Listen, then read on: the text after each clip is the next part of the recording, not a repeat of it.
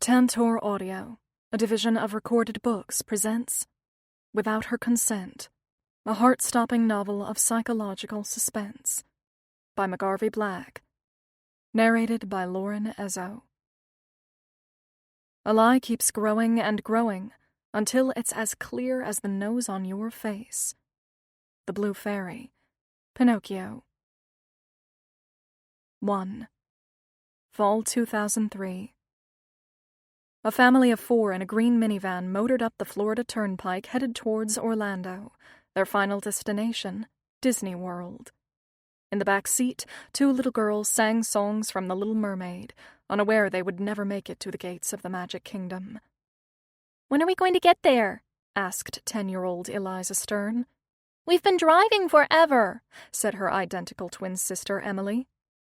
30 minutes, said their father, laughing at their excited impatience. He and his wife had surprised their daughters with a trip to Disney to celebrate the girls' 10th birthdays. "There's the sign for Disney," their mother said as they passed a billboard on the side of the road. "We're almost there." Ahead, something moved oddly out of place. Their father squinted at the oncoming traffic and cocked his head as a single flickering light raced closer and grew larger. He had just enough time to comprehend that the errant light was a car with one broken headlight that had jumped the divider. Careening at a high speed directly toward the Stearns minivan, the father tried to swerve out of the torpedoing car's path, but it came at them too fast. With one last, useless attempt to protect his wife, he threw his right arm up in front of her. When the out-of-control car slammed into the Stearns van, there was a thunderous crash, followed by the sound of shattering glass, and a car horn that refused to stop screaming. Spring 2014, 11 years later. Silently climbing the stairs to the 3rd floor of a long-term care medical facility, the intruder's latex-gloved hands pulled open the heavy fire door, providing a view into a long hallway. The corridor was empty, just as planned.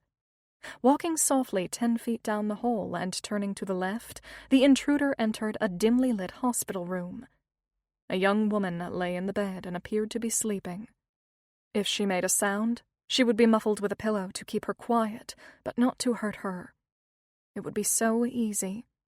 No one was on the floor. Nobody would hear her, even if she did make a fuss. With the bedroom door closed, the blankets covering the sleeping woman were carefully removed. Taking a few deep breaths, the intruder slowly peeled back the remaining sheet, but the woman didn't stir or acknowledge it in any way.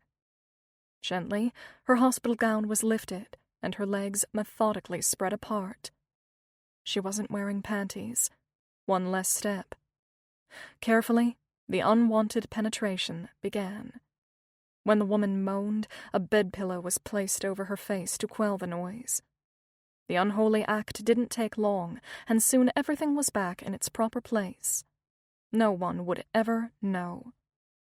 It had gone perfectly. 2.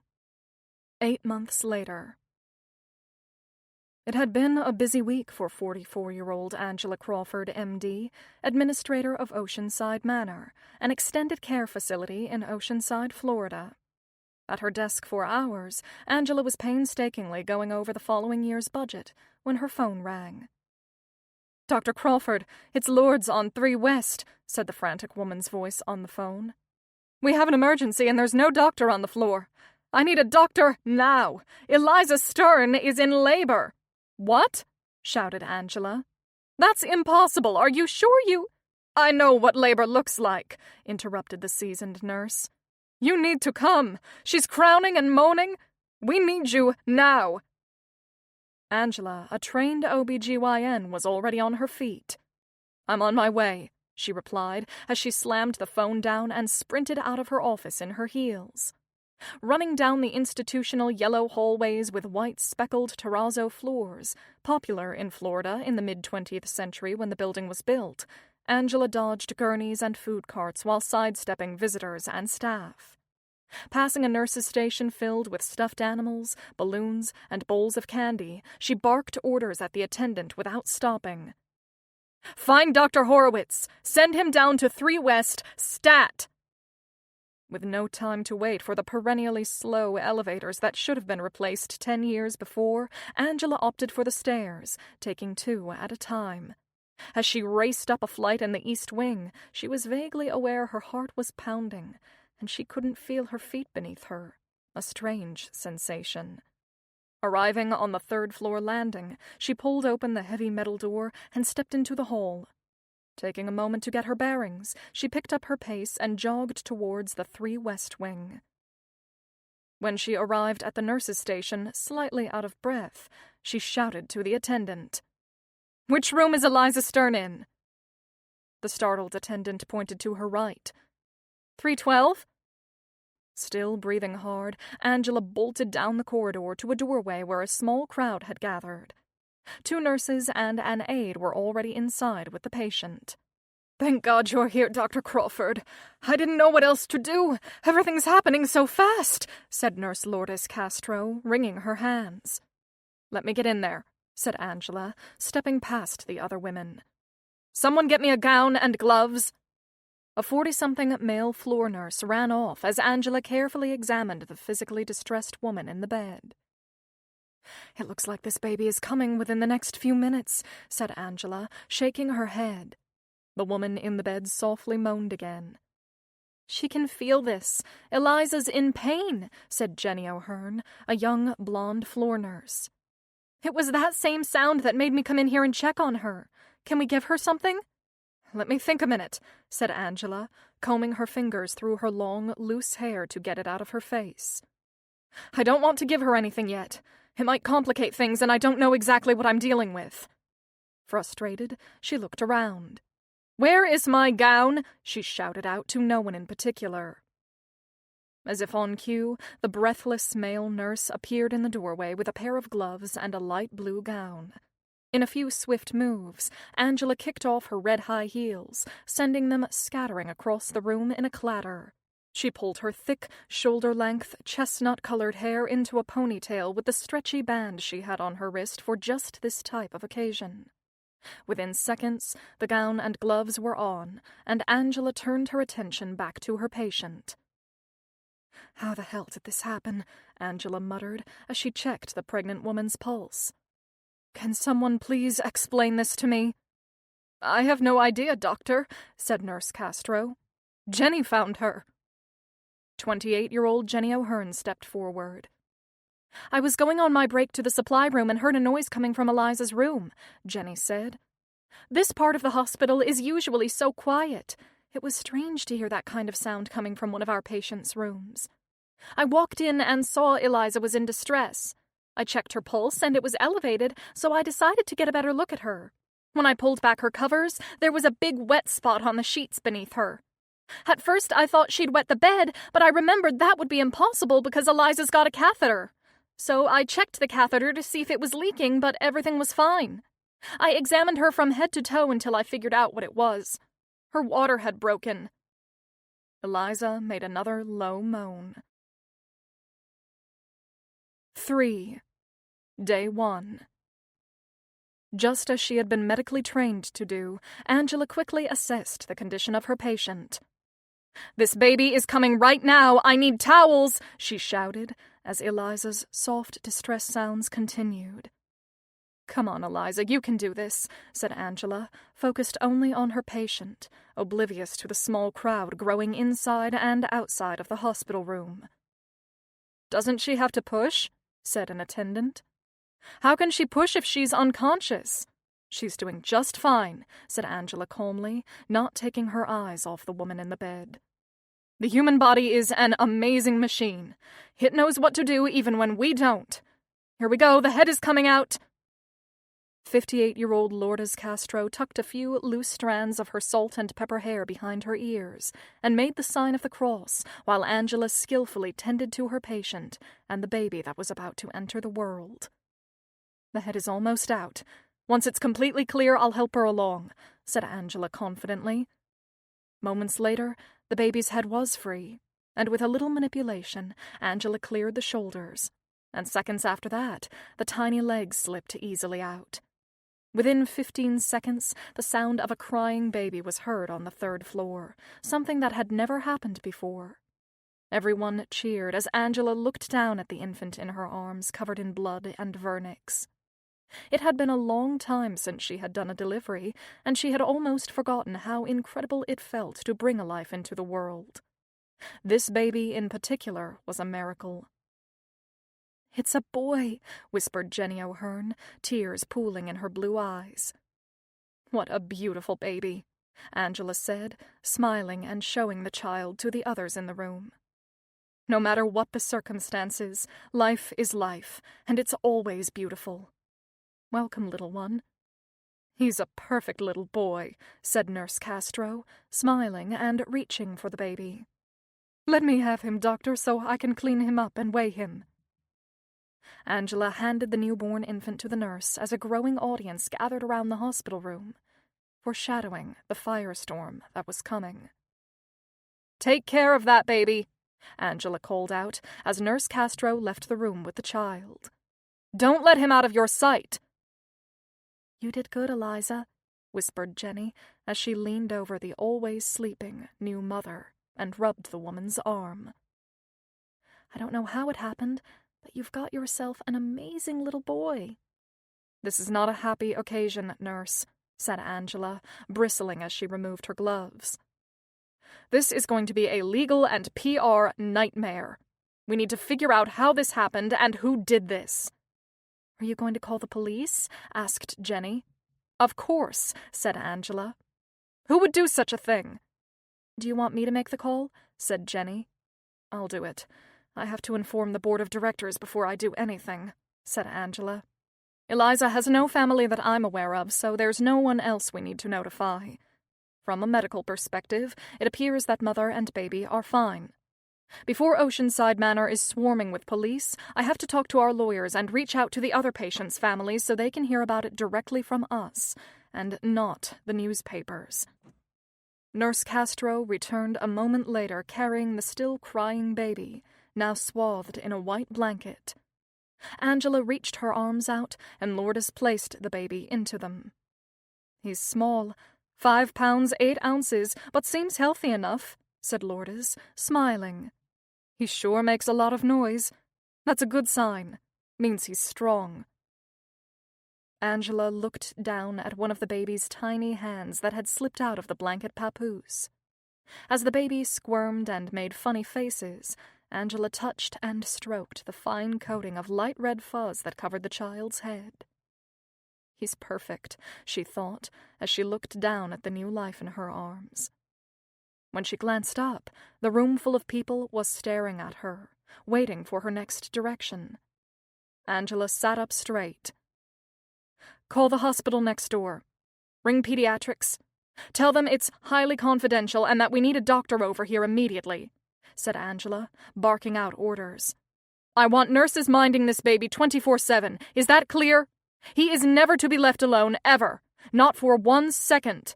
If you need to use the bathroom, you get someone to cover for you. If he so much as sneezes, I want to know about it. And nobody, I mean nobody, breathes a word about this to anyone until I say so. Is that clear? Not even your families." Jenny O'Hearn's brow raised. "No one, Nurse O'Hearn," said Angela, observing Jenny's surprised expression. "Not your mother, not your father, not your boyfriend. Do you understand?" Jenny, Lourdes, and several nurses and aides all nodded. "I'm deadly serious. If one word about this gets out before I can manage it properly, we're all screwed. If anything leaks, I'll know it's come from one of you and you will be fired immediately." "I'm sure everyone understands the sensitivity of this situation," said Lourdes. "No one will say anything until they've been given the green light. I'll make sure of it." Angela let out a sigh of relief and handed the newborn to one of the aides. "Lourdes, you're in charge down here. Get Eliza cleaned up and set up a crib in her room for the baby. I want them kept together." "Absolutely, Dr. Crawford," said Nurse Castro. "Shouldn't we send the baby over to neonatal at the hospital?" "Not yet. That's why I asked for a pediatrician to come here and why I want 24/7 nurses with this baby," said Angela. "We'll send him over if the pediatrician thinks we need to, but not until I square things with the board.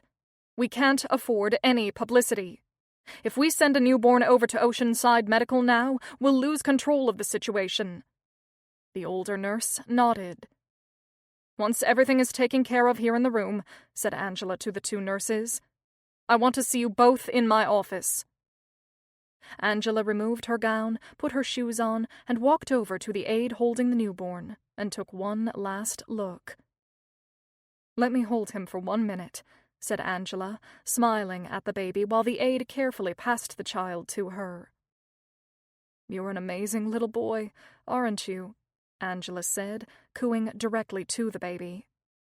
"I've delivered my share of kids. That makes me an expert when it comes to knowing a cute baby when I see one." She took a long last look at the baby in her arms and reluctantly passed him back to the waiting aide. "Lourdes, 30 minutes, in my office," said Angela, as she left the room and headed back downstairs to the administrative floor. So many thoughts and questions rattled around in her head that she couldn't think straight. The only thing she knew for sure was that her life was about to become a living hell. Being an administrator was supposed to bring balance to my life. No middle-of-the-night phone calls, strictly 9 to 5. When the board hears about this, they're going to crucify me. She shook her head in an attempt to block all the negative thoughts, but it didn't work.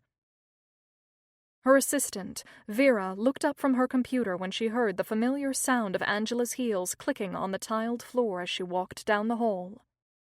"Everything okay, Angela?" said the grandmother of 3, noticing the peculiar expression on Angela's usually composed face. "No, everything is not okay. Can I help you with anything?" Angela signaled for Vera to follow her into her office. Once inside, Angela closed the door. "You're going to find out anyway," Angela said. "But you've got to commit to complete secrecy on this. Do you understand?" Vera's eyes grew round as she nodded. "One of our patients on 3 West just delivered a baby boy." 3 West? Vera gasped. "But half the people in that wing are on respirators, some with feeding tubes. Everyone on that floor is in a coma." "That's correct," said Angela with a sigh. "But then how—" "Exactly." "Oh my God," said Vera, placing her hands on her newly flushed cheeks. "What do you think happened?" I don't know," said Angela, rubbing her temples. "I have such a headache right now I can't think straight." "Do you think someone actually—" "I don't know what to think," snapped Angela. "This situation is now our singular priority, do you understand? Move everything else off my calendar. Cancel my appointments for the next week. All hell's about to break loose, and it's going to get ugly." 30 minutes later, Jenny O'Hearn and Lourdes Castro were seated in Angela's office. "Start from the beginning," said Angela. Jenny took a deep breath. "Eliza is checked 3 times a day," she said. "Set times?" asked Angela. "Yes. She's checked in the morning on first rounds and in the evening between 7 and 9, said Jenny. "She's also usually seen at a random time between 11 and 3 when she's rolled and changed to prevent bed sores. During that session, she might also be washed. It depends on the day." "What happens on the morning and evening visits?" "We check the feeding tubes, vitals, temperature, equipment," said Jenny. "We make sure everything is running properly." "How is it that nobody noticed the woman was pregnant?" demanded Angela, glaring at Lourdes, the floor supervisor. "We don't examine her abdomen," said Lourdes. "I mean, I'd only look at it if there was some kind of a problem. The machines record all her numbers automatically. Aides are the ones who change her and move her around so we don't have any infections." "None of the aides noticed she was 9 months pregnant?" "We don't know if she was 9 months pregnant," interrupted Lourdes. "I've delivered a lot of babies. That baby was close to full term," said Angela impatiently. "How is it possible that no one saw any of this?" She was on her back, and probably carrying small because of her limited calorie intake. I never looked under her blankets, said Jenny. Maybe you should have, hissed Angela. Tears welled up in Jenny's eyes. I'm sorry, I didn't mean to snap at you, said Angela, softening. This has all been extremely stressful. I understand, said Jenny. It's a terrible situation. While tapping her dark pink nails on the desk, Angela grilled the two nurses for over 30 minutes. Neither woman could offer any further information that could explain how Eliza Stern got pregnant or how it had gone undetected for so long. Minutes after the women left her office, a young pediatrician from their sister hospital next door, Oceanside Medical Center, knocked on Angela's door. Did you examine the baby? Angela asked the young male doctor. Yes. And? He seems just fine, said the pediatrician with a thick Boston accent. Everything checks out. High APGAR score, breathing normal, color normal, weight a little small but acceptable. I'd say he's somewhere between 34 to 36 weeks, give or take. He was sleeping quietly in the arms of one of your nurses when I got there. That's the first good news I've heard today, said Angela, with an audible sigh of relief. At least the baby's healthy. That's the most important thing, isn't it? You want to tell me what's going on, Dr. Crawford? Why is there a baby here? Asked the pediatrician. Angela rolled her eyes as she filled the pediatrician in on what had happened. Oh boy, said the pediatrician, shaking his head as he walked to the door. You've got yourself one wicked situation. After he left, Angela had to make the call she had been dreading since the moment she first saw Eliza Stern starting to crown. She had been putting it off, but she had to call the hospital board. About to punch the board president's number into her phone, she changed her mind and decided to do a video call with her boss, Frank Farwell. Dr. Farwell was the actual facility administrator of Oceanside Manor, and Angela was filling in for him while he was on a year-plus-long sabbatical in Ecuador. She and Frank were not particularly close, and he had a nasty habit of talking down to her. Still, he usually had a cool head during a crisis, and this was, in her estimation, the mother of all crises. Frank had been running Oceanside Manor for 20 years, and Angela desperately needed his advice before she dealt with the all-male hospital board. 4. Thousands of miles away in Guayaquil, Ecuador, Frank Farwell's thinning red hair barely covered his middle-aged scalp. He had convinced himself that his follicular magic tricks hid the fact that he was balding. Every morning, he made a concerted effort to carefully comb each strand into place, securing them with industrial-strength hairspray. He thought it worked well, and no one noticed. They did. Sitting in his small, bare-bones office, outfitted with metal furniture in the back corner of one of the largest and most run-down hospitals in the sprawling city, he opened up a brown paper packet that contained his lunch and licked his lips with anticipation. His time in South America, as part of a medical intelligence exchange program, had been eye-opening and gratifying, and was nearly over. His team of American and British doctors and nurses had introduced hospital administration best practices to some of the poorest facilities in South America. His group had made real progress in updating facilities, improving systems, and bringing them into the new millennium. The program would ultimately save many lives. He had just taken a second bite of shawarma, spiced chicken served in a pita, a Middle Eastern street food popular in Ecuador, when a video call came through on his laptop. Angela Crawford's image popped up on the screen and made him audibly groan before he accepted it. Communication from Angela was usually bad news. So far, all the calls he had received from her since he left were one annoyance after another. He continued to eat his chicken shawarma while his computer call buzzed, until guilt won out and he accepted her call. "Angela, what a pleasant surprise," Farwell said, wiping a blob of creamy red sauce from the corner of his mouth. "You don't mind if I eat my lunch while we chat, do you?" Dispensing with any niceties, Angela got right to the point and laid out the events that had taken place that day. Is this some kind of a joke? Said Frank, half laughing after Angela finished her sordid tale. He glanced around his office for hidden cameras. You're punking me from 3,000 miles away, right? Where's the camera crew? This isn't a joke, Frank, said Angela, pursing her lips. An hour ago on 3 West, I delivered Eliza Stern's baby. It was a boy, in case you're interested. Frank Farwell, usually never at a loss for words, was uncharacteristically silent. Mouth open, eyes wide, he stared in disbelief at Angela's image on the screen. Frank, are you listening to me? The staccato sound of Angela's voice drew him back into the moment. What's the condition of the baby and the mother? He asked, suddenly all business. They're both fine, said Angela. Eliza is resting comfortably, no postpartum problems, and the baby, though a little on the small side, is extremely healthy. I had one of the pediatricians from Oceanside Medical examine him. Everything checked out. I've assigned nurses in the room 24/7 to look after both mother and baby. How could something like this happen? Said Frank, getting animated, his voice growing louder. I don't know, Frank. If I did, I wouldn't be calling you in South America. I need your help, not your condemnation. I can tell you one thing. You're about to have a massive PR holocaust. Angela stared at Frank for several seconds. Are you going to help me or not, you fat windbag?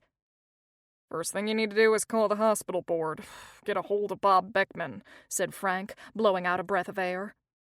As the Oceanside Manor board president, he's got a right to know what's going on and needs to be brought into the loop immediately. He's not going to be happy, I can tell you that. Tell me something I don't already know. Beckman is a misogynistic lunatic, said Angela. He's going to unleash all his vitriol on me. Put on your big girl pants, Angie. You wanted my job so badly, this is what comes with the territory, said Frank, starting to lecture. Angela looked into his eyes and thought she detected he was gloating. It pissed her off, but she bit her tongue. Once the board's been briefed, Frank continued, you'll need to interview every single staff member to get to the bottom of this situation. Scratch what I just said, you have to talk to anyone who's set foot in the goddamn building in the past 9 or 10 months. Also, you'd better check all the other female patients to make sure no one else is pregnant. Oh my God, gasped Angela. I didn't even think of that. You don't think there are others? Satisfied that he was still the head honcho running the show, Frank stuffed the remainder of his shawarma in his mouth and chewed. A thin rivulet of creamy red sauce trickled down his chin, and he reached up with a napkin and wiped it away. You think there could be more women?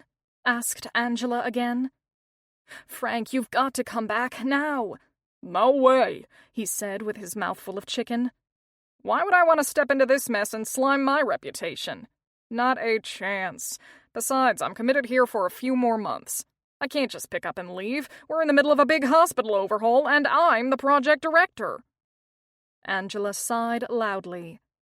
You can handle this, Angela. You've always been a smart cookie, and, frankly, this happened on your watch, not mine. I'm not dipping my toes into this crap. It's your debacle, you clean it up. Eliza Stern's pregnancy could have occurred before you left, said Angela bitterly. Technically, Frank, this could have happened during your watch.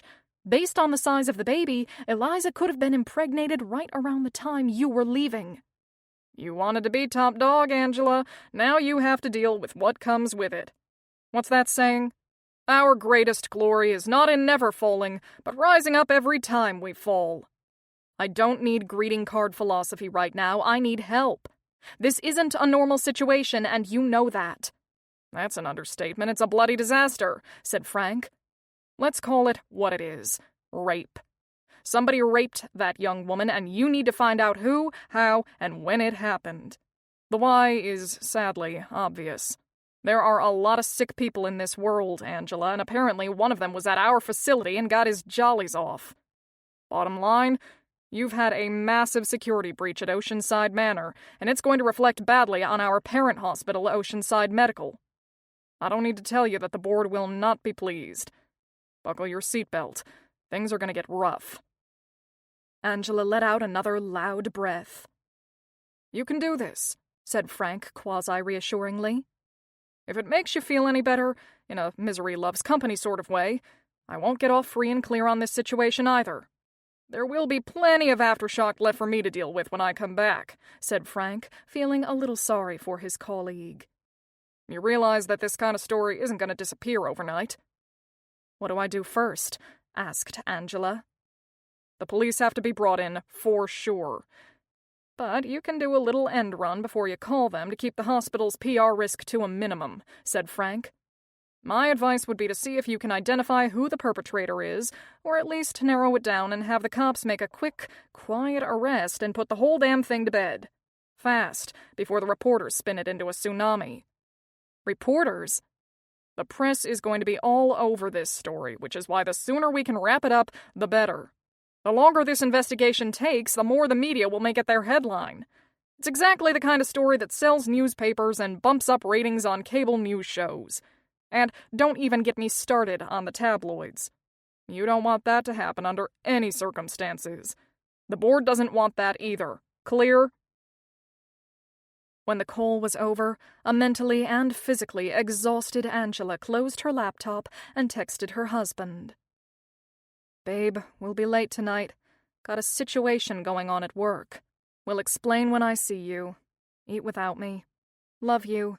XO." 5. 15 minutes later, while on speakerphone, Angela broke the explosive news to notoriously abusive board president Bob Beckman and several other board members. After she finished downloading what little she knew, everyone on the call started talking at once, pointing metaphorical fingers and asking a million questions. "I don't have any logical explanation for what happened, but I assure you we will get to the bottom of it," said Angela, as coolly as she could muster. "I promise that we will find out how this happened and who did this." "I know how it goddamn happened," growled Beckman.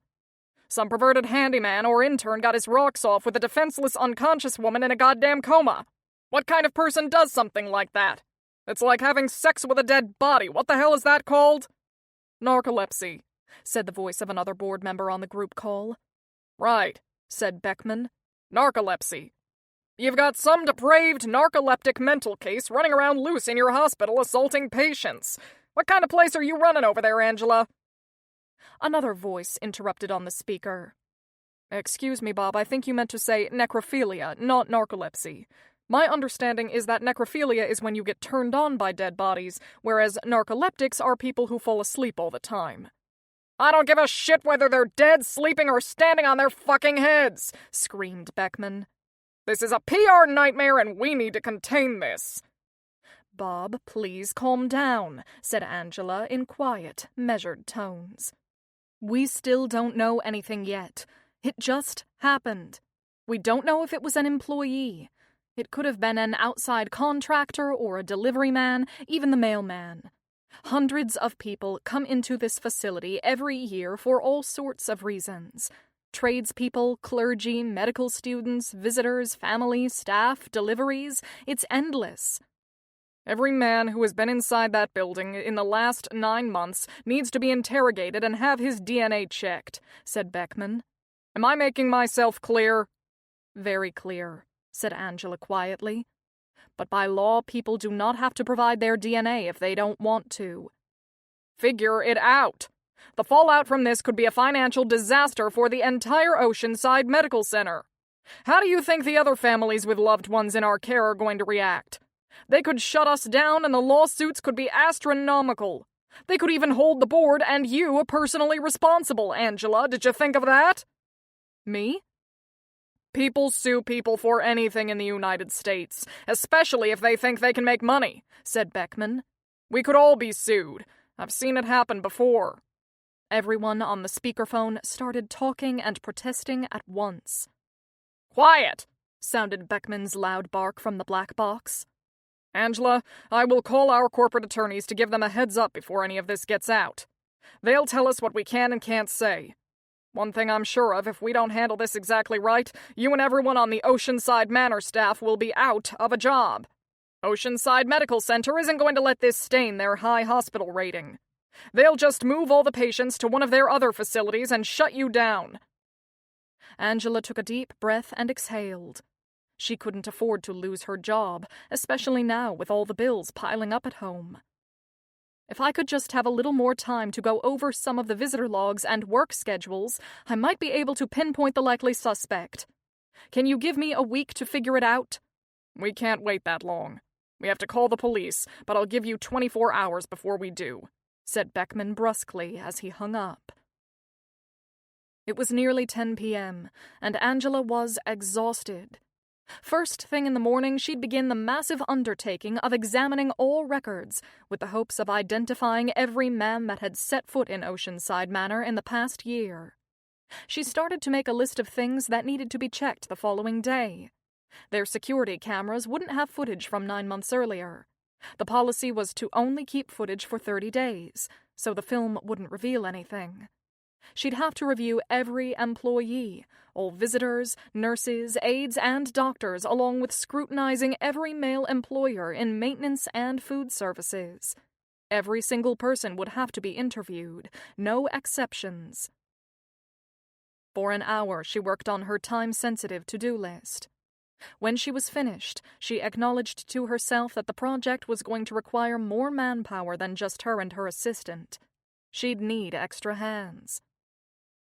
She turned to her computer and opened the Oceanside Manor employee roster and reviewed some of the nurses and aides who she might be able to move onto this project. She wanted someone smart, but more importantly, someone who could work fast. Her eyes went to Lourdes Castro's name. Too senior, and she has too much responsibility to pull her off the floor. She continued scanning the list of names, looking over each person's background. She opened Jenny O'Hearn's profile. Jenny is young, energetic, and single. She'd be able to put in the long hours. She already knows about everything that happened with Eliza because she was in the room. If I used Jenny, I wouldn't have to bring another person into the loop. The fewer who know, the better. As she read Jenny's profile, she noticed an odd notation and clicked on it. "Would you look at that?" Angela said out loud to herself. 2 years ago, Jenny O'Hearn took 3 months off. I wonder why. Angela wrote Jenny's name down in her notebook and decided the young nurse would be the perfect person for the project. Jenny wasn't essential to the hospital operation, and she was energetic and efficient. She wasn't married and didn't have kids, which meant she could work the 15-hour days needed for the next couple of weeks. Angela picked up her phone and called the number in Jenny's file. "Jenny, it's Dr. Crawford. Sorry to call you so late," said Angela over the phone. "Given what's happened today, the board has asked me to look into this terrible situation. They gave me a little time to try and figure things out before notifying the police. Bottom line, I need your help." "I'll help you in any way I can, Dr. Crawford." "I mean full-time," said Angela. "Until we can figure out what happened, I want to pull you off the nursing floor and put you on this research project. It's going to be long hours. Are you up for it?" "Absolutely." "Come to my office tomorrow morning at 8:15 and we'll get you started," said Angela. "And Jenny, not a word to anyone. Not a soul." 6.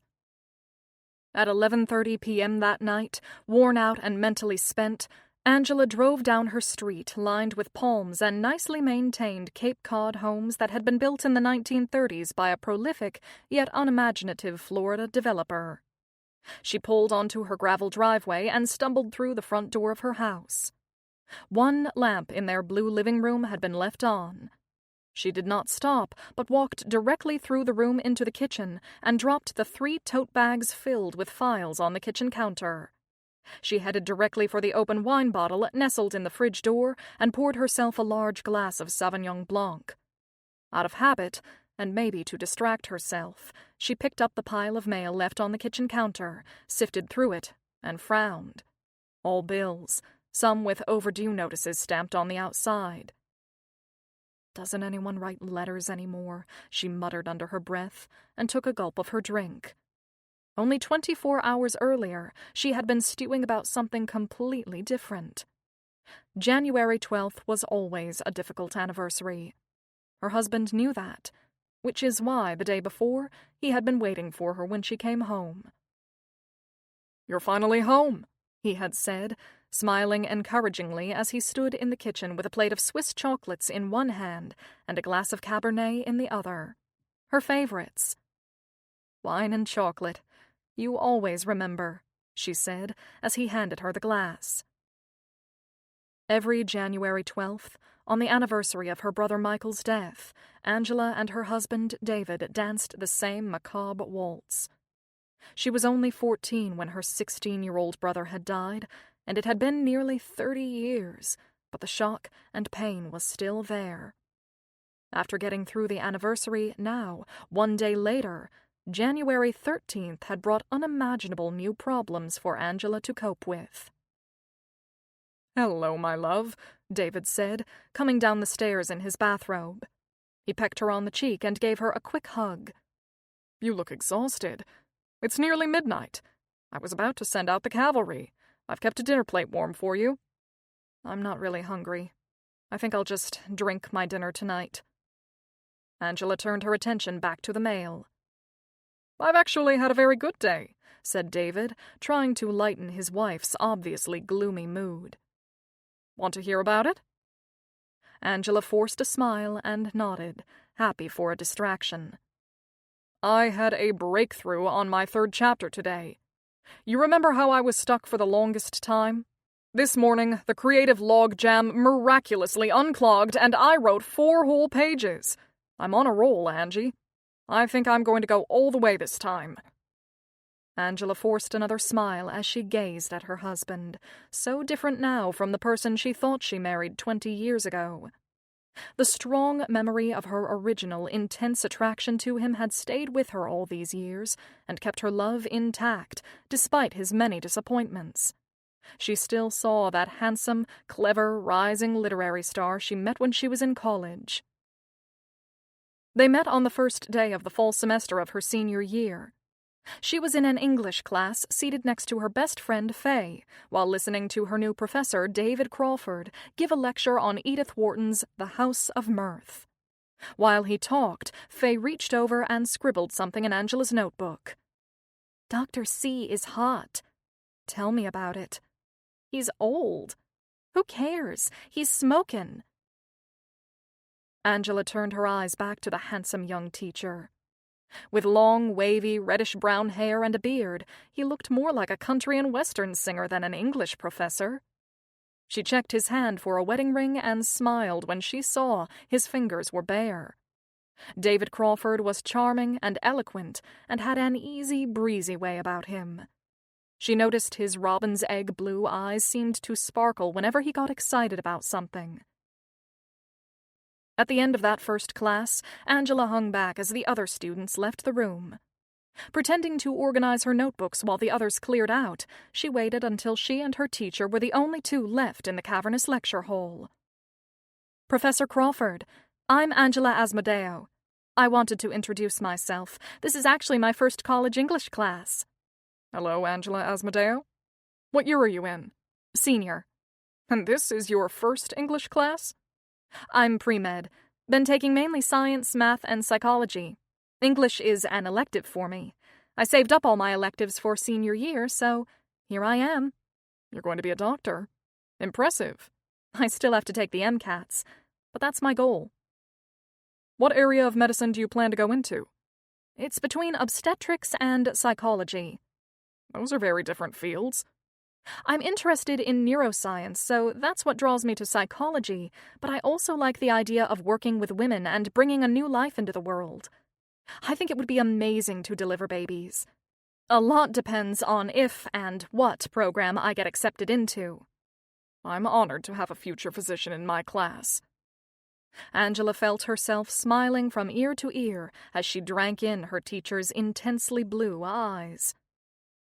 "I heard from some other kids that you wrote a novel and that the critics gave you really good reviews," Angela said, trying to keep the conversation going. "They said you could be the next great American author, the writer for the new millennium." David bowed his head and feigned modesty, but Angela detected he enjoyed the recognition. "It was a first effort, my debut novel. You're only as good as your last book, Angela. Always remember that." "What was it called?"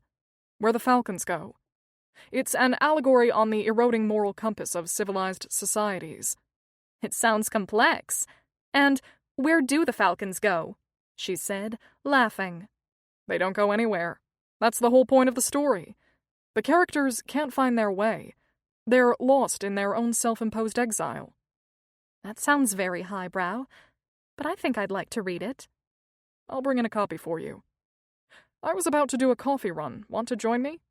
I can tell you all about it if you're interested." That's the way it had started.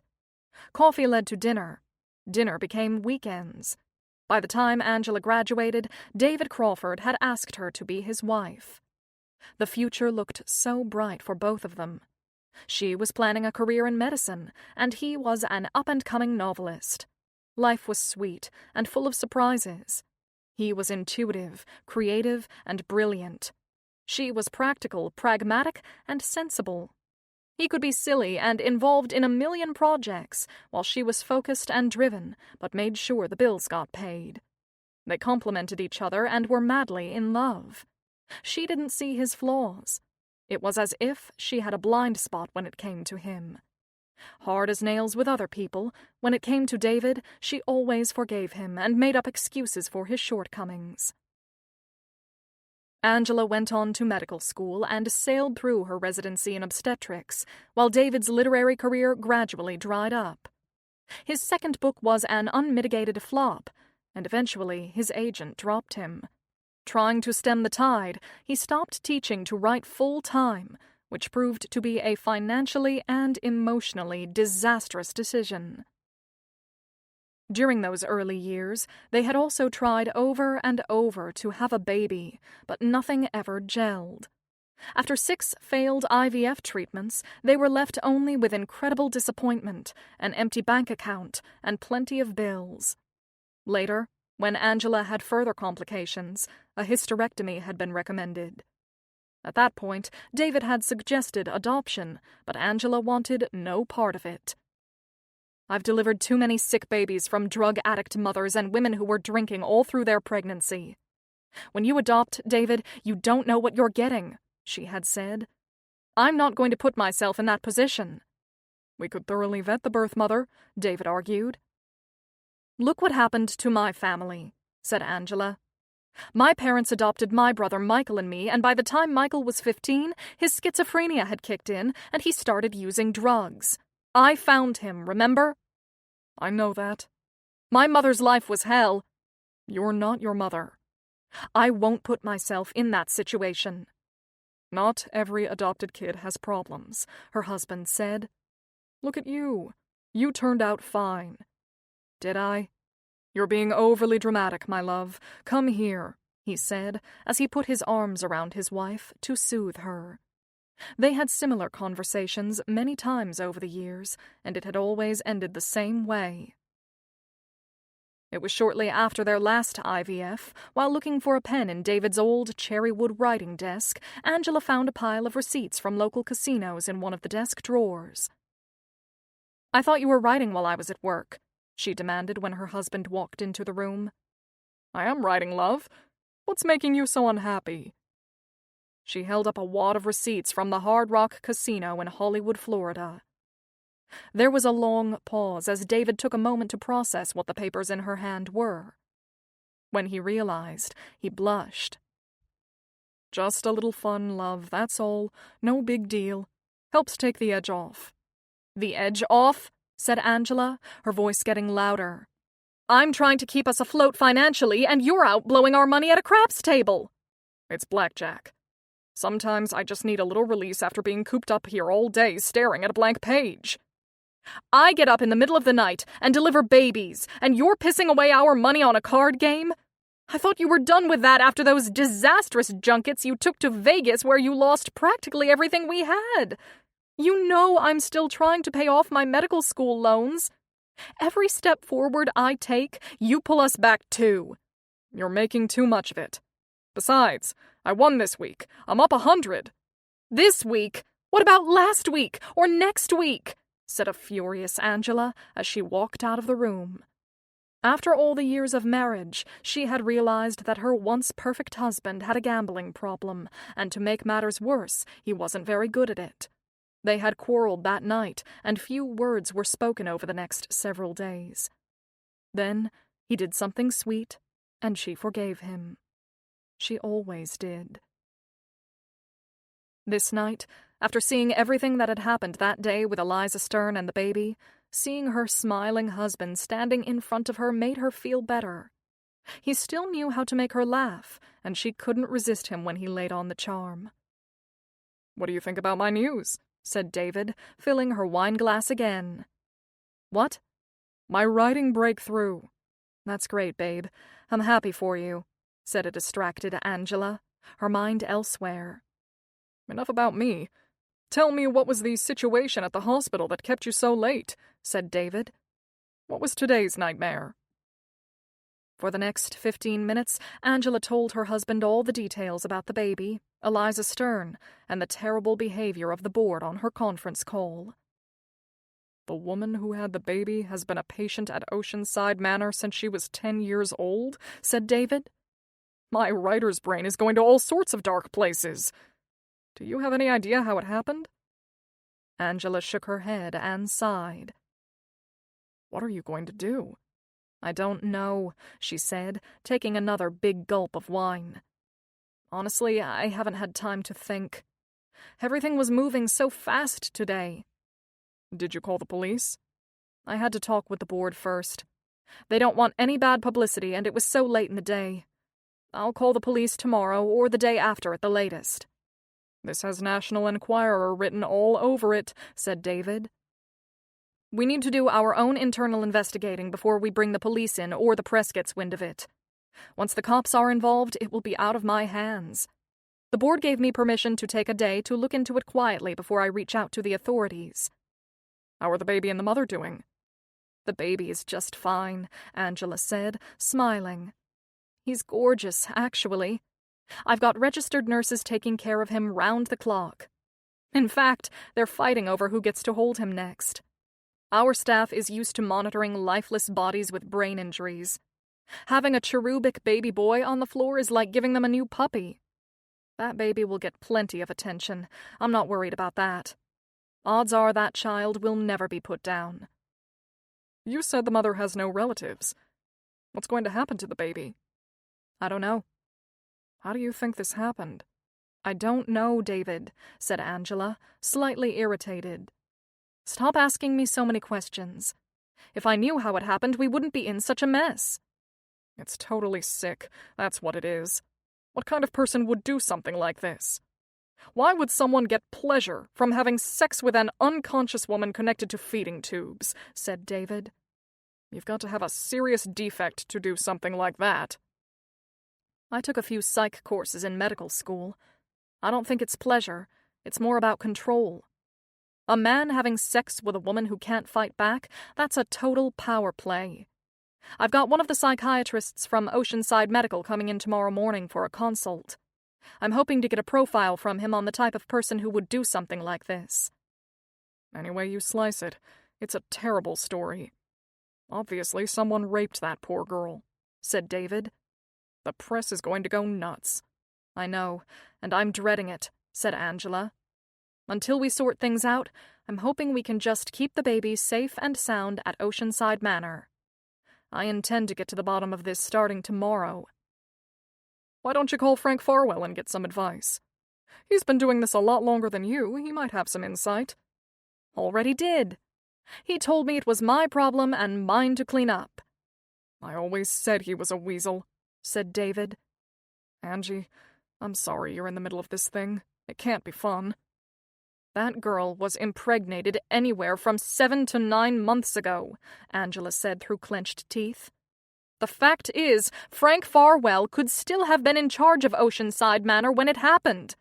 He was so quick to palm it off onto my watch when it could have happened while he was still here."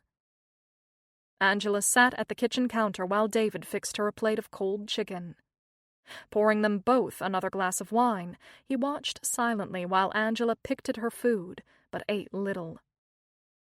"My sister called today," said David, breaking the silence and changing the subject. "Oh. You know how she's into that whole genealogy thing." "Everyone knows. That's all she ever talks about. I don't know why people get so obsessed over that stuff. Who cares?"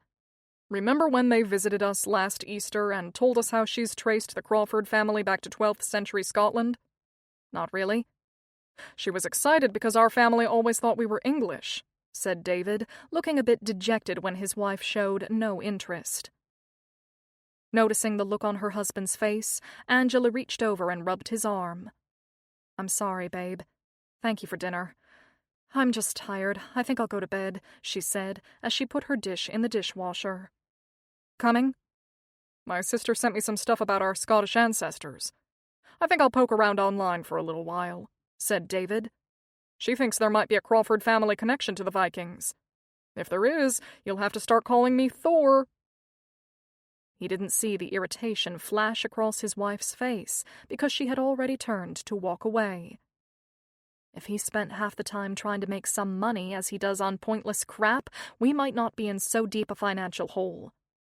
She said nothing and continued up the stairs. At work, Angela was an alpha dog, but at home she often deferred to her husband. It was a pattern that had been established from the beginning of their student-teacher relationship.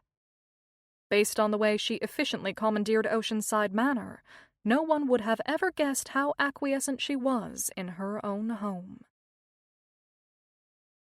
7. Day 2.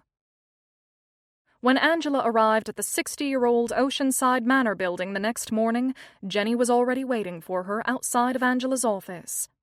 She had told the young nurse to be there at 8:15. It was only 7:45, and it looked like Jenny had been there a while. The young nurse was eager and energetic, exactly the kind of person she needed. Angela tossed her bags on her desk and waved her hand. "Come with me," she said as she sailed past Jenny out into the hallway. "First, I want to check in on Eliza and the baby. We can talk while we walk." Angela explained precisely how she would need Jenny's help pulling together the many documents the police would undoubtedly require. "We haven't been fully automated yet, not like the hospital next door," said Angela. "It's a huge job and will require you to dig through reams of files." "I'm ready," replied Jenny. When they arrived at Eliza's room, Angela checked the unconscious woman's chart. Satisfied that everything was fine with the mother, she turned her attention to the sleeping baby in the nearby crib. Staring down at the child, she smiled. The one thing she had always wanted that eluded her was children. At age 44, it was evident it was not likely to ever happen. She picked up the sleeping baby and sat in the rocking chair that had been brought in by some of the staff, and rocked him while she barked whispered orders at Jenny, telling her what to compile and where to find it. Young and wanting to please, Jenny took copious notes and nodded her head frequently. "I want all visitor and vendor lists cross-tabbed. I want to know which vendors were in this building between April and June of last year," said Angela. "April through June is the critical window. Do you understand?" "It's going to take a while," said Jenny. "But I'm on it. I keep thinking about this electrician who was here last year who was a little weird. Remember when we had to rewire all the overheads on the 3rd and 4th floors? He and another guy did all the work. He was always creeping around, and once I found him in one of the patients' rooms. When I asked him what he was doing, he said he saw the patient's name on the door and thought he knew them." "Did he?" "I don't think so. I told him he wasn't permitted in any patient rooms ever, and he went back to work. I didn't give it another thought, but now I wonder." "See if you can remember who he was," said Angela, looking down at the baby again. "Will do," said Jenny, nodding while writing herself a note. "Also, get me a list of every person who interviewed for a job here. I even want the names of people we didn't hire, even those who just applied. They may have come in person to drop off an application and somehow gotten in," said Angela. We don't always walk people out after an interview. When someone leaves an office, we just assume that they leave the building, but I suppose someone could go to another floor. It's possible. And Jenny, I need all this yesterday, said Angela. My assistant, Vera, will help you.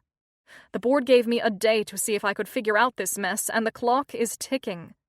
If we can turn over a few suspects' names to the police quickly, and they can make an arrest, then this whole thing can be wrapped up much faster. We have to keep bad publicity to a minimum, or all of our jobs will be on the line. Understand?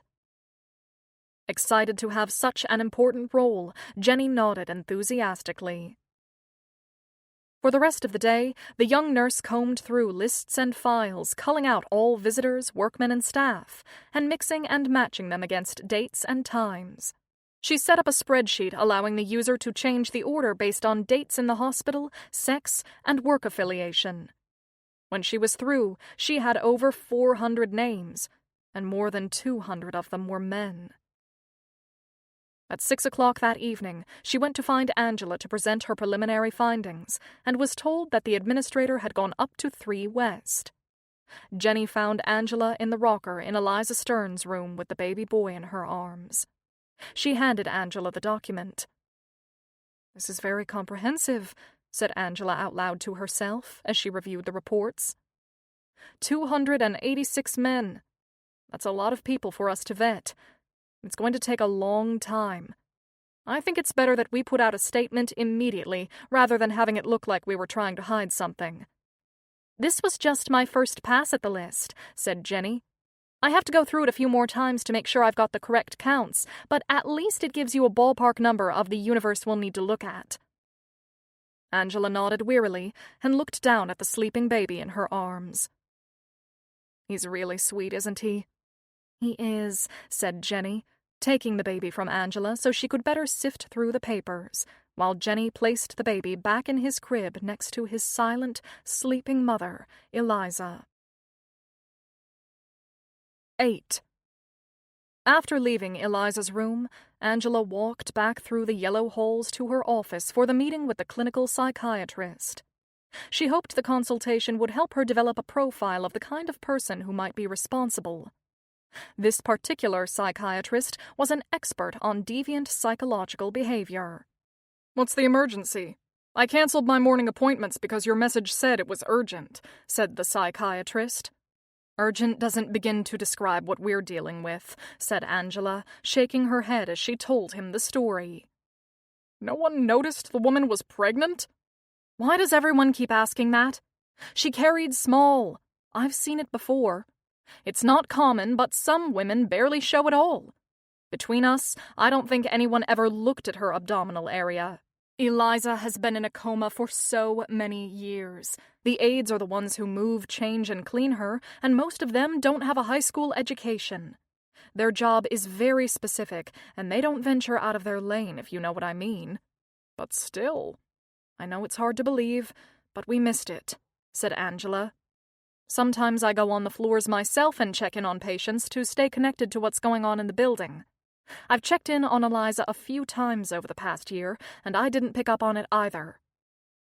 "What do you want from me?" asked the psychiatrist. "I have to develop a profile of the kind of person who would do something like this. It might help us identify who it is." "It's hard to say definitively without more information," said the psychiatrist, pulling at his eyebrow. "A man who would have sex with an unconscious or compromised person would likely be someone who had serious inadequacy issues. But they might not appear that way to other people. They might present as someone who has a terrific life, has everything one would want, career, family, friends." "You mean like the singer Phil Markley?" "That's a good example," said the psychiatrist. "Markley was famous, had money, power, an incredible career. He had a wife and family. Plenty of women would have willingly slept with him, yet he preferred it when they were inebriated or unconscious. It's a fetish, really. Women become objects. In my world, we call it paraphilia. It's when a person's arousal and gratification depend on fantasizing and engaging in sexual behavior that is atypical and extreme. It can revolve around objects like children, animals, feet, or a particular act like humiliating someone or exposing oneself. When the women are unconscious or, as in your case, in a coma, they become just an object. Most people with paraphilia can trace this desire back to an early sexual experience. Of course, there's always somnophilia too. "What's that?" said Angela with a grimace. "That's when someone gets sexually aroused from a sleeping person." "Good Lord. That's rarer. Lastly, there's necrophilia, which is sexual arousal from dead people." "Ew." "A woman being asleep or unconscious absolves the perpetrator from his sins," the psychiatrist continued. "Men who get aroused by violence or sadistic fantasies don't have to own it when the victim is asleep." "Is there any particular profile for the kind of person who would do this?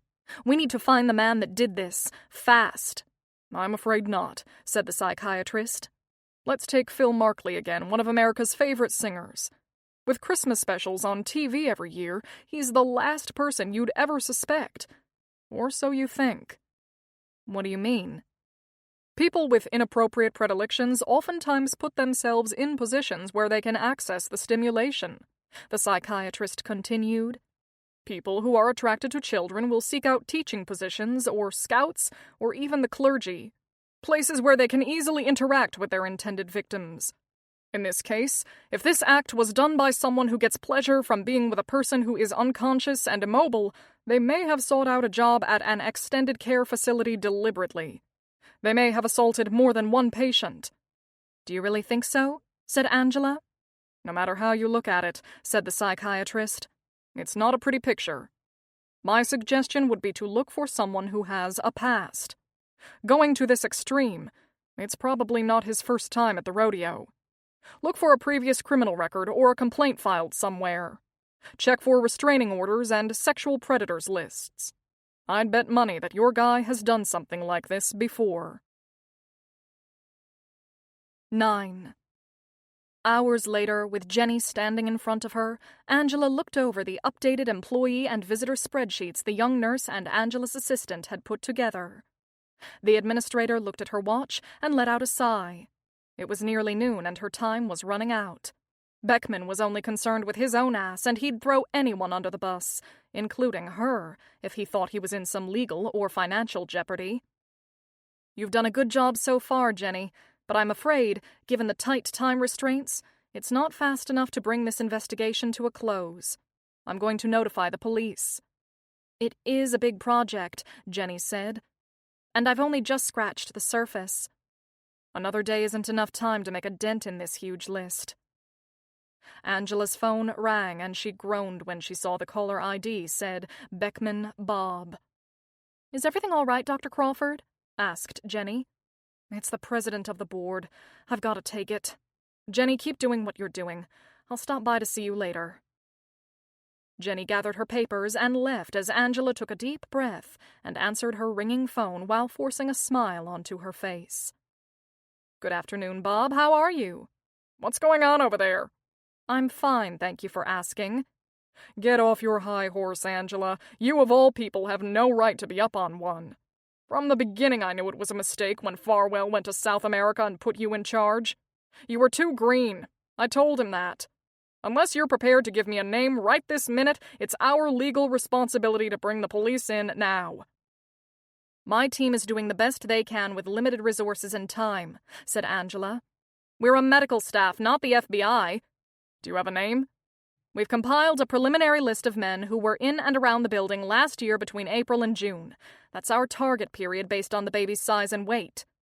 I've met with a clinical psychiatrist who gave me a personality profile on the kind of person who might be responsible," said Angela. "And?" "It's going to take more time," she continued. "Assuming the perpetrator is on one of our lists, and he may not be, we'll have to run DNA tests on everyone unless someone confesses, which isn't likely. Legally, I don't think we can force people to provide their DNA. It would have to be completely voluntary. My guess, not everyone is going to agree to give us a sample." "If a person is innocent, why wouldn't they provide their DNA?"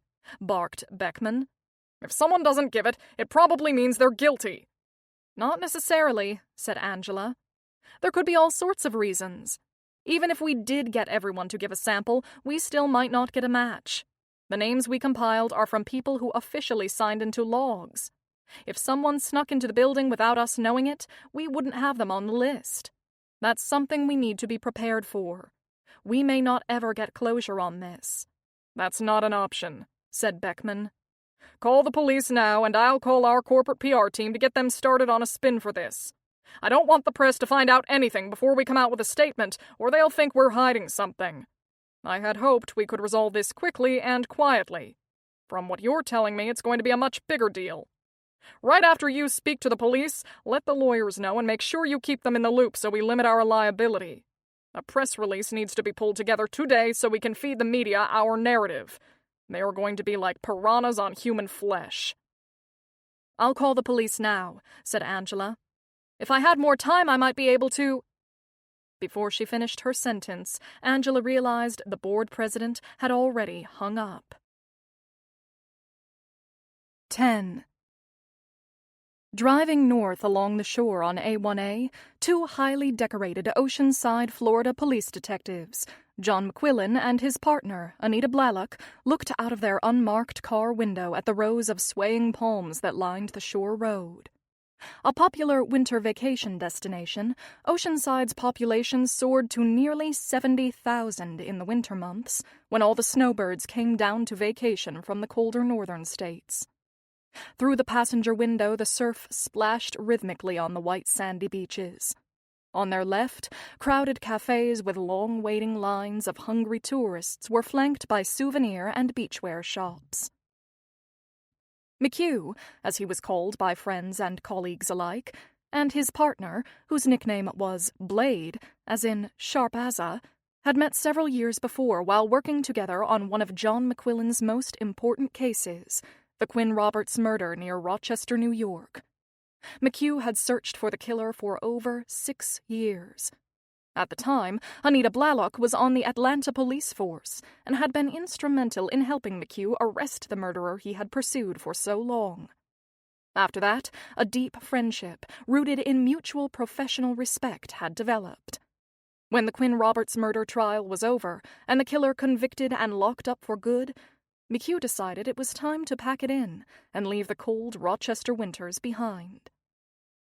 One day, on a lark, he responded to a job opening for a detective with the Oceanside Police in Palm Beach County, Florida. Soon after, he was offered the position, and he and his longtime girlfriend Marie, a court stenographer, packed up and headed south. 6 months after he arrived, there was another opening for a detective, and McHugh reached out to his old friend Blade. Though a good 15 years younger than McHugh, she was more than ready to leave the chaos of Atlanta behind and try something lower key.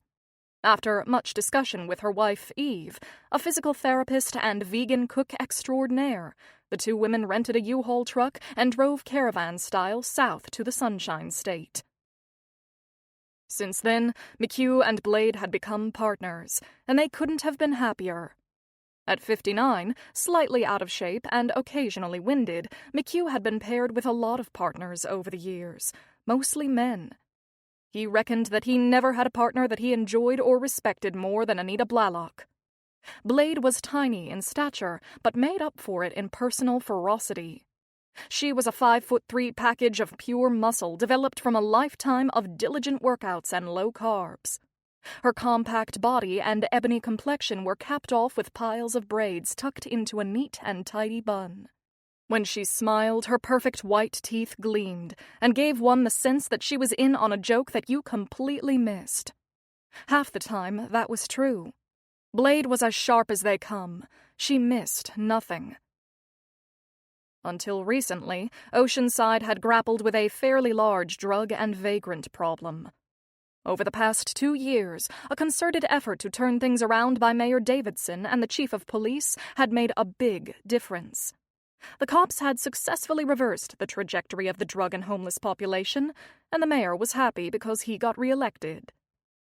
Riding in their dark gray Toyota Camry along the shoreline, McHugh and Blade were rerouted by the police dispatcher to head across town to the west side.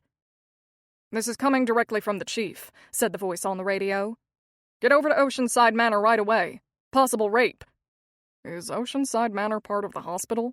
McHugh asked the dispatcher. It's the long-term care annex adjacent to Oceanside Medical Center. It's a separate building for brain injuries. Copy that, said McHugh, signing off on the radio. Still glad you came to South Florida, said McHugh, while rolling down his window to put his siren light on the roof. Cars moved out of their way as the sound from the siren pierced the air, and their car picked up speed as it headed towards a cross-town street. Well, are you? Asked McHugh again. Haven't decided yet, said Blade. You've been here for 6 months. What's not to like? You gotta admit it's beautiful here. I might need a couple of years to make up my mind. Come on, Anita. Look at that beach. All that white sand and blue-green water. Blade looked out of the passenger window at the sparkling blue ocean. Happy tourists carrying chairs and umbrellas scurried along the ocean promenade, enjoying the eternal sunshine. Tons of strollers, some containing babies, more containing dogs, created an odd kind of parade that included skaters, walkers, runners, and bikers, and the occasional Jehovah's Witness. What's not to like about Oceanside? Said McHugh with a smile. Sure beats the cold winters of upstate New York. If I had to live through one more blizzard or shovel one more walk, I would have killed Marie, or more likely, she would have killed me. The cold weather up north didn't agree with either of us anymore. Must be getting old. Uh-huh. Look out your window, said McHugh. What do you see? Happy faces. Everyone here is happy. Everyone here is white. You got a problem with white people, Anita? He said, poking her in the shoulder, making her grin. It's just that we had a teensy bit more diversity in Atlanta, that's all I'm saying, said Blade, laying on her childhood South Carolina drawl as she often did to make a point. All I can say is, they ain't having no Kwanzaa celebrations in downtown Oceanside. True. Let's see what you and I can do to shift that paradigm. You're on, my friend.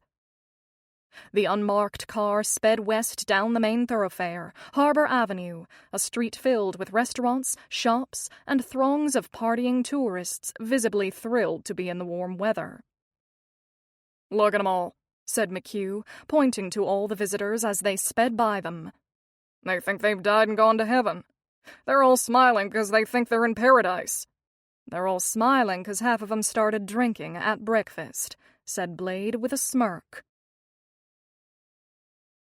11.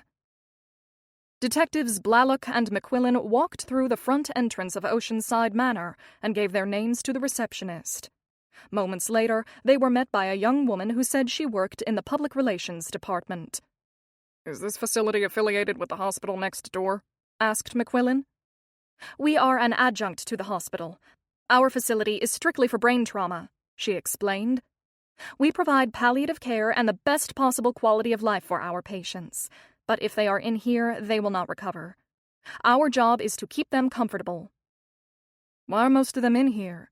Asked Blade. We have a variety of traumatic brain injuries, coma, and even some cases of severe dementia, said the PR lady, as she led the two detectives to Angela Crawford's office in the administrative wing. This is a depressing place, whispered Blade to her partner, as they followed the young woman through the dismal yellow halls. Nobody here gets better. Angela Crawford, along with Oceanside Manor's attorney and head nurse Lourdes Castro, were waiting for them when the detectives arrived. Within a few minutes, the two detectives were briefed on everything that had transpired. Let me get this straight. You're saying that the mother of the baby has been a patient here for the past 12 years? Asked McHugh. More or less, said Angela.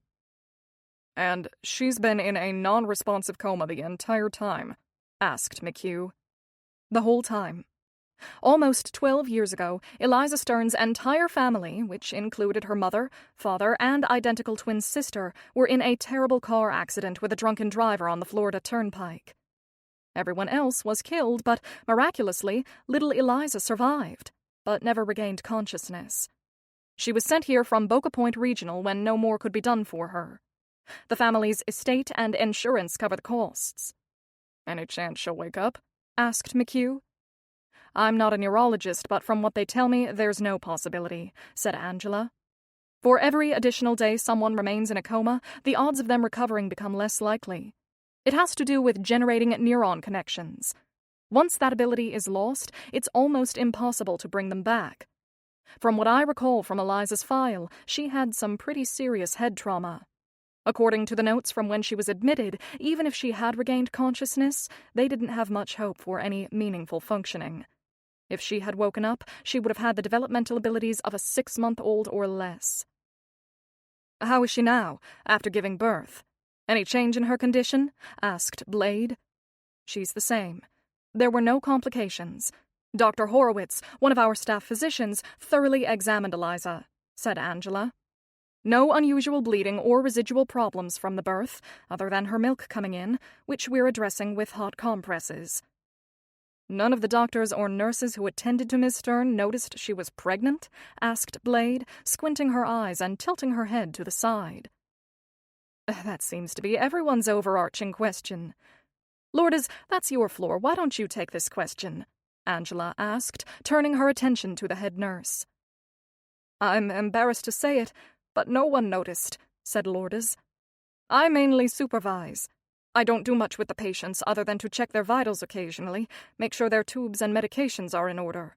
It's usually the aides who change their gowns and bedding, give the sponge baths or roll them to prevent bed sores. How often is she seen by a doctor or a nurse? Asked Blade.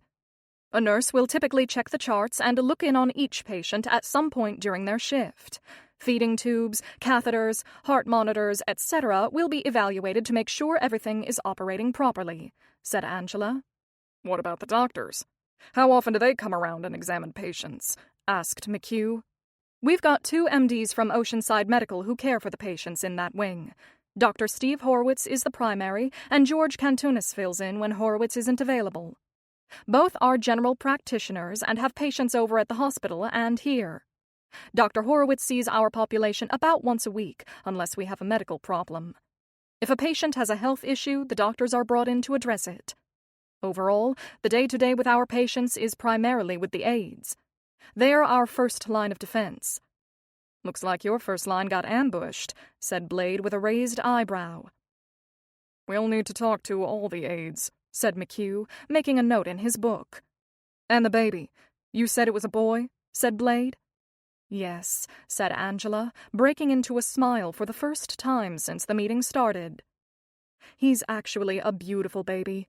Quiet, content, cherubic. Maybe it's because he had such a quiet and sedate womb to develop in. They tell me he hardly cries. I've got nurses taking care of him round the clock. Why did you wait so long to call us? Asked McHugh. It was extremely late when the baby was born, and everyone was exhausted. I needed to alert our board first, so it just made sense to wait until the next day, said Angela. The crisis was over at that point, so I didn't think it mattered. I see, said McHugh, making a note. We're going to need all your records. Detectives, for obvious reasons, this whole awful thing needs to be resolved as fast as possible, said Angela in an official tone. I'm afraid because of the HIPAA laws regarding patient confidentiality, our staff will have to vet the records first, before we turn anything over to you. My staff and I have already started going through everything with the hopes of providing you with as much help and data as possible. How long do you estimate it will take to come up with a comprehensive list? Asked McHugh.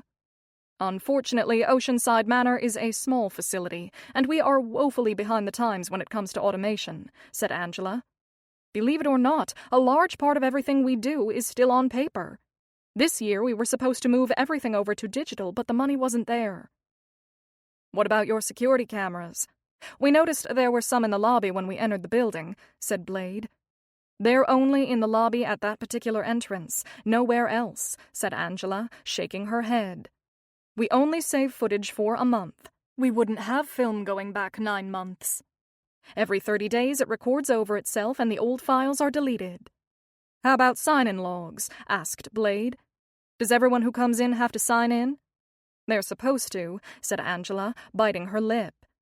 But sometimes the person at reception is called away for a few minutes or needs to use a restroom, so it's possible, every once in a while, someone comes in and doesn't sign in. What about tradespeople or deliveries? Asked McHugh. Do they have to sign in? Again, they're supposed to, said Angela. I would guess we have a record for about 98% of the people who come into our building. Of course, it's always possible that a few may have slipped through the cracks. Now why is that? Asked Blade. You might have a group of relatives who come in and one person signs in for all of them and doesn't put everyone's name down, said Angela. Or an air conditioning guy who signs in but his assistant doesn't. There's a lot of coming and going around here. A lot of deliveries. We get most people, but I'm sure we miss a few. That's going to be a problem, said Blade. Let's hope the 2% you didn't record had nothing to do with this situation. Dr. Crawford, said McHugh, we'll need a private room here to conduct interviews.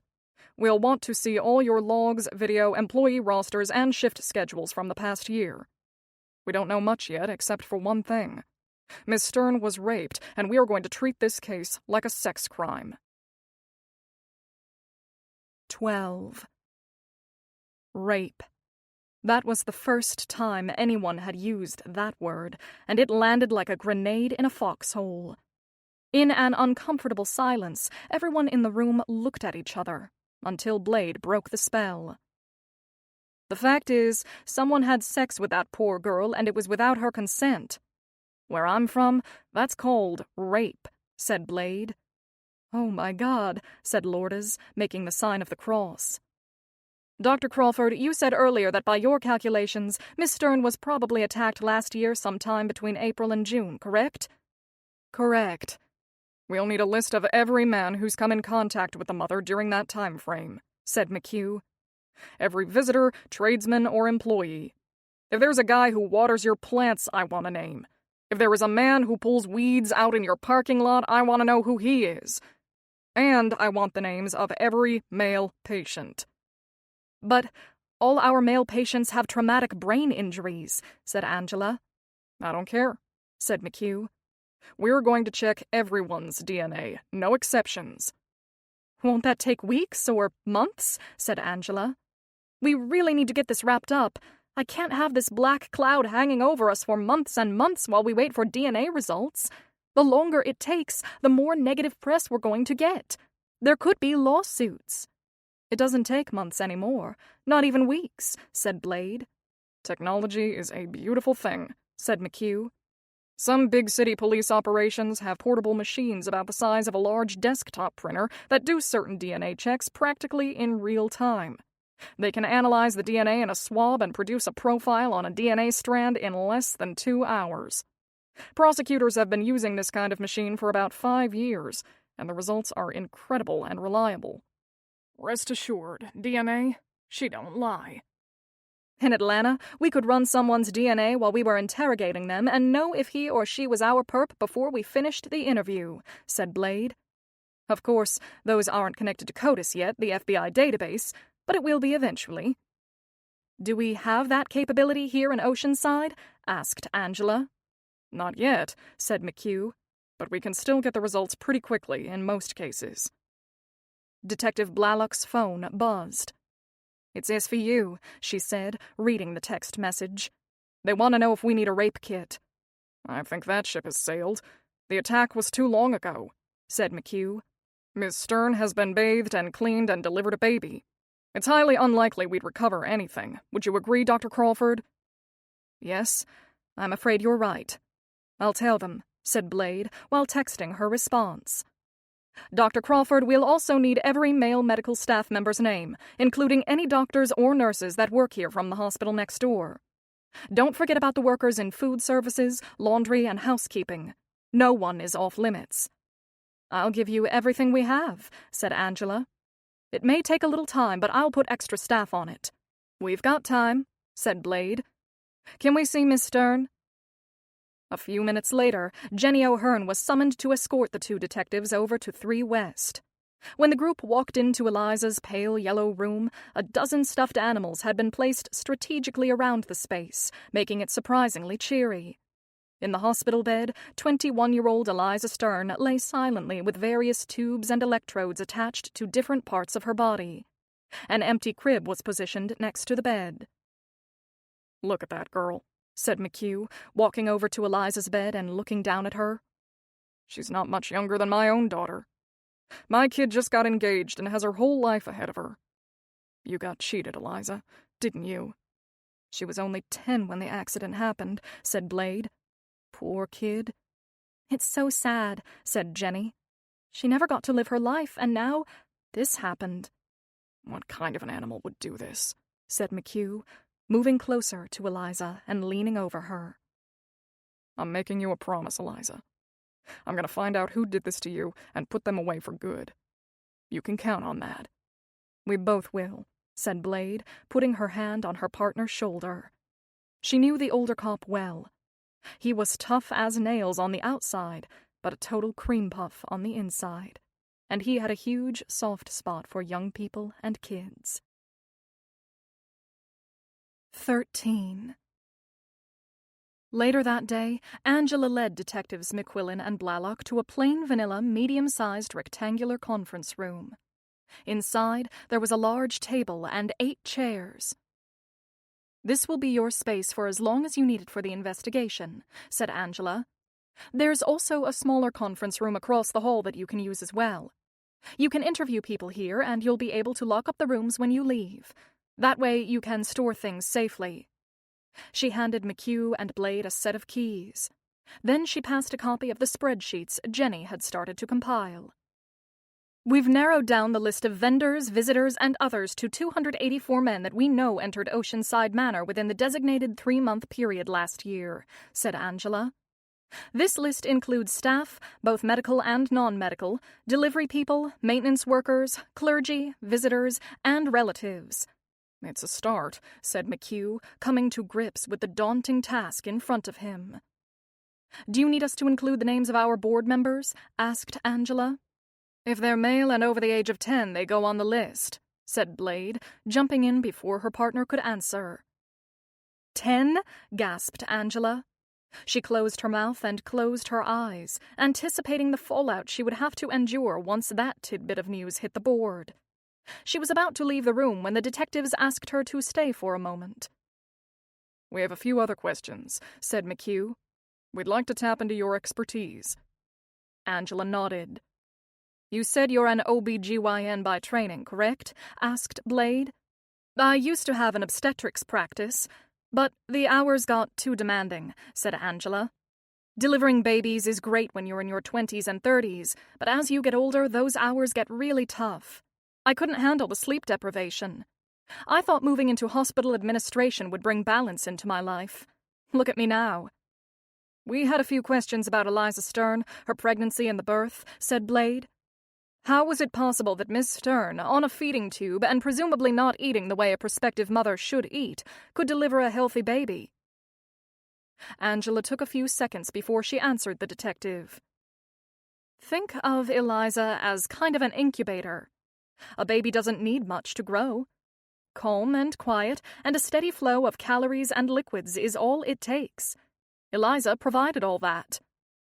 But she was getting a minimum amount of nutrition, and you said earlier that the baby looked cherubic, said Blade.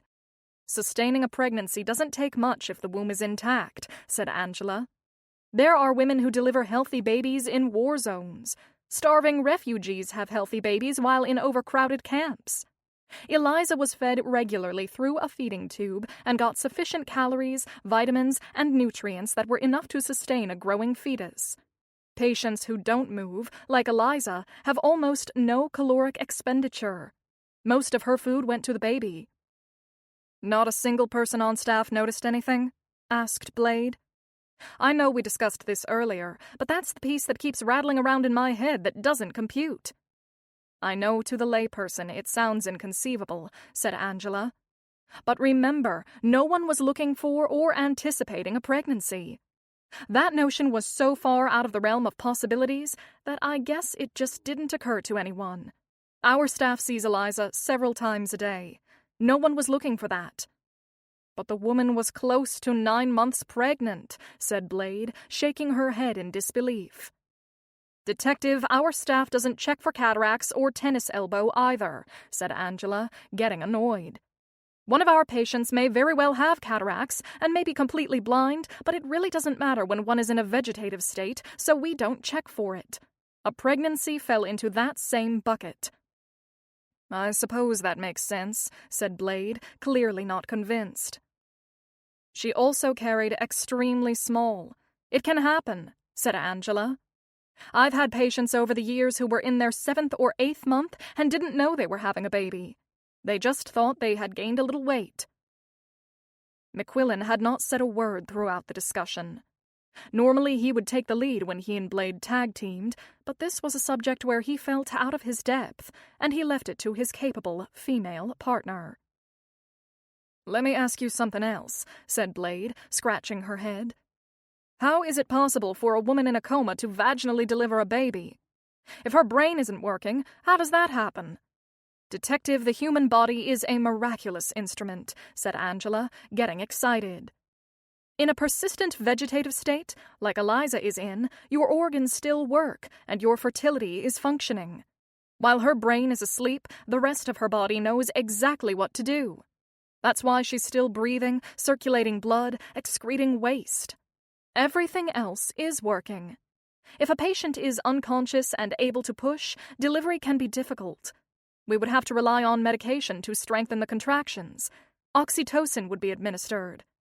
That would bring on contractions strong enough to move the baby out through the birth canal. But, in this case, we didn't have to do that. Her body expelled the baby on its own. The nurses only realized what was happening after Eliza was well into her labor.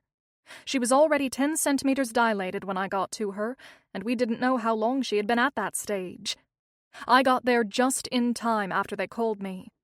The baby started crowning within minutes of my arrival in her room. "Good thing you were in the building," said McHugh. "I'm glad I was," said Angela. It had been barely 48 hours since Eliza Stern had delivered her baby boy, but to Angela it felt like years. Later that evening, on her way home that second surreal day, she stopped at a strip mall to pick up some food for dinner. It was late, and she was tired when she stopped at the cash machine at a nearby Chase branch. When she checked her balance, their joint checking and savings account was down to $175. There should be at least $3,000 in this account. What happened to all of our money? The branch was closed, so she called her husband, but it went straight to voicemail. Wondering if their bank account had been compromised, she drove home as fast as she could, telling herself there was a logical explanation for the missing money. David probably paid a bill that he forgot to tell me about. Out of habit, she grabbed the mail out of the mailbox hanging on the gray clapboard next to her front door as she entered her house. Her husband was waiting in the kitchen with cheese and crackers and an open bottle of red wine. "I know you've been having a rough time at work, so I cooked a nice dinner for you," he said, smiling and reaching for her. He always does this. It's like he has a sixth sense whenever the anvil is about to drop on his head. "We won't have any hospital talk tonight," said David, smiling. "We'll just have a nice dinner and you can take your mind off everything." Angela glared at her husband. "I stopped by the bank on my way home," she said, as David cut a piece of cheese and tried to give it to her. "I don't want it," she said, pushing his hand away. "I went to get some cash. There's less than $200 left in our bank account. Where's all of our money?" "Oh, that. I'm just juggling around a few accounts to cover our bills, love. It should all gel out in a couple of days." "We can't keep doing this, David. Our credit rating is terrible.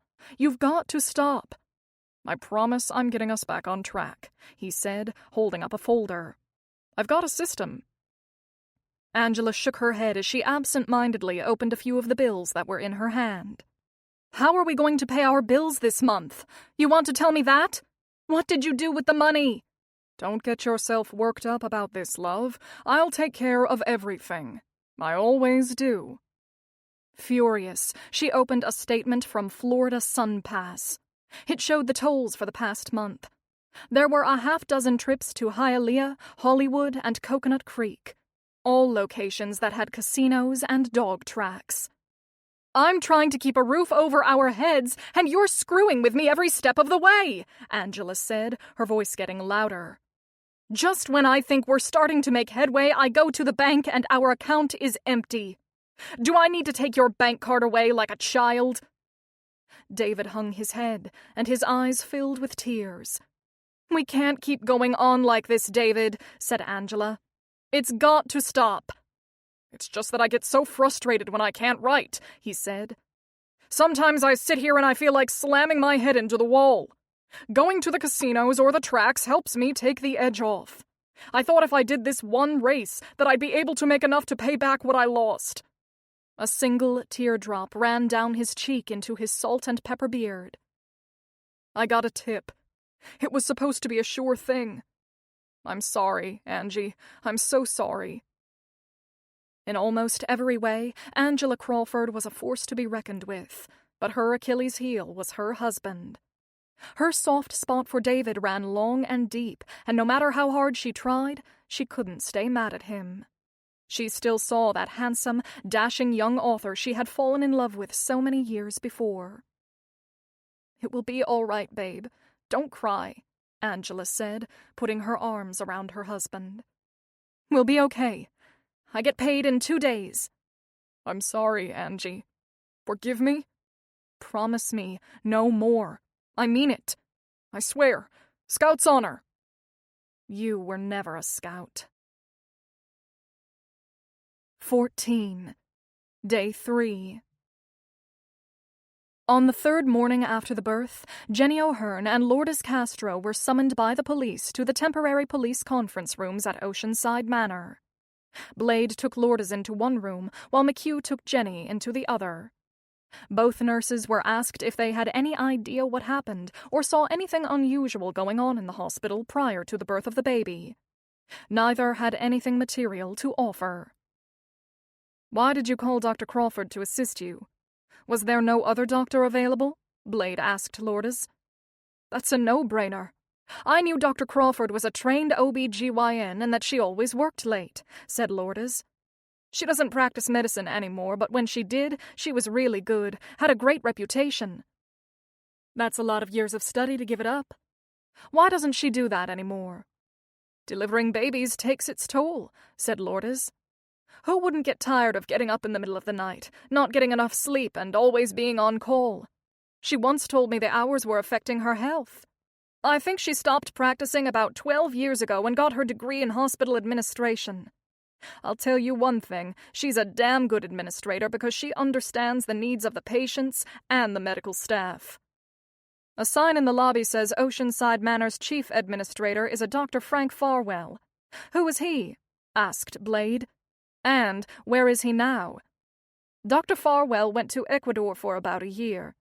Dr. Crawford is just the acting administrator while Dr. Farwell is on his sabbatical. He's supposed to be back in a few months," said Lourdes.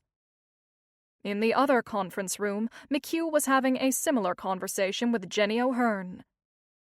"Tell me how it all started," said McHugh. "When Nurse Castro and I realized that Eliza was in labor, there wasn't time for anything. I'm not an obstetrical nurse, but I know when a baby is about to be born. We both knew Dr. Crawford was probably in the building because she always works late, so we called her and she came running within minutes." "Did the delivery go smoothly?" "I haven't really been to any deliveries before," said Jenny. "I take care of people with brain injuries, but there didn't appear to be any complications. Dr. Crawford knew what she was doing." "As far as you could tell with your trained medical eye, the baby and mother were not in any distress?" asked McHugh. "I didn't say that," said Jenny. "Eliza was sort of twitching and she made some low moans. I remember asking Dr. Crawford if we should give her something for the pain, but she didn't want to.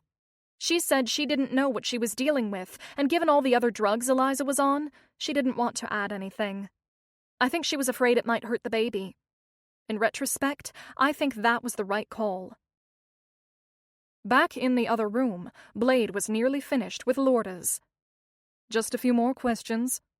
Who else had access to Eliza Stern?" asked Blade.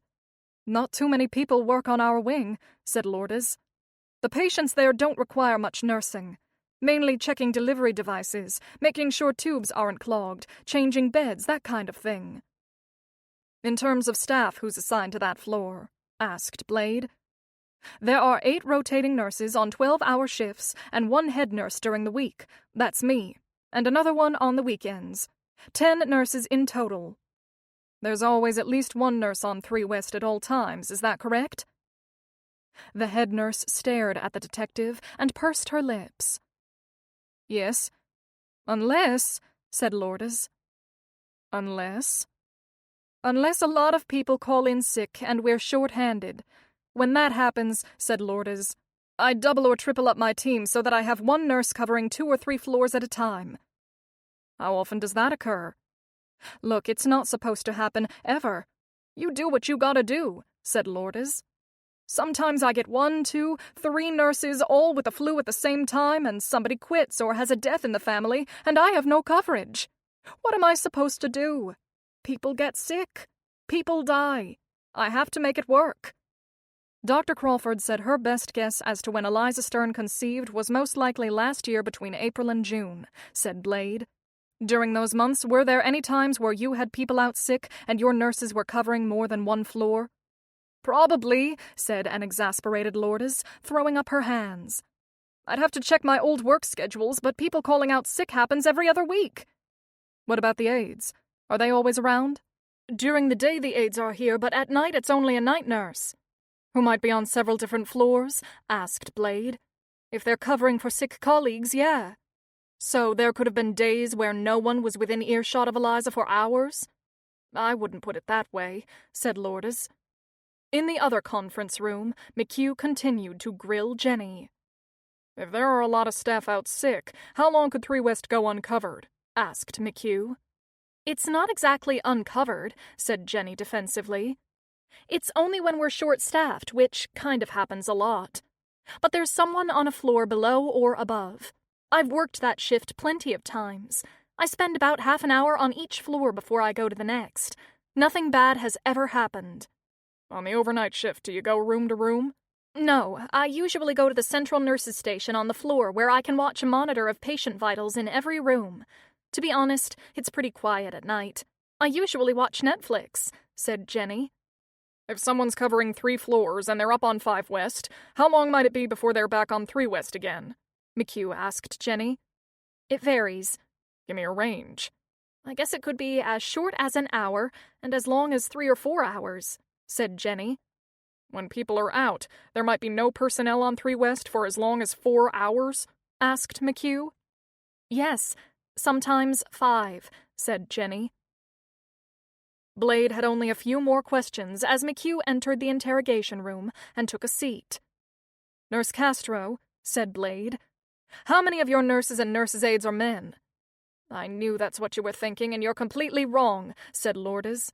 I know each one of them really well. Those guys have been with me for over 5 years. Neither of them would do something like that. I'm going to need their names, please, said Blade. They're both married. They've got kids. They didn't have anything to do with this, replied Lourdes. Names, please. For head nurse Castro, this line of questioning didn't sit well. She loved every member of her team like they were her own family. She was the mother hen and they were her chicks. Both of the male nurses and their families celebrated Christmas with Lourdes's family, and she was even a godmother to one of their kids. Giving up their names felt like she was giving up one of her own children. I realize this is uncomfortable for you, said McHugh gently. If they're the good guys you think they are, it will all be over quickly and we'll move on. You need to let us do our job. Willie McGuire and Jorge Santiago, she said, lowering her voice to a whisper. Later that day, the detectives continued their investigation in their temporary conference rooms at Oceanside Manor. 2 uniformed police officers were stationed out in the hallway outside the rooms, prepping nervous people, answering questions, and keeping general order. What's this all about? I don't know nothing about nothing, said one tall, older man who worked in maintenance. I fix furnaces and broken chairs, that's it. I gotta get back to work. Sir, the detectives are interviewing everyone who works at Oceanside Manor, said the police officer. You've got nothing to worry about, just routine questions. Your supervisors have been informed and know you are here. In order to keep a lid on what had happened and not raise suspicion or stoke rumors, the detectives elected to talk to everyone, not just the men. They also figured there might be a woman who witnessed something unusual. A young policeman stepped out of the conference room and into the hall. "Reginald Smith?" he called out to the crowd. An aide, a young black man wearing blue scrubs, raised his hand and was directed to the larger conference room. When he entered, McHugh and Blade exchanged a look. Reginald Smith wasn't their guy. The father of Eliza's baby was definitely white. Still, they asked the aide a few questions, made him sign a statement, and sent him on his way. 15. Tommy Devlin wasn't the fastest rising star on the Oceanside Bulletin editorial staff, but he was the most tenacious. Once he bit, he sunk his teeth in so deep you needed a surgeon to get him off you. It took him a while to warm up to a story, but when he did, if he thought it would put him in the limelight, he was all in. Tommy Devlin had one overarching goal in life. He wanted to be famous. If you stood between him and the story that could get him there, he'd steamroll over you without thinking twice. When he smelled a juicy headline, he was a heat-seeking missile, single-focused and intrepid. Single, 36, and handsome in a calculated, smarmy sort of way, Tommy had been pounding the pavement for the Bulletin for nearly 7 years. When he joined the editorial team, he considered them a third-rate news organization. He planned to use his position at the Bulletin to springboard himself into a bigger playing field. He wanted to write for a newspaper like the New York Times or a national magazine like Forbes. He thought himself good-looking enough for prime time, and his ultimate goal, a regular spot on cable news and maybe even his own show one day on CNN. Unfortunately for Tommy, he had a knack for rubbing people up the wrong way, and opportunities that presented themselves usually soured after he pissed somebody off. The fact that he wasn't able to leapfrog out of the Bulletin like he had planned became a source of great frustration for him. He believed he was destined for and deserved to be in the big leagues. This particular day, he was at his desk eating a ham and Swiss cheese sandwich with extra mayo, washing it down with a can of Red Bull when the call came in to the overcrowded, dingy news bullpen. Tommy answered the call with a mouthful of food. It was some guy who worked in food service at Oceanside Manor, the extended care facility next to the hospital. The guy was calling in a tip. At first, Tommy thought the man sounded like a moron, and he tried to get him off the phone so he could finish his sandwich. "I'm telling you, man, there's been some strange things going on here this week," said the food services guy. "People are whispering all kinds of crazy stuff, and there are cops all over the place. They're interviewing, like, every person who works here. Even the guys who mow the lawns. Do you know why?" asked Tommy Devlin, mildly interested as he reluctantly put his sandwich down to grab a pen. "I don't know," said the man. "What's in it for me?" "My eternal gratitude," said Devlin. "We don't pay for tips. If that's what you're looking for, you came to the wrong place. Call the Inquirer." "I was just asking, no harm in that. I mean, what if you did pay for tips and I left money on the table? Then I'd be a big loser." "Yeah, you'd be a loser. But we don't. If you want to talk to me because you want to do the right thing, I'm here. If not, I'd like to finish my lunch," said Tommy, about to hang up. There was a long pause as the would-be tipster considered his options. "Okay, I'll tell you what I know," said the man on the phone. "It's something to do with a baby." "What do you mean, something to do with a baby?" asked Devlin. "Isn't that a place full of old people?" "There's a lot of old people in here, but there's some younger ones too," said the man on the phone. "Oceanside Manor is for people who are, brain dead, nothing going on upstairs, vegetables. All I know is that I heard people saying something about a baby, and pretty soon all these cops showed up. We don't have no babies here. Something strange is going on." Tommy smelled something. When he finished the sketchy call with the tipster, he walked directly over to his editor's desk. "I just got a line that something weird is going on over at that extended care facility next to the hospital. You know the place, Oceanside Manor?" "I know it. What do you mean by weird?" asked his editor, looking up from an article he was reading. "That's all I've got so far," said Devlin. "My source said there were a bunch of cops over there and they're all interviewing the employees, even freelancers. The guy said there's a baby involved." "Isn't that place a nursing home? Why would there be a baby there?" "You think it's something?" "Could be. I don't think it's nothing. Grab one of the photographers and go see what you can find out. Bring back something for tomorrow's paper." Tommy Devlin tapped one of the photographers on the shoulder, and the two headed across town. When they drove through the front entrance of Oceanside Manor, several police cars were outside. Parking in front of the old brick building that at one time had been the hospital before the new one had been built next door in 1998, they got out and walked towards the front doors. A uniformed police officer stood in the center of the lobby. Tommy recognized him. Oceanside wasn't that big a town, and Tommy had been working the crime beat for a long time. He knew all the local cops, and they knew him, and most of them had his number. It was common knowledge that Tommy would sell his own grandmother if it would give him a leg up and a front-page story. The police were always guarded about what they said to him. "Hey, Officer Manzer," said Tommy, smiling as he stuck out his hand. The officer reluctantly shook it and cautiously smiled back. "Doesn't take long for bad news to travel, I see," said the policeman. "What brings you down here, Devlin? Got a tip? What's going on down here? Awful lot of cops around the place. Routine stuff." "Routine? 3 squad cars in the parking lot?" said Tommy. "You've got cops standing guard in the lobby. Doesn't seem routine to me. I doubt you're here to collect unpaid parking tickets." "I'm not at liberty to discuss anything at this time."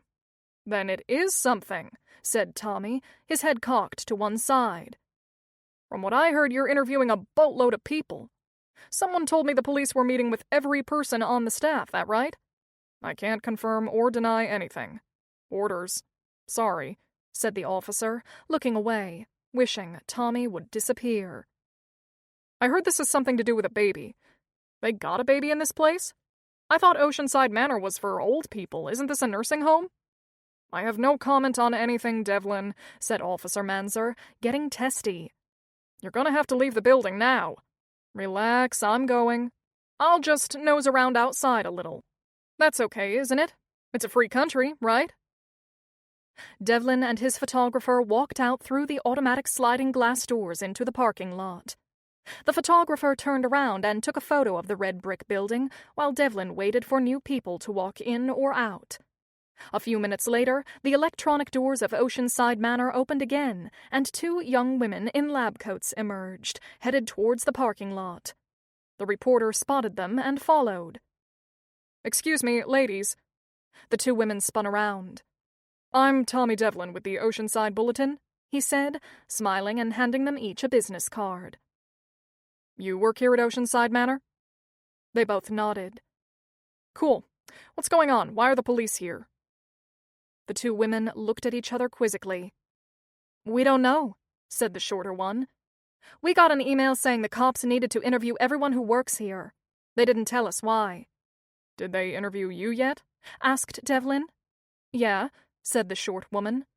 "They just asked me some basic stuff, like what my schedule was and had I seen anything unusual around the building."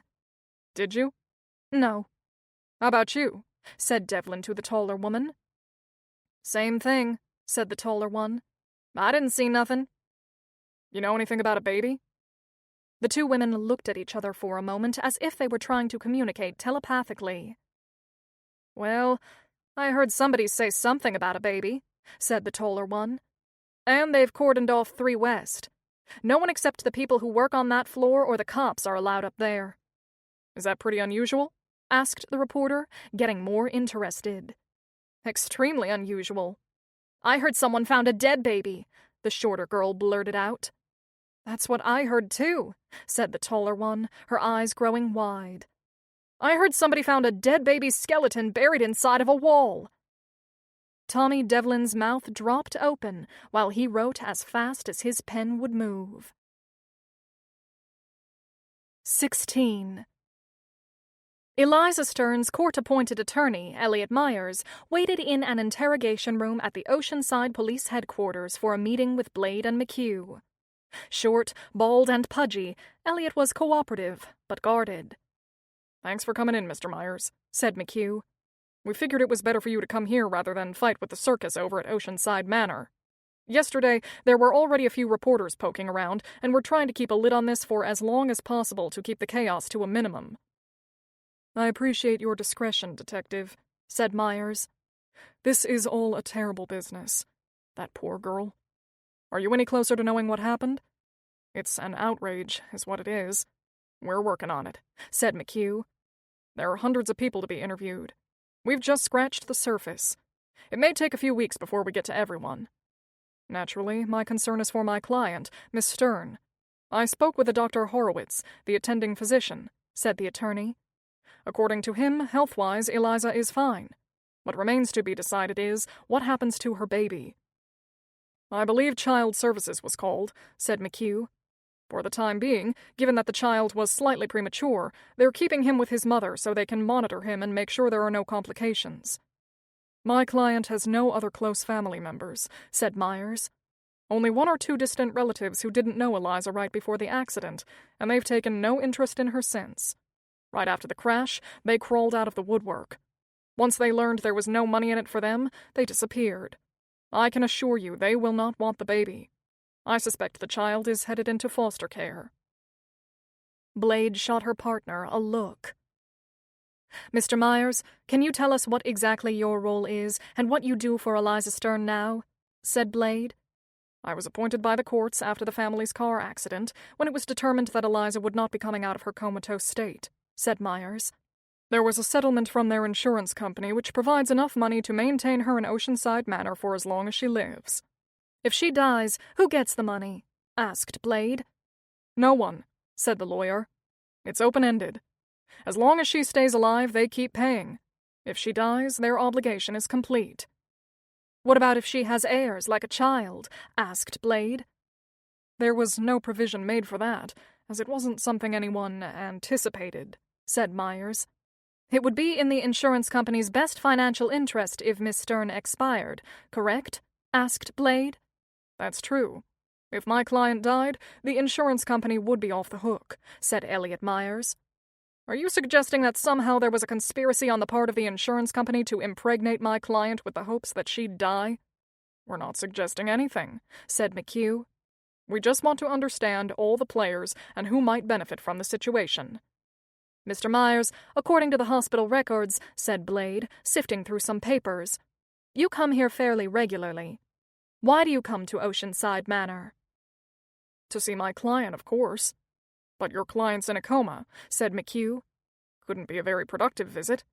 Look, detectives, my office is right here in town, and once every quarter I stop in and talk to her as her attorney, said Myers. I have a soft spot for her. She was a kid when she was brought in here. We have a nice little chat.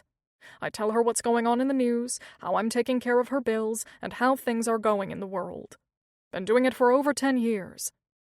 Once a quarter, you spend alone time here with your client? Asked McHugh. When he heard McHugh's comment, Elliot Myers furrowed his brow and looked at each of the detectives. Wait a minute. You're barking up the wrong tree, said Myers, his palms in the air. Do you hear any barking, Detective Blalock?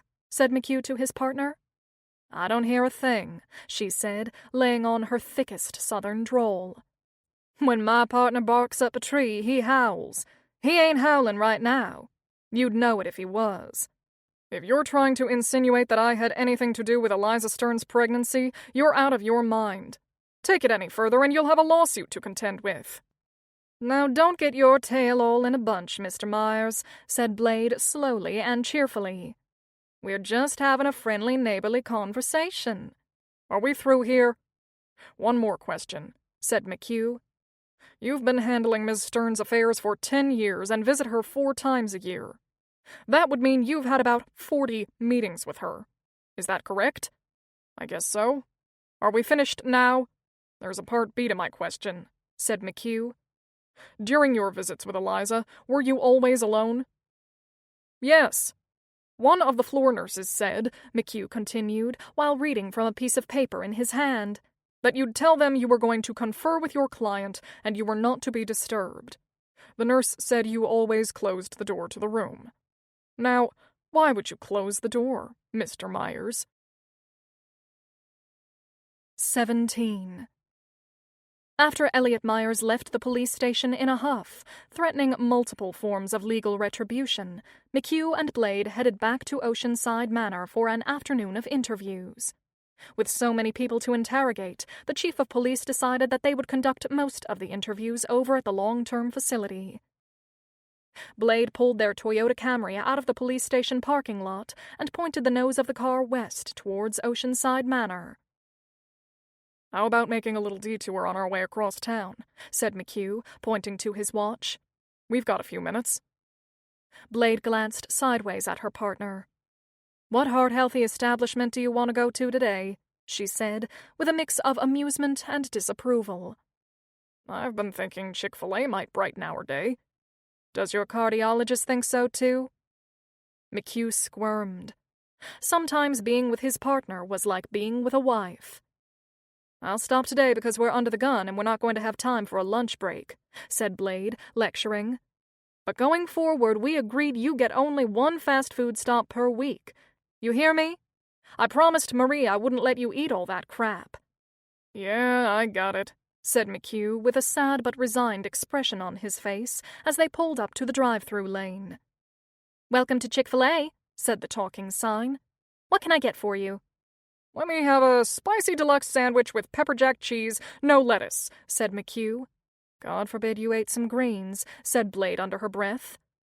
"What are you talking about? It comes with a pickle." Blade rolled her eyes. "I'll also take an order of waffle fries." "Anything to drink?" said the sign. Blade squinted at her partner. "A diet lemonade," said McHugh. The car lurched forward in the drive-through line. "You think because you ordered a diet lemonade it counteracts all the junk you eat?" said Blade, shaking her head. "You and Marie come over for dinner tomorrow night. You know what a great cook Eve is. She'll make you a healthy vegan meal. I promise you'll love it." McHugh finished the last bits of his sandwich as they pulled into the Oceanside Manor parking lot. 4 squad cars were parked outside the front entrance. Several reporters and a news van pulled into a spot as the detectives walked across the blacktop to the front door of the facility. Within a minute, they were surrounded by eager media folks. Some were from the local paper, and a couple were from the cable news channels. Standing at the center of the pack was Tommy Devlin. "Look who's already here," said McHugh. "It's your good friend, Mr. Devlin," said Blade with a laugh. "That boy can smell a dead possum on the road before the crows get wind of it." "No kidding," said McHugh. "He's a mercenary." The 2 detectives walked through the crowd, deflecting questions from the reporters, and entered the building. They waved to the officer standing in the lobby and went up a flight of stairs to the staging area, where all employee interviews were being conducted. Opening the heavy metal door from the stairwell, the detectives looked down the hall. Dozens of people were seated in chairs along the walls. Some reading, some talking. Most were screwing around on their phones. A uniformed female officer was at the other end of the hall, doing preliminary interviews. "Looks like you have things under control," said McHugh to the younger officer. "How many people have you logged in so far?" "We've only gotten general info from the staff, and that was on duty this week. Maybe 50 people in total, 22 of those are men," said the officer. "Figured we'd start there. I've color-coded them into 4 batches, A through D. Some, because of ethnicity or lack of physical ability, are on the D list, meaning highly unlikely. The hospital admin, Dr. Crawford, has her staff pulling together lists of visitors, freelancers, and outside vendors," said McHugh. "They'll pass those names off to us as they compile them. Should have some of it by the end of the day today." McHugh picked up a stack of folders with individual names on each one. He separated out the ones color-coded with red and handed one to Blade. "Is there an Emmanuel Silva here?" Blade said loudly, so everyone in the long hallway could hear. A man's hand shot up. "Come with me," said Blade, waving her hand. Silva followed the detectives into the conference room. In his 30s, he was wearing baggy jeans, a utility belt with tools hanging from it, and had a beeper on the breast pocket of his shirt. His eyes darted around the room when they closed the door. He was shaking slightly, and sweat stains were visible under both of his arms. "Have a seat, Mr. Silva," said McHugh. "Can I call you Emmanuel?" Call me Manny. That's what everyone calls me," said the man. "So, Manny, tell me what you do here." I'm the on-staff handyman. I do everything from changing light bulbs to fixing TVs to unstopping toilets," said the young man. "You spend any time over on 3 West?" asked McHugh. "No more than anywhere else in the building. Light bulbs go out pretty much all over the hospital. This is an old building. Something's always breaking." "You ever go into Eliza Stern's room?" "I've been in every room in this place," said Manny. "I don't know who that person is. I don't pay attention to the names of people. I just fix what's broken." "According to the notes in this file, one of the nurses said she remembered seeing you up in room 312, Eliza Stern's room. She said it was about 10 months ago, and she asked you what you were doing in there. Do you recall that, Manny?" A row of sweat formed on the man's upper lip. "Manny, I hope you don't mind me saying this, but you seem a little nervous." "Are you nervous?" asked McHugh. "We're just having a friendly chat. Is there something you want to tell us? Something you want to get off your chest?" The young man looked at each of the detectives, visibly anxious. "I don't know anything," said Manny, looking down at his feet. "Sometimes I eat my lunch in the rooms with some of the patients and just talk to them. I tell them my problems and my secrets because I know they won't tell anyone. I find it relaxing." "Now what kind of secrets might you be keeping, Manny?" asked Blade. The agitated young man looked like he was about to explode. "Look, I don't want no trouble. I do my job. I got a wife and a 2-year-old daughter to take care of." "We don't want any trouble either, but it feels like you're hiding something from us," said McHugh. The 2 detectives stopped talking and waited. After almost a minute of silence, Manny cracked. Okay. 3 years ago I overstayed my visa. I was supposed to go back to Brazil, but I didn't. I do a good job here. I've got a family. I don't want any trouble with immigration." McHugh let out the breath he had been holding and looked at his partner with a tinge of disappointment. "Manny, we have no interest or inclination to contact immigration," said Blade. "We've got a crime to solve, and that's all we care about. Do we understand each other?" The young man nodded, and from then on was more forthcoming. After another 15 minutes of questions, Manny Silva was dismissed. Blade picked up another red-dotted folder and went out into the hallway. "Jason Branco?" A man with light brown hair in his 30s, sitting at the far end of the hall, stood up, grabbed a backpack on the floor next to his chair, and followed Blade into the conference room. "Mr. Branco, may I call you Jason?" said McHugh. "Yeah, sure. Jason, tell me what you do here." "I work in food service. I help prepare the food, and then I also deliver meals to the patients." "Right. There's something that's confusing me a little," said McHugh. "According to the notes in your file, several people said that you were seen coming from 3 West with your food tray trolley." "Yeah? So?" "I think what he's getting at, Mr. Branco, is that all the patients in 3 West are incapacitated," said Blade. "None of them are conscious. They wouldn't get food trays, would they? They have feeding tubes, do they not?" "I guess so. I don't know if they have feeding tubes or not," said Branco. "I just deliver food where I'm told. What's confusing to me is why you would be anywhere near 3 West." Until that moment, Jason Branco had been non-committal and aloof. Once the detectives pointed out that no meals would have been delivered to that floor, he knew the jig was up and came clean. "I'm not supposed to do it, but there's a few girls who work as aides on that wing that I kinda like. I bring 'em free lunch when I'm working. I grease their wheels a bit. Cheaper than taking them out for dinner, you know what I mean? It's like I'm treating them to a meal, but the hospital is paying for it. They order whatever they want, I deliver it, and later on they're very grateful to me. I've always said nothing turns a girl on more than Jell-O and little cups of orange juice," said Blade to her partner. After several more minutes with Branco, McHugh let him go. "Quite the Romeo," said McHugh to his partner once they were alone. The rest of the afternoon produced more of the same. After they interviewed every single man waiting in the hallway, they were no closer to a conclusion than before they started. 18. In the 3 days since she had delivered Eliza Stern's baby, Angela's life had been turned upside down. The board was breathing down her neck. The entire staff of Oceanside Manor was in different stages of interrogation by the police. Through it all, Angela was still trying to run the place while taking care of her patients. While balancing all the internal chaos, she was also trying to keep the press at bay for as long as possible. Once they got their claws into this story, she knew they would be relentless. Despite her best efforts, inquiring phone calls from the newspapers and TV stations had increased exponentially each day. "What's going on down there?" barked board president Bob Beckman over the phone on that third day.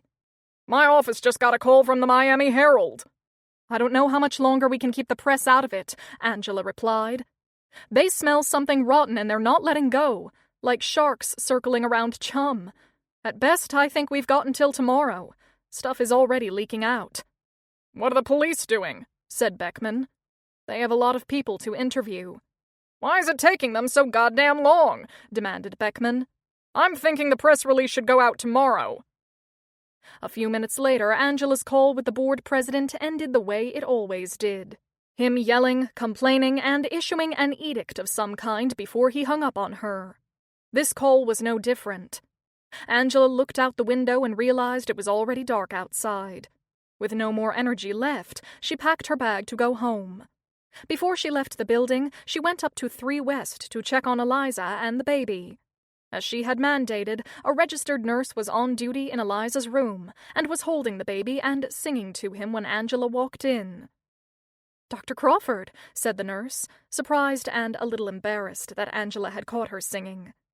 I didn't know you were still here. I'm on the night shift." "And quite the singer, I see," Angela said, smiling. The night nurse blushed red and giggled. "My kids always loved it when I'd sing to them. I figured since this little guy doesn't have a mom who can sing, I would," said the night nurse. Angela looked at the infant cradled in the woman's arms. "Can I hold him for a minute?" Angela asked, smiling for the first time all day. "Of course, Dr. Crawford."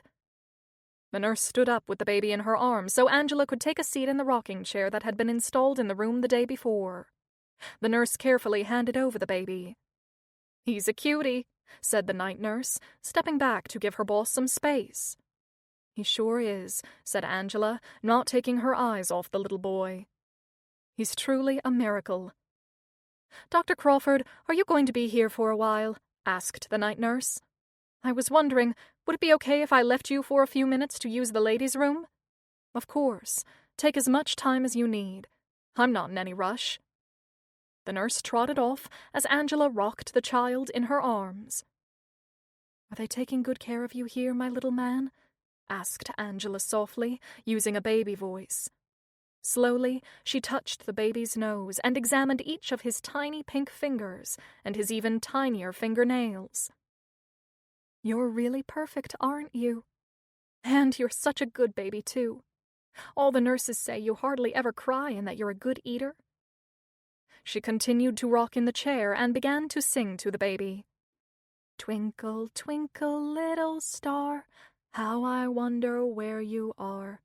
Up above the sky so high, like a diamond in the sky." Angela looked up and saw the night nurse standing in the doorway, smiling at her. "You look like you know your way around babies," said the nurse. "Do you have kids?" Angela smiled ruefully. "We wanted them, but I couldn't, so instead I went for the big career. But I love kids, especially babies. From the way you look right now, I'll bet you would have been a great mother," said the nurse.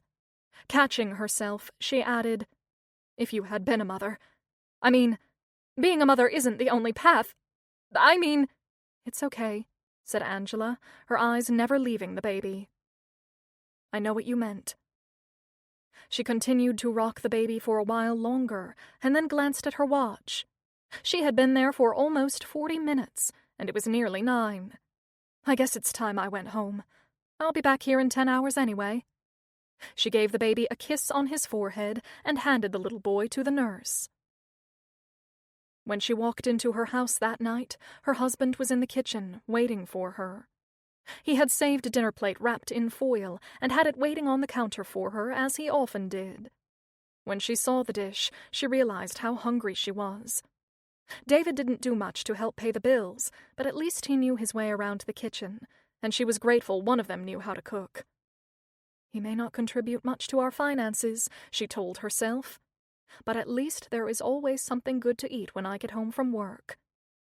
She took whatever solace she could in that. 19. Day 4. When Blade and McHugh arrived at the hospital that morning, a new stack of names and folders were waiting for them. The chief of police had added an overnight team to the investigation because of the time sensitivity of the case. The night crew had vetted and sorted through a ton of information. Now it was up to Detectives McQuillan and Lallock to weed through what had been compiled the night before. They had the first batch of names that included non-employees, outside contractors, visitors, clergy, and others. That morning, the detectives interviewed 11 men from a variety of companies: grounds maintenance, fire alarm, hospital supply, and an office cleaning crew. Not a single one of them set off McHugh's inner bullshit meter, which he considered infallible. "You think any of the guys we interviewed today are good for it?" said a disappointed McHugh to his partner. "Nope. It was pretty clear none of them had any idea why they were here." "Who's next on deck?" said Blade, looking through another folder. "A priest, a rabbi, and minister walk into a critical care facility." "The hospital chaplain?" said Blade, doing a fist pump. "Bingo. Should be interesting. I don't know if you've heard," said McHugh, "but the clergy hasn't got a very good reputation when it comes to this kind of thing." "You don't say," said Blade with a grin. 5 minutes later, Father Harold Heathwood sat across the table from the detectives. "Father, you also work out of St. Mary's Church up north of Palm Beach, right?" "That's right, Detective. I'm minister at a number of hospitals and senior facilities. Oceanside Manor is just one of many. Not to be indelicate, Father, but what kind of ministering do you do with unconscious people?" asked McHugh. "Even if they're sleeping, they're still God's children," said the priest. "I talk to them. I give them hope." "You know you give them hope because," said Blade with one raised eyebrow. "I believe I do. It's about having faith, Detective." "I believe that I'm going to win the lottery when I'm buying my ticket," said Blade.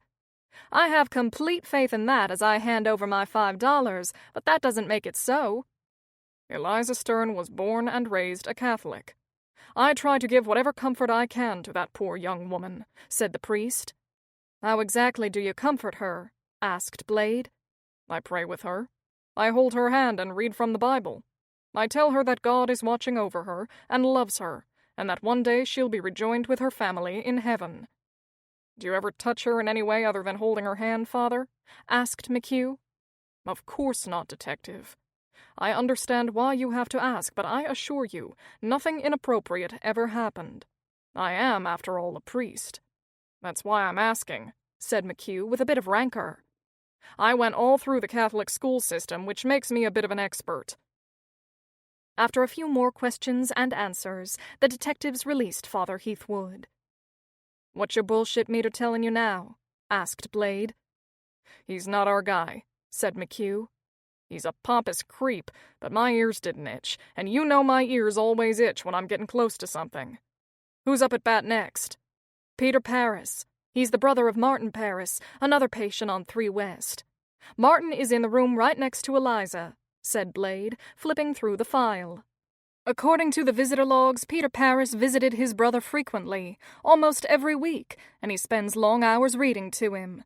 From a logistics perspective, he could have easily slipped out of his brother's room and into Eliza's without anyone noticing." "Don't keep me in suspense. Let's bring him in," said McHugh, as his stomach grumbled. "Before you do, you got anything to eat in your pack?" "An apple." McHugh made a sour face as Blade went to get Peter Paris. 3 minutes later, the two detectives were staring across the table at a tall, very thin young man with reddish-blonde hair. "What's going on?" asked Peter. "There's all sorts of crazy rumors going around." "What have you heard?" asked McHugh. "Someone said a body was missing from the hospital morgue next door," said Peter. "But if that's what it is, why would you want to talk to me? I've never been over there. I just come here to Oceanside Manor to visit my brother, Marty." "I understand you come here quite often," said McHugh, looking him dead in the eye. Every week. That's a real commitment, said McHugh, tilting his head to one side. Marty isn't just my brother, he's my identical twin. Now there is a coincidence, said McHugh. Your twin brother is in a coma, and right next door to him is a woman in a coma who was also an identical twin. What are the odds of that? Slim to none, I'd guess, said Peter. I had heard that Eliza was an identical twin, too. One of the nurses told me about her. I felt sorry for her. Why is that? Asked Blade. I visit my brother every week. I read to him and tell him stories about what's going on in our family, but she has no one. Nobody visits or spends time with her. Sometimes I'd go into her room and talk to her just to let her know that someone cared. That I cared. How often did you visit with Eliza, and how long would you stay? Asked Blade, suddenly more interested. It varied. Sometimes I'd stop in to see her for a few minutes. Other times, when I didn't have anywhere else to be, I'd stay with her for half an hour and just talk. Sometimes I'd hold her hand. I think she knew I was there. It must be awful with no one to love you. Did you ever lay down on the bed with Miss Stern? Asked Blade. You know, maybe just to hold her and let her know you were there for her. Peter's eyes widened, and he looked genuinely surprised. Did something happen to her? Do I need a lawyer? That's up to you, Mr. Parris, said McHugh. Eliza is fine. You're not being charged with anything. We're just asking some general questions. I would never hurt Eliza. In a weird way, I always felt very connected to her because of my brother. I thought maybe they communicated with each other in that cosmic coma realm that they're both inhabiting. You think that's possible? Yeah, sure, said McHugh, giving his partner the eye. 20. After McHugh and Blade finished with Peter Parris and several other relatives of patients, they waited for Steve Horowitz, the attending physician, to arrive from the hospital next door. Is this going to take long? Said Dr. Horowitz, walking in 20 minutes late, eyes on his phone. I've got a lot of patients to see today, and I'm supposed to leave for a medical conference in New Orleans tonight. Doctor, I'm going to ask you to please put your phone away while we conduct this interview, said McHugh. We need your full attention. I can multitask, protested the doctor, clutching his phone. You have to be able to do that when you practice medicine. Bless your heart. Can you operate on 2 people at the same time, too? Said Blade, wearing her big South Carolina smile. Still, despite your extraordinary brain capacity, we need you to put your phone away while we ask you some questions. Horowitz made an irritated face as he put his phone into his breast pocket. I'm keeping it on vibrate, he announced, in case anyone needs me. That's fine, said McHugh with a weary look. He was tired. Since this case started, he and his partner had worked 18-hour days. Dr. Horowitz, you want to tell me what your role is here at Oceanside Manor, and if and when you ever treated Eliza Stern? I'm on staff next door at Oceanside Medical. I divide my time between the emergency room there and supervise the care of some patients here at the Oceanside Manor Annex. I mainly work with those who have recently been admitted, said Horowitz. After they've been here a while, the nurses have the routine down, and the patients don't need that much intervention or input from a physician. Can you give me an overview of the patient population you treat here at Oceanside Manor? Asked McHugh. Almost all the people who are residents here have traumatic brain injuries, said Dr. Horowitz. Some from accidents, car crashes, drowning, electrocution. There are those who had strokes or internal issues that caused a brain hemorrhage. And there are even 1 or 2 who landed here because of a drug overdose that led to a catastrophic incident. Most of the patients who ended up here have no chance of any meaningful recovery due to the severity and permanence of their injuries. This place is kind of the last stop on the train, if you know what I mean. I see, said McHugh, taking notes. Did you supervise the care of Eliza Stern? She's been one of my patients. How often did you see her? About once a week I do rounds and check charts, said Horowitz. Detective, what you don't understand is that the condition of these patients rarely changes. The facility's job is to make sure their feeding tubes and catheters were working and that the patients are clean and as comfortable as possible. And that's kind of about it. When you did your rounds, did you do them alone? Asked Blade. Sometimes. It depended on the day, said Horowitz. Look, This place is a business, like all medicine is today. They keep staff levels low in order to make a profit. Most of the time I checked on patients by myself. Rarely was there a nurse with me. What about when you checked on Eliza Stern? Said McHugh. She's on 3 West. That wing has the most severely compromised patients. You can hear a pin drop over there. Jenny O'Hearn and Lourdes Castro are the nurses who work on that floor. They're both diligent and competent. Sometimes when I checked on Eliza, Nurse O'Hearn accompanied me. But you just said that the staff was so lean, you were usually alone, said Blade, leaning forward. Now you're saying that Nurse O'Hearn was with you when you examined Eliza?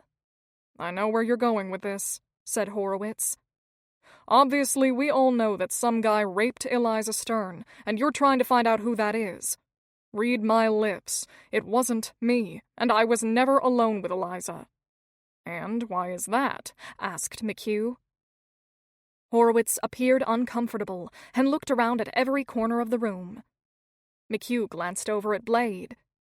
Dr. Horowitz, said McHugh, is there something you want to tell us? Horowitz took a deep breath and let it out. His initial look of irritation was replaced with one of resignation. I was never alone with Eliza Stern because I was having an affair with Jenny O'Hearn and she was always with me, said Horowitz. The patients on 3 West are so compromised that we used to meet in some of their rooms and, well, you know. No, Doctor, I don't know, said Blade. Illuminate me. Horowitz grimaced and waited a beat. We'd have sex, Detective. Jenny and I would go into Eliza's room every few days and share a moment. Satisfied? Why always Eliza's room? Asked McHugh. A few reasons, said the doctor. The patients on that floor require little maintenance, so rarely would any other staff be around. Also, Eliza had no relatives or friends. There was virtually no chance of being surprised by a visitor or well-wisher. And her room was at the end of the hall near the staircase, so we could easily get in and out. Let me get this straight, said Blade, unable to control her eyebrows from arching. You'd have sex with Nurse O'Hearn, check your patient, and move on to another patient? Pretty much. When was the last time you had a romantic encounter in Eliza's room? Asked McHugh. It's been at least 6 months, said Horowitz. Jenny and I ended it a while ago. Oh, yeah? Said McHugh. Now why is that? She met someone else and said she didn't see our relationship going anywhere. I wonder why, said a deadpan McHugh. She was hung up on the fact that I'm married, said Horowitz. Some women are so petty, said Blade, shaking her head. Horowitz's confused expression told them he wasn't sure if the detective was mocking him or agreeing with him. She started seeing this other guy and told me it was over between us. How did you feel about her ending it? Asked McHugh. I was cool with it being over, said Horowitz. Jenny is hot, but there are plenty of nurses who go for doctors, married or not.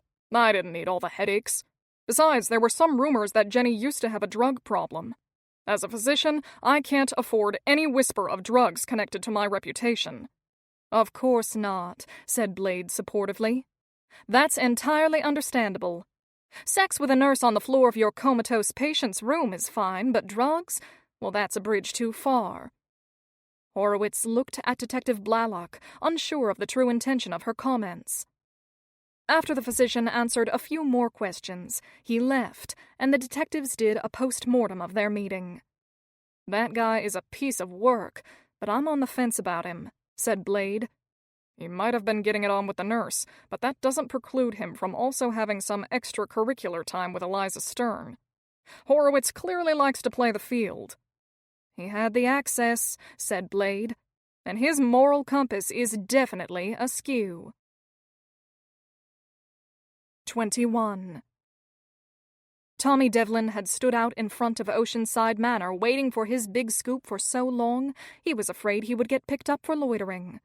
Getting a statement from anyone who went in or out of the facility had resulted in very little usable material. Nobody was talking, and the ones who were didn't know anything. His editor at the Bulletin was breathing down his neck, demanding to know when Devlin was going to deliver his big story. Short answer, he wasn't.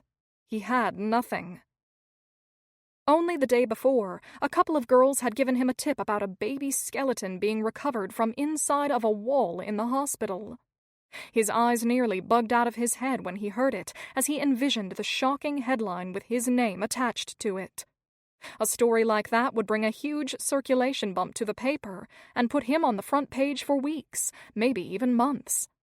After a little checking, it turned out that the baby in the wall story was completely bogus, another fake rumor, one of many that had been circulating.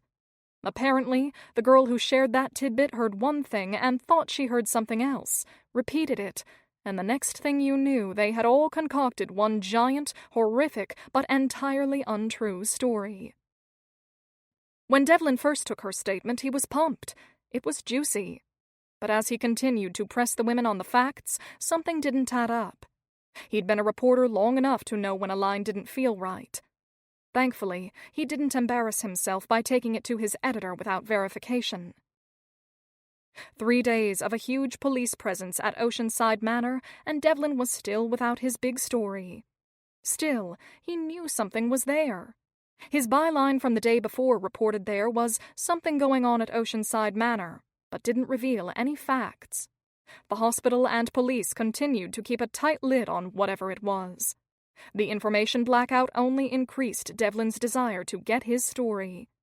The lack of transparency on the part of the police tripped his insatiable curiosity gene into high gear. His editor wanted the juice, and Devlin would be damned if he didn't deliver it with extra pulp. He called the facility administrator, Angela Crawford, and got lucky when she answered her own phone.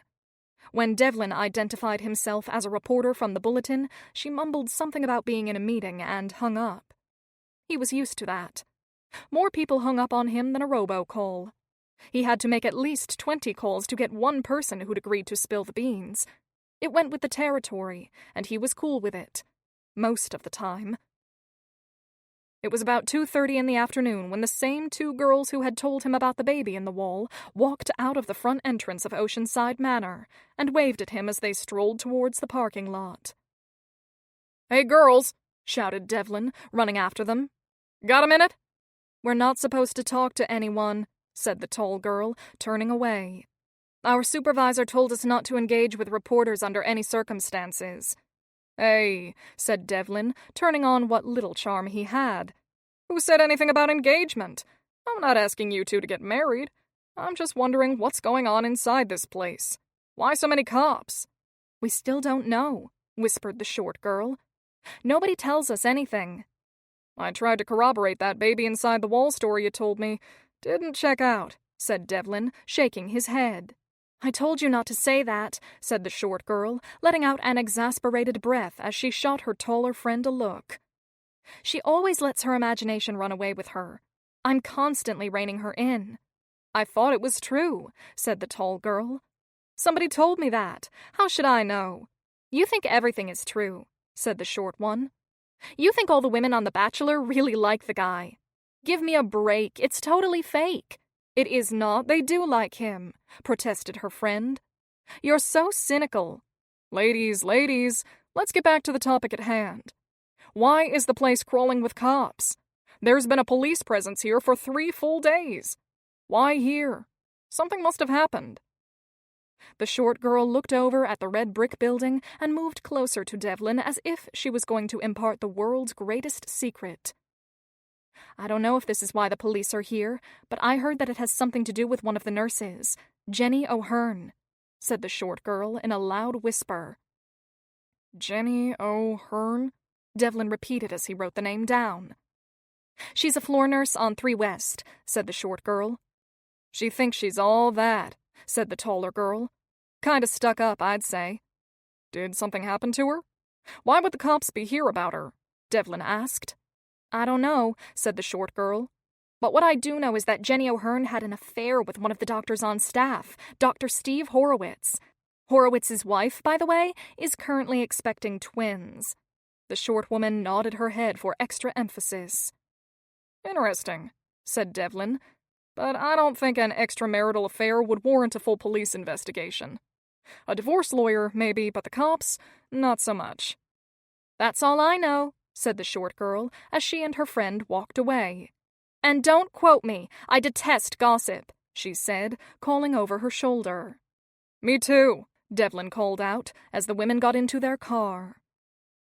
As far as he was concerned, he had nothing to quote, but still he didn't completely discount what he had learned. After years walking the crime beat, he knew that every piece of information added up to the sum of the whole. You can't discount anything. He leaned up against a tree to get out of the sun and made a mental list of what he knew so far. Half of the Oceanside Police Department is camped out at an extended care facility housing mainly brain-dead people. The cops aren't talking, and they're interviewing a lot of people. The baby skeleton story was a bust, unreliable sources. The head of the hospital hung up on me, and no information is being released. A nurse who works on the 3rd floor of the facility is allegedly doing the nasty dance with a Dr. Horowitz, whose clueless wife is just about to deliver twins. Huh. When Mrs. Horowitz finds out about the nurse, they're gonna need a cop. Note to self. Find out if Mrs. Horowitz is really in the dark. My gut tells me this is something.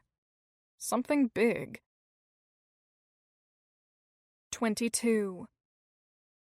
Walking back from the ladies' room, Angela stopped at a hall window and looked out, almost in a trance.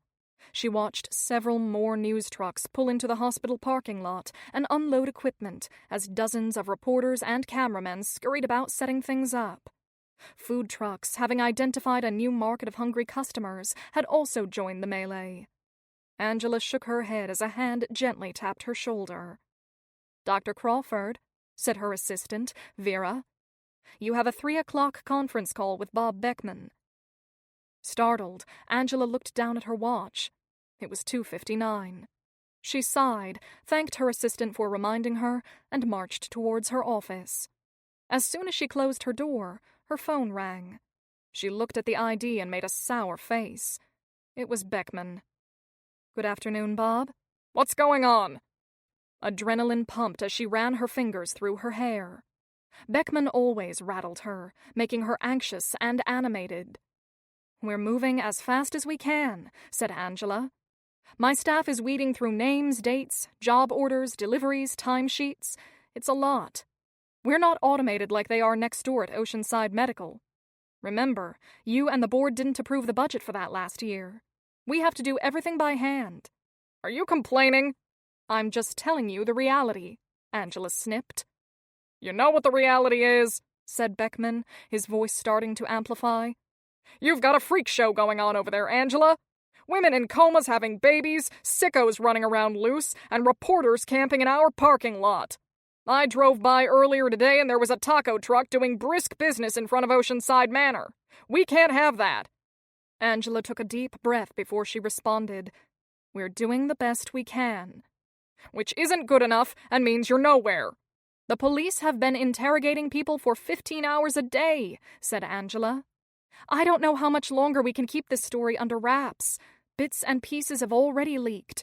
Reporters and news crews are all around the building asking questions. The truth is going to come out." "We can't let that happen," said Beckman. "Call the PR firm. Tell them I said to push the button tomorrow midday. They've been sitting on the release we crafted with the lawyers just waiting for my signal. Tell them it's time to roll it out. We need to get ahead of this story. Before it breaks, you need to inform the staff. Meet with your people first thing in the morning." 23. Sitting on the worn oatmeal-colored sofa in the familiar waiting room that evening, the sound of world music coming from hidden speakers was barely audible. It was set just loud enough to block out any noise coming from behind the closed office door. An essential oil machine pumped a light scent of patchouli into the air. For probably the 50th time, Angela examined the oversized adventure photographs that lined the walls. She had been seeing Virginia for years, and had grown fond of the therapist's no-nonsense approach and her adventurous spirit. Blown-up photos of diving, mountain climbing, kayaking, and whitewater rafting had been taken by the therapist on her many global excursions.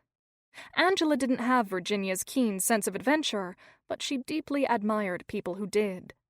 More single-goal-oriented, Angela focused her energy on her husband and medicine, and that was enough for her. Besides, these days they had no money for extravagant vacations. David had seen to that. The door to Virginia's office opened slowly, and a teenage boy of about 17 shuffled out looking like a deer in headlights. For a split second, the kid reminded Angela of her brother, Michael. The kid looked right past her at his mother, who was signaling from out in the hallway through the glass door, and the boy left. A moment later, Virginia stepped out of her office and waved to Angela. "Give me a minute," she said as she hurriedly walked by. "I've got to wee or I'm going to burst." Angela turned her attention back to the soothing pictures. Virginia had taken a great photo of tropical fish on one of her diving trips to the Caribbean. How wonderful and quiet it must be deep down in the water. No phones ringing, no one asking questions, no board of directors, only quiet. Lost in her thoughts, she was startled when Virginia burst back into the waiting room with her customary smile. "Angela, you're up," said Virginia, walking back into her office with Angela following obediently behind. "How are you?" said Virginia as they both sat. Virginia looked directly into Angela's eyes. "I've been better. I've heard there's quite a scuttlebutt brewing over at Oceanside Manor. It's an awful mess. One of our non-responsive patients went into labor 4 days ago." "How far along in her pregnancy was she when she was admitted?" asked Virginia. "You don't understand. This particular patient has been with us and in a coma for 12 years. "Holy shit," said Virginia, her eyes opening wide. The second after her words left her mouth, she caught herself. "Sorry, that wasn't very professional of me at all. You caught me by surprise. What I meant to say was, oh my, how did that happen?" "We don't know yet," said Angela, shaking her head. "There's a massive investigation going on right now.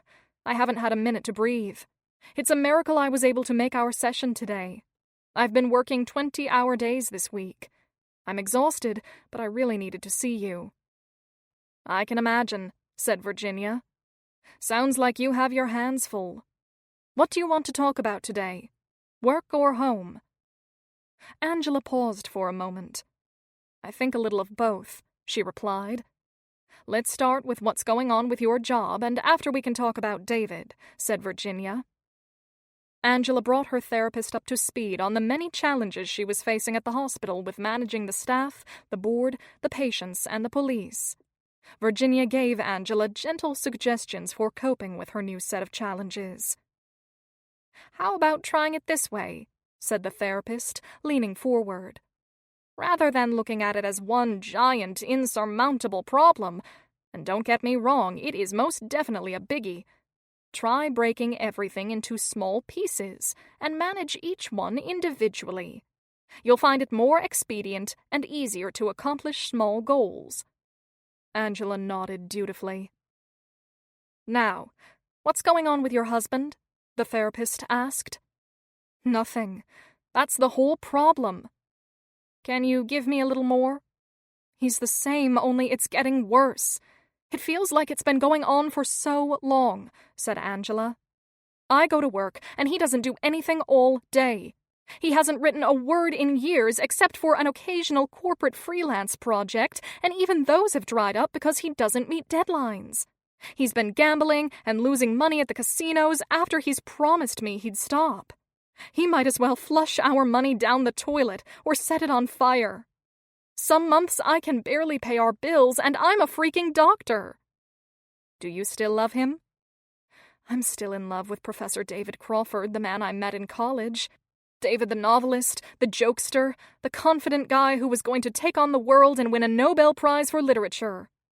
Every girl I went to college with had a crush on him, and he chose me. But the man I have now is so different from the one I married." "You think the old David is still in there?" "I thought if I gave him enough support, everything would eventually come together and he'd be able to start writing again. His writing was how he defined himself. Without that identity, he's blowing aimlessly in the wind." Virginia nodded in support. "Perhaps he peaked too soon having a best-selling novel in his early 20s. Sometimes success too early and too fast overwhelms people and sends them down the wrong path. It's hard to top a meteoric juggernaut that one achieved at 24. That's what I think too, said Angela. When his second book tanked, people in the publishing industry stopped calling and he lost his mojo. Add to that all the years of stress with us trying to have a baby. My husband really wanted to be a dad. I think he's still really sad that he's not. Being a father would have given him the purpose that he seems to be missing. We've talked about this before. You still won't consider adoption? Angela looked at her therapist with resolve and shook her head. You know why I don't want to. My brother and I were adopted, and it was hell for my parents after my brother started to lose it. When you adopt, you don't know what kind of gene pool you're fishing in. I won't put myself through that. 24. Day 5. As Beckman had ordered, the next morning Angela called an all-hands meeting of Oceanside Manor staff and carefully explained the particulars of the miraculous birth and the baby that now resided on 3 West. She answered dozens of questions and tried to rally her troops and put their concerns to rest. Getting teary as she spoke, she committed herself and the hospital to rooting out the problem and putting new procedures in place to make sure nothing like this would ever happen again. There is no place for something like this in our facility, said Angela. Families entrust the care and well-being of their loved ones to us, and we cannot fall short. Right now, we need to make things right so our families regain the confidence in Oceanside Manor that they once had.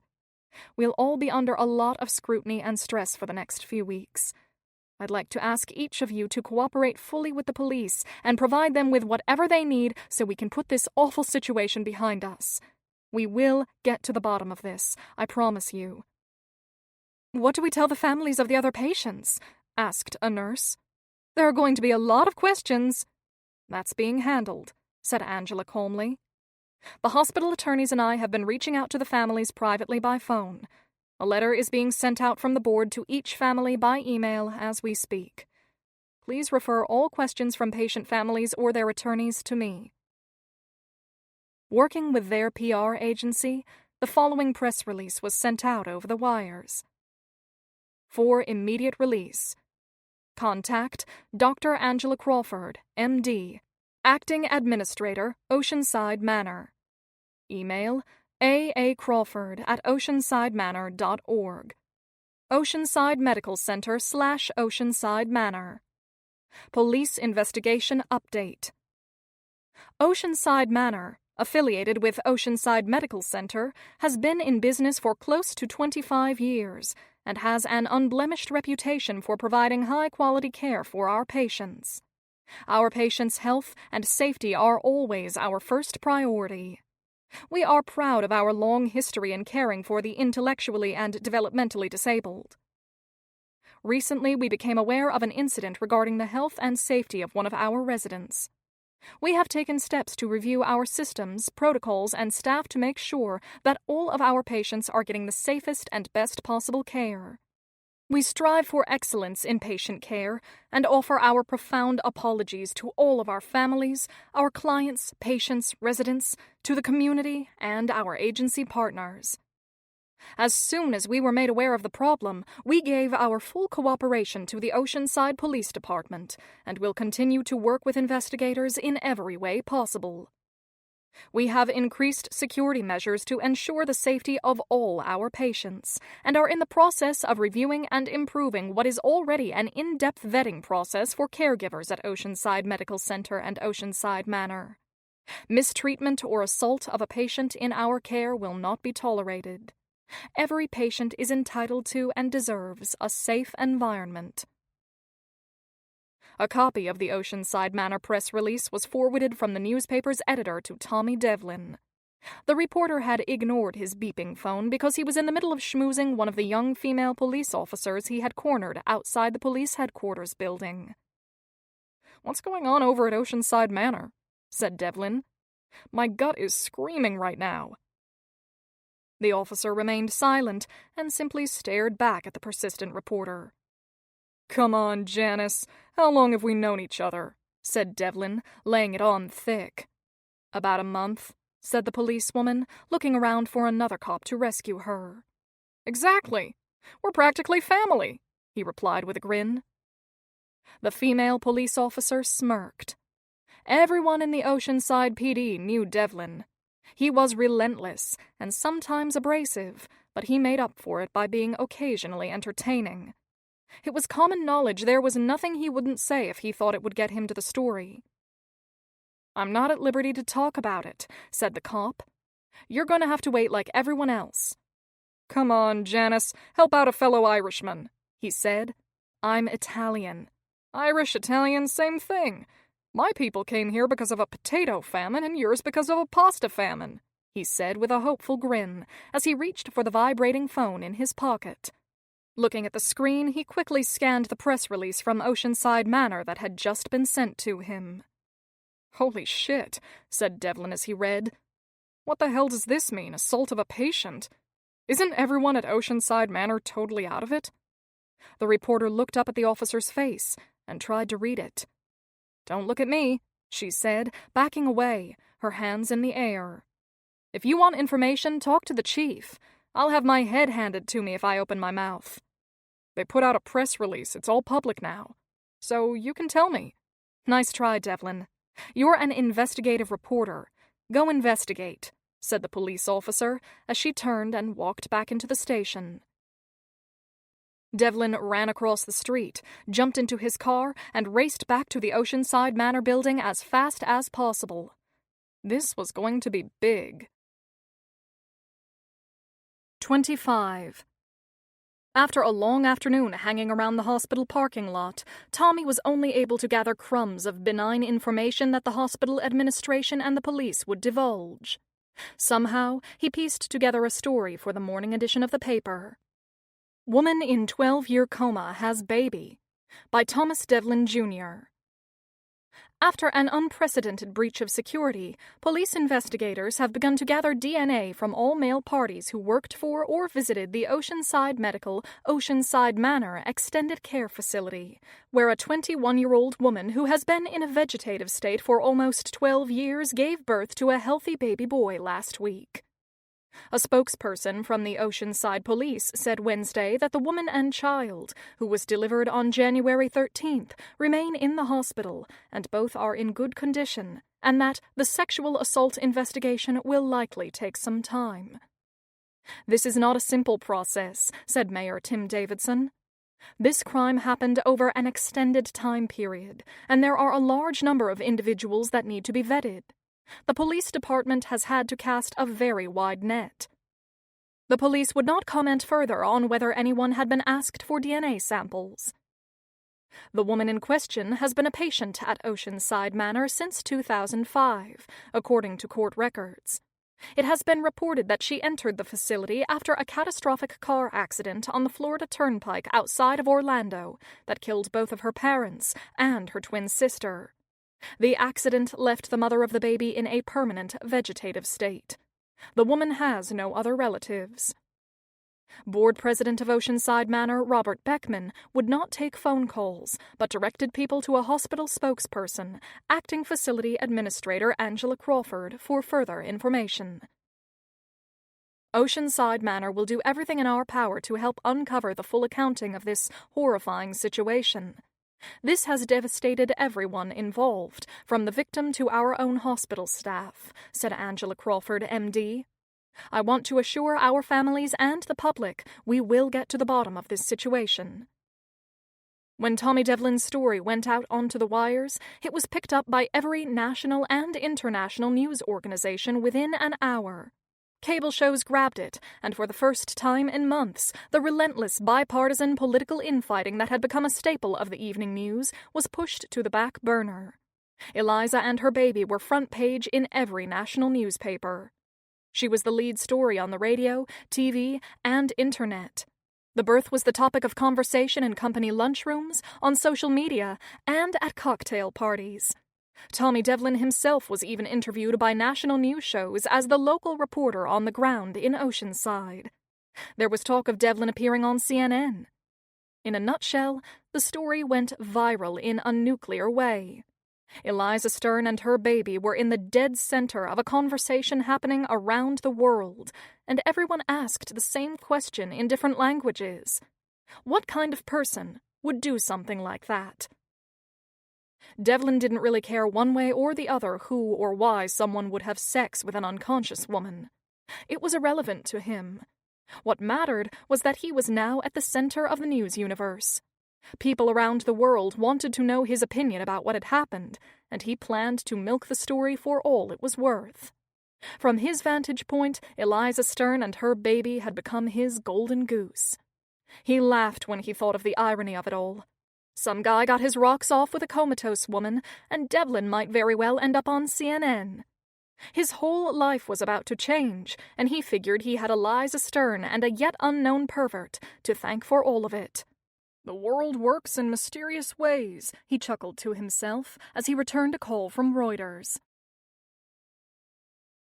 26. Day 6. A few days into the investigation, McQuillan and Blalock had come to a mutual conclusion on how to proceed. It became apparent that the only way they were going to find the person who raped Eliza Stern was to get a DNA sample from every male who had set foot in Oceanside Manor over a 3-month period the year before.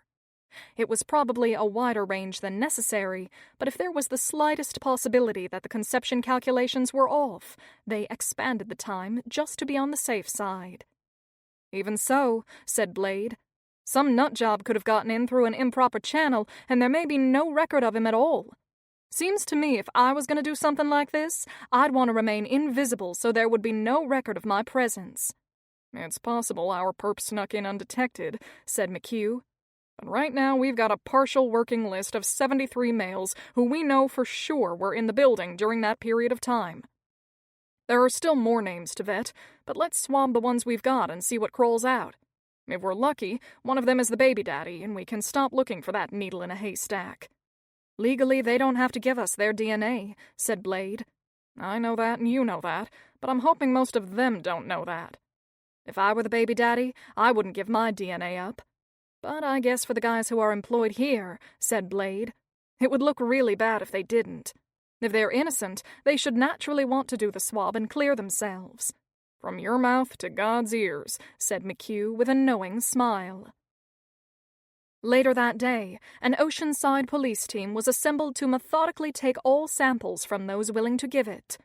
A line of men in all shapes and sizes formed in the hallway by the conference rooms being used by the police.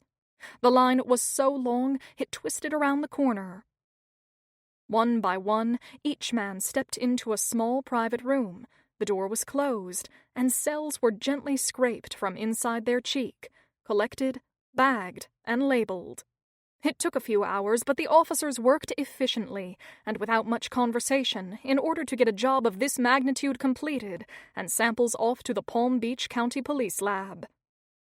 Until the investigation was over, no one other than hospital staff and immediate family members of patients were allowed into the facility for any reason. All deliveries and other business would be conducted and logged in the lobby. While things were surprisingly orderly inside the Oceanside Manor building, outside it was pure pandemonium. It had only been a few hours since Tommy Devlin's story broke. His front-page article was the catalyst triggering the global media world's descent on the normally sleepy Oceanside. Reporters and news crews 10 deep camped out on all the main streets in town. Local residents were annoyed their town had become overcrowded, while the restaurants, bars, and delis were delighted. For some entrepreneurs, this immaculate conception at Oceanside Manor was great for business. News of the baby had spread like wildfire within the walls of Oceanside Manor and throughout their sister hospital, Oceanside Medical. Nurses and doctors from all departments stopped by the room to see the tiny baby the world was so curious about. As Angela had mandated, the child received 24/7 care and was rarely put down, falling asleep in the arms of one nurse or another. The hospital staff had decorated the room. Many brought in baby things they had at home and created a mini nursery in Eliza's room. Colorful animal decals were placed on the wall next to the baby's bassinet, and a musical mobile hung over the crib. Stuffed animals of every shape and size lined the walls of the room, and soft twinkling music played in the background. A rocker and a changing table had been moved into the room and fully stocked with diapers and lotions. The staff even fought over who got to hold or feed the newborn on any given hour. Outside the hospital, a steady stream of flowers and baby toys piled up near the front entrance from well-wishers and looky-loos. Oceanside Manor had become a media and tourist mecca, and the tiny baby boy was the star attraction. Even Angela, despite all the stress, found herself over on 3 West taking her turn at feeding the infant, who the hospital staff had already nicknamed Eli after the baby's mother.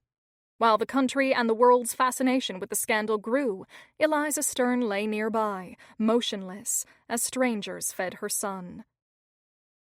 When Angela took her turn to hold and feed the baby, she looked carefully at his tiny head. It had only been 6 days since the little boy was born, but he already looked so different from that first day. When he first came out, he had just a little fuzz on his head, but already more was coming in. She smiled at him. "Look how nice and chubby you are now. Your face has changed. You are a beautiful boy." She gazed down at the infant in her arms and wondered what it would be like to have a child in her own home. She had thought those maternal feelings had vanished after all the years she and David had tried to have a child. Now, holding him and contemplating all she had been through, feelings stirred inside of her. That evening, when Angela left the building to go home, she had to fight her way through throngs of reporters and cameras, all clamoring to get a statement or picture from her. The hospital board and the company attorneys had been very specific about interactions with the press. There were not to be any until there was some closure on what had happened. "You understand me, Angela?" Bob Beckman had said at an emergency off-site meeting of the board that she had been summoned to. "Say nothing to anyone. When you come in or out of the building, look straight ahead and walk. Don't stop. Don't smile. You're a horse with blinders on. Clear?" "Clear." "It hasn't even been 24 hours since this thing broke in the press, and they're covering it in New Zealand. Can you believe that? My wife's sister is on vacation there, and she saw it on the news. New Zealand! Who even knows where that country is, anyway?" "I believe New Zealand is southeast of Australia, Bob," volunteered another board member. "I don't give a shit if it's northwest of the North Pole," shouted Beckman. "Bottom line, it's on the other side of the world, and Oceanside Manor is on the front pages of their newspapers. Everyone needs to keep their head down until we figure this out. If there's nothing else, and I hope to God there isn't, let's adjourn." "There is one more thing," Angela began, bracing for his reaction, while at the same time looking forward to it. "I hate to be indelicate, but I'm afraid the police have asked that all of you provide your DNA samples to them." "What the hell are you talking about?" demanded Beckman. "According to our records, the board had one of your quarterly meetings with Frank Farwell in the building just before Dr. Farwell left for Ecuador," said Angela. "The date of that meeting fell within the time period that's being investigated." "Why didn't anyone tell me about this?" said Beckman. "I'm telling you now," said Angela. "The police want your sample." "This is outrageous. You think that one of us attacked a woman in a coma?" said Beckman. "Whenever we had our meetings at Oceanside Manor, we all came and left together and went to lunch together. There would have been no time for any one of us to wander off." "Don't shoot the messenger," said Angela, turning her palms up, secretly pleased the police request for DNA had irritated Beckman so much. "They're taking samples from every male who was in the building during those 12 weeks. You're a male and you were in the building. It's not my call. It's a request from the police. We can't expect all of our employees to do this if our administrators and board won't." Beckman grumbled as he and the other board members made some calls and arranged for their samples to be taken somewhere other than at Oceanside Manor. That kind of publicity they didn't want or need. 27. Inside and outside the hospital, everyone was losing their minds except for Jenny O'Hearn. She remained calm and focused as she pored over documents in a small records room on the 3rd floor of the facility. Due to privacy laws, the hospital would release only material absolutely essential to the investigation. It was Jenny's task to keep those protocols in mind while she compiled the list and ruled out those who didn't fit the profile. She looked down at the column of names. One of these men is the father of Eliza's baby. One of them is a rapist. The small file room she was using had at one time been a staff break room before the hospital commandeered it for storage. Angela had turned the space over to Jenny while the project was ongoing, and the rest of the staff was told it was off-limits to all other personnel. It was now filled with boxes containing operational documentation, schedules, supply orders, patient dietary requirements, and so on. She pulled out a long cardboard box sitting on a metal shelf along the walls and dragged it with a thud onto the metal table in the middle of the room. The table was a remnant from the days when staff used to eat their lunch in there. She opened the box. It was filled with employee schedules from the previous year, and she separated the men from the women. Spotting another carton of files on a higher shelf, she climbed up on a chair and pulled it down.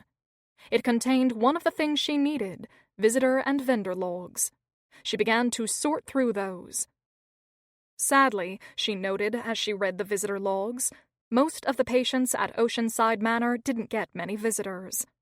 During the 90-day period that she was focused on, there were only 44 different visitors and only 11 who went to 3 West.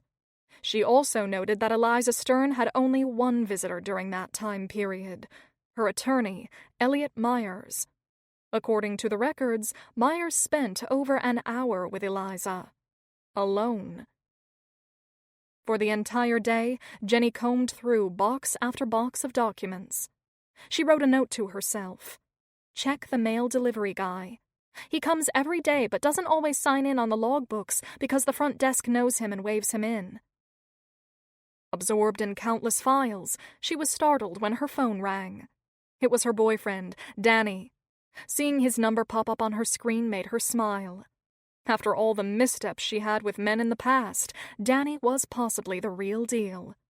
They had only been going together for a few months, but he was always so good to her, she had already decided he might be the one. "Jenny, what you doing?" he said, chuckling. Danny was always laughing. That was one of the reasons she liked him so much. He could always make her smile. "I'm up to my eyeballs in files, literally." "Still? You have no idea. There are thousands of data points to be matched. I'm doing it all by hand. This is the kind of thing that would normally be done by a computer. My eyes aren't even focusing anymore." "Poor baby. I'll have dinner ready for you when you get here." "Have I told you today that I love you?" "No." "Well, I do." 28. Late that afternoon, McHugh and Blade's car pulled into the Oceanside Manor parking lot for a 5 o'clock meeting with Angela and board president, Beckman. The hospital was ready to pass on the names they had compiled, and now the police would start banging on some doors. Blade put the car in park and looked at her watch. It was 4:40, still 20 minutes until their meeting. "You ready to go in?" she asked her partner. McHugh looked over at her and picked up his half-finished cup of almost cold coffee out of the cup holder and took a final gulp. "We got a minute. If we get there early, they're only going to make us wait in the lobby. Let me finish my donut," he said, as he unwrapped a half-eaten gooey chocolate mess covered with sprinkles. "Does Marie know you're still eating those?" "Hey, this past weekend she decided we were going gluten-free," said McHugh. "I didn't have any gluten for 3 whole days." "And how did you feel?" "I felt like crap," said McHugh. "I really think my body needs gluten." Blade gave her partner a withering look. "No, seriously. I could barely hold my head up. When Marie took a shower, I ducked out and got myself a bagel," he replied, as he stuffed the remainder of the donut into his mouth. "Oh, I almost forgot to tell you. Got a call on the prints they took from Stern's room. There were over 30 different sets. They were able to match all of them to staff except for one." "Our perp?" "Could be," said McHugh. "But something tells me it's not going to be that easy, and we've still got to identify who those prints belong to." "Any new theories you want to share?" said Blade.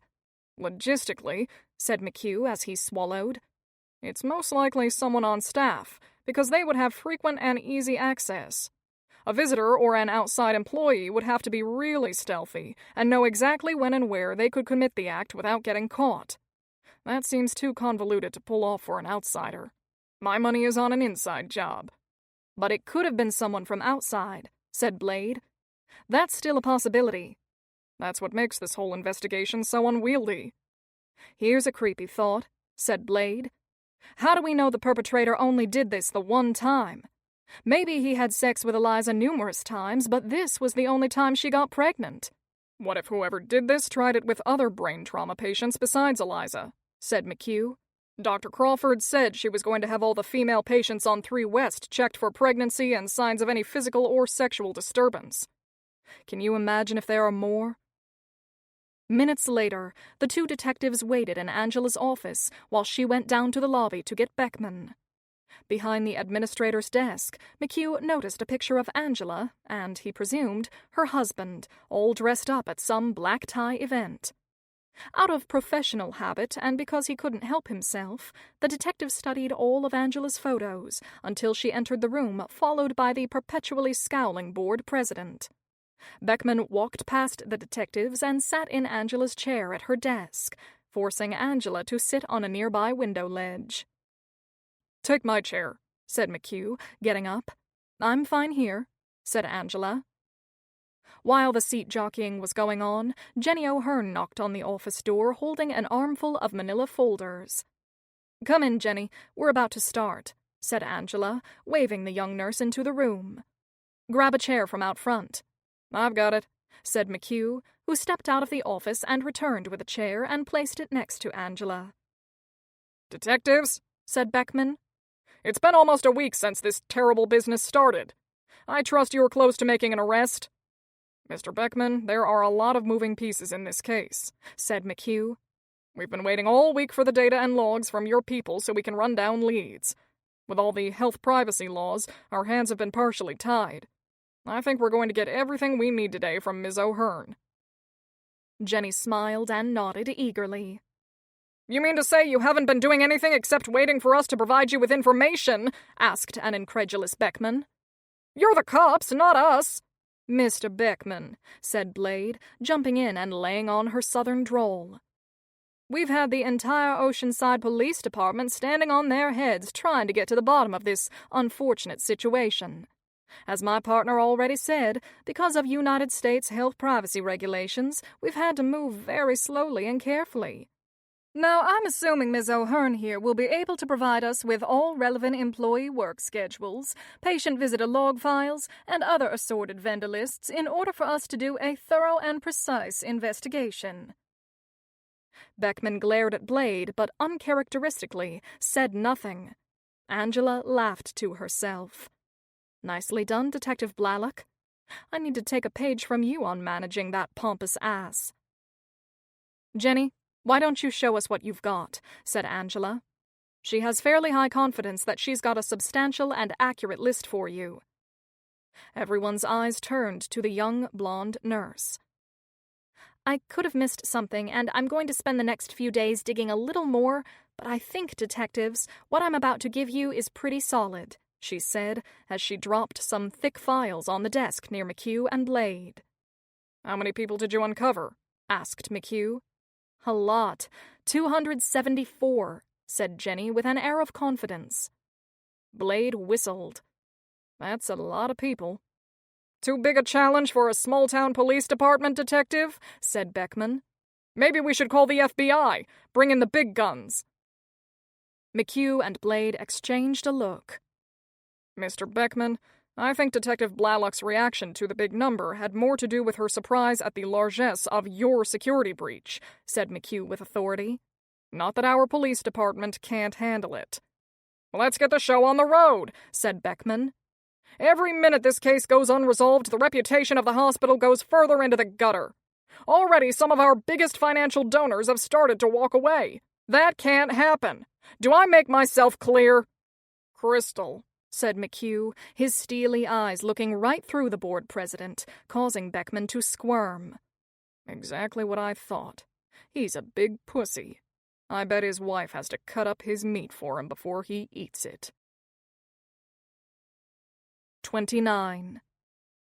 While his wife's world at the hospital spun out of control, David's routine remained painfully the same as it was the day, week, month, and even year before.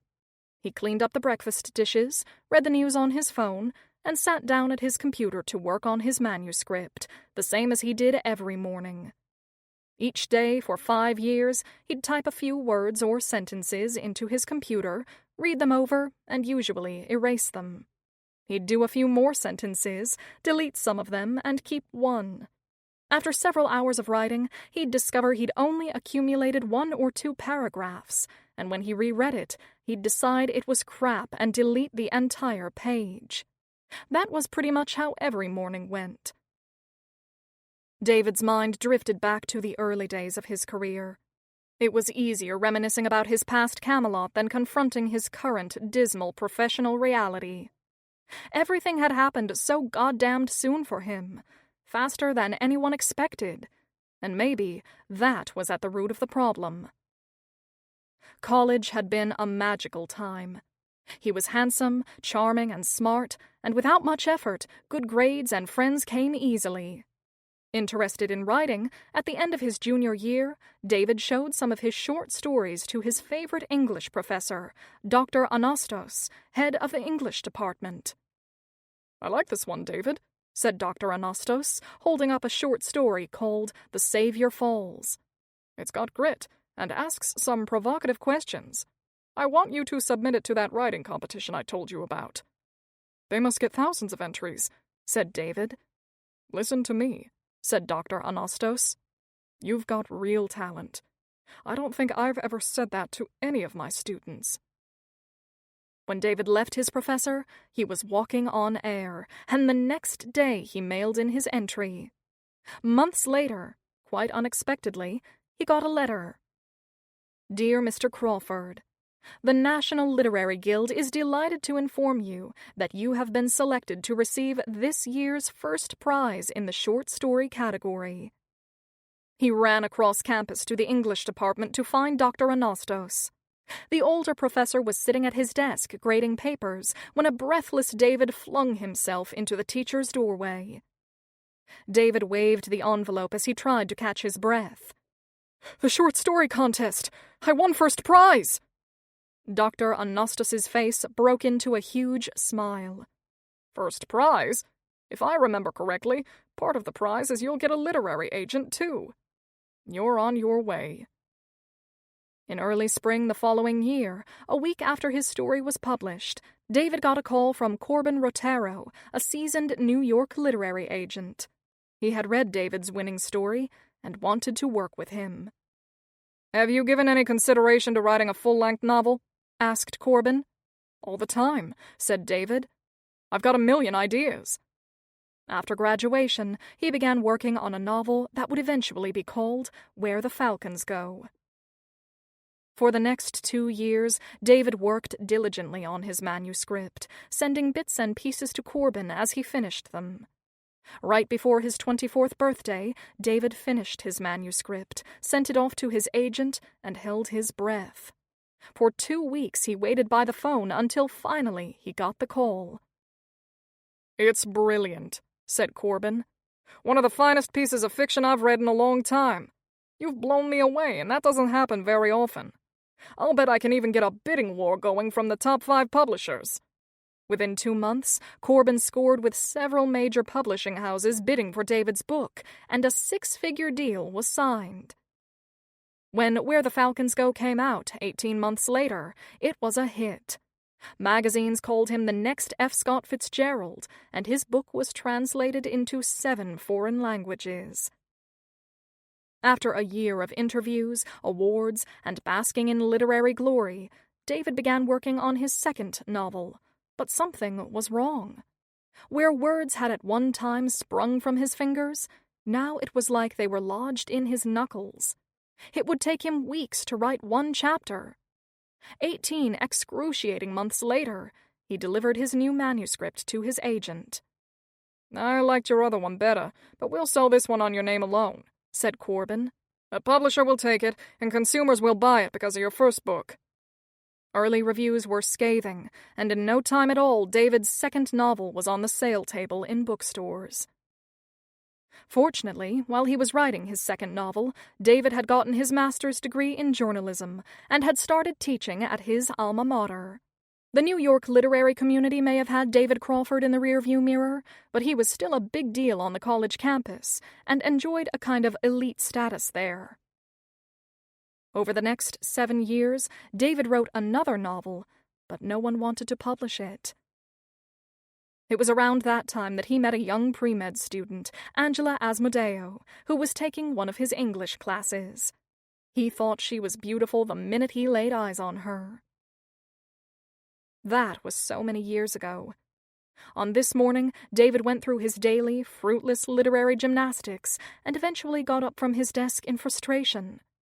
Washing his hands in the bathroom, he looked at the familiar face in the mirror. When did your hair get so white? His hair, mustache, and beard were prematurely white, but the skin on his face was taut, and his eyes were still twinkly blue and bright. He stared at his reflection and was overcome by a feeling of self-loathing. You think you can write? He said out loud to his image in the mirror. You don't have talent. You're a fraud. You thought you were such a big deal when you published that first book. You were so full of yourself, and now you can't string 2 words together. Feeling the walls closing in on him, he had to get out of the house. He splashed water on his face, grabbed his car keys, and headed out the front door. Before long, he found himself on I-95 driving south towards Davie, Florida. He knew exactly where he was going, where he always went when he felt like he couldn't breathe or live up to his own expectations. When he was in the middle of a game at the Hard Rock Casino, he wasn't a has-been writer anymore. He was the master of his universe, with Lady Luck sitting on the arm of his chair. Sometimes, when she was smiling down on him, he won big. At that moment, he felt lucky. Truth be told, that's how he felt every time he drove down to the casino. On some level, he knew he was no better than the guys who buy the lottery tickets with all the money from their Social Security checks, when they should be paying their rent or making a car payment. He knew this, but he couldn't help himself. He truly believed each time he went to the casino, that was the day he was going to beat the house. But it never, ever was. While he parked his car in the casino lot, he envisioned winning the big jackpot. He could see himself scooping up mounds of chips and cashing them in for tens of thousands of dollars. Then he'd buy his wife something special, a gold bracelet, or maybe diamond earrings, big fat ones. Angela deserved it, he thought, putting up with him all these years. She had thought she had married a future Pulitzer Prize winner. Now, all he wrote were the occasional corporate training manual, and he didn't get too many of those anymore. He turned off his car and inhaled. Today was going to be different. He could feel it. Today would make up for all the years he had disappointed her. The sliding front doors of the casino magically parted as David approached the entrance. A gladiator entering the Colosseum, he was alive again. At the casino, he wasn't mocked by the vengeful words on the page. Here, he was a player, and the possibilities were endless. The mere thought of winning made him high. Feeling his mojo return is what always brought him back to the roulette wheel or blackjack table. Setting foot inside the building, he heard the bells of the slot machines ring. Blood coursed through his veins, and his endorphins began to flow. Sure, he'd been on a losing streak, but a long downward period only made his inevitable win that much sweeter. Enveloped in the fantasy of conquering the table, he was sure this was the day he had been waiting for. As he walked through the different rooms of the casino, the catcalls of the players, the music of the slots, and even the stale smell of the room activated the dopamine in his brain. He was flying. Nothing would stop him from his destiny today. He started to walk towards the blackjack tables when an arm grabbed him from behind. "What are you doing here, Mr. Crawford?" David spun around. It was Vinny, the 6'4" security guard who worked at the hotel. If Vinny hadn't worked for the hotel, he might have been a professional wrestler. "I'm here to try my luck like every other person in this place," said David innocently. "Only difference between me and the rest of these jokers is, today, I'm going to win." "Sure it is, Mr. Crawford. But you're not supposed to be in here." "I don't know what you're talking about." "Come on, we had this talk the last time you were here. You took a casino loan and you ain't been paying it back in a timely manner. Boss said you can't play here until you're all paid up." "I think there's been some misunderstanding, Vinny." "No misunderstanding. The boss was very clear. I need you to turn around now and head out that door," Vinny said as he gripped David's upper arm and led him towards the exit. Once they were outside, Vinny let go, and David dramatically rubbed his shoulder as if he had been injured during their walk. "It's nothing personal, Mr. Crawford. You're a nice guy. Business is business, and you owe the casino money. It's that simple. Pay off your bill and you'll be welcome here again." David stood up as straight as he could in order to maintain whatever dignity he thought he had left. "Thanks so much, Vincent. Good advice. I'll be sure to get a check out to the casino in the morning. See you in a few days." "Sure, Mr. Crawford. See you, but only after the check is cleared. Okay?" 30. That evening, back in the supply room, Jenny dug through more boxes filled with disorganized documents. It was a tedious job, but she had enjoyed being in the inner circle at the hospital, sitting in with the board president and all the higher-ups, everyone wanting to know her opinion. It felt good. "You've surprised me in a good way, Jenny," Angela had said when they had a moment alone earlier that day. "I knew you were a diligent nurse, but your work on this very difficult project has been stellar." "Thank you, Dr. Crawford. I've tried really hard," Jenny had replied with a big, grateful smile. "Keep it up," said Angela, as she paused a moment. "Something is puzzling me. This has nothing to do with anything you're working on, but I noticed in your personnel file you took time off for about 3 months a couple of years ago. Mind if I ask what you did?" Jenny took a deep breath and her eyes narrowed. "Dr. Farwell didn't tell you?" asked Jenny. "Tell me what?" Jenny looked down at the floor. "What is it?" asked Angela, now intensely curious. "It's all over now, and there's no reason for concern. But for a time I had a little bit of a substance abuse problem," said Jenny, red-faced. "Mainly sleeping pills like Ambien, and a bad choice on my part to try something at a club one night. It got the better of me and affected my work. I talked to Dr. Farwell, and the hospital put me in rehab for 3 months.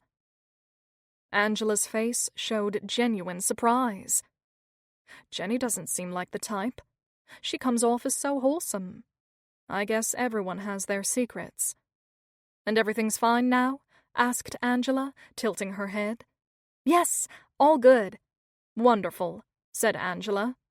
Anyway, you're doing a terrific job. Later, Jenny had called Danny and told him all about Dr. Crawford's compliments, and he, always supportive, had been so proud of her.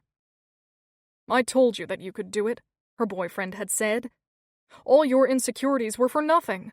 The work you did will give the cops the lead they need to break this case wide open. When they catch this guy, they'll have you to thank for it. Jenny reminisced for another minute about the wonderful man now in her life and was filled with gratitude. Her previous boyfriend, Brian, had been the polar opposite. She had been with Brian for 5 years. They used to smoke weed and get high together, and when they weren't high, he was just plain mean. One day, she realized that the only time he was nice was when he was flying. That chapter of her life was thankfully over now that Brian was out of the picture. She pulled out another heavy box from the shelf and dragged it over to the table and found more 3 West floor work orders, patient information and directives, dietary requirements, medicine changes, along with daily protocols for patients. She hadn't seen any of this stuff before. The interior of this box and a few others like them were in no order. Paper just dumped in willy-nilly. Patient records had been mixed in with other patient records, and there was no rhyme or reason whatsoever. It was like someone took a pitchfork and just heaved documents into boxes. Clearly, this hospital needs a better record-keeping system. By nearly midnight, after 5 hours of digging, she came across one of Eliza Stern's daily medical schedules mixed in with the rest. That's strange. Why would that order be in here? The document was dated from May of the previous year, during the window when Eliza Stern had become pregnant. Jenny examined the paper and wrinkled her forehead. This makes no sense. She folded the document in half, put it inside a manila folder, and tucked it into her bag to look at it more carefully later on. 31. That same night, when Angela was standing in their kitchen as David cooked, she told him about everything that had unraveled since that morning when the press broke the story. The floodgates of hell opened today, and all the demons flew out shooting poison darts in every direction, said Angela. I needed a security escort to go in and out of the building. The word chaos doesn't do justice to what was happening. People shoved cameras in my face and shouted horrible things. There was even press there from China. Can you believe that? China! At one point, the police had to intervene because the reporters and photographers surrounded me. Do you want me to take you to work in the morning and pick you up at night? I could park by that back entrance and you could go in by the rear door. The reporters won't be camped back there. Angela smiled appreciatively at her husband. The gallant man she married had been her knight in shining armor, but she rarely saw that version anymore. If only he would finish writing his damn book, maybe he'd find himself and we could be normal again. I want the man he was when we fell in love, confident and strong. He needs a purpose, and I may have found one. Let me see how it goes tomorrow. If it's not any better, I'll take you up on your offer, said Angela. I'm hoping it will die down as time passes, but you never know. Some stories stay alive for a long time and take on a life of their own. From a writer's perspective, I think the reason the press and everyone else is so infatuated with this story is because it's such a hideously disgusting tale that generates all sorts of awful visuals. That's why it's piqued everyone's interest. That's probably it, said Angela. I'd like to talk to you about something else. Shoot. You know how I was the one who delivered Eliza Stern's baby? David nodded. The last 6 days have been crazy, but the staff has really come together and rallied, said Angela. I'm so proud of them. They've turned Eliza's room into a sort of nursery, and people have volunteered to hold, feed, and change the baby. He gets more attention than a prince. That's a good thing, right? It's a very good thing.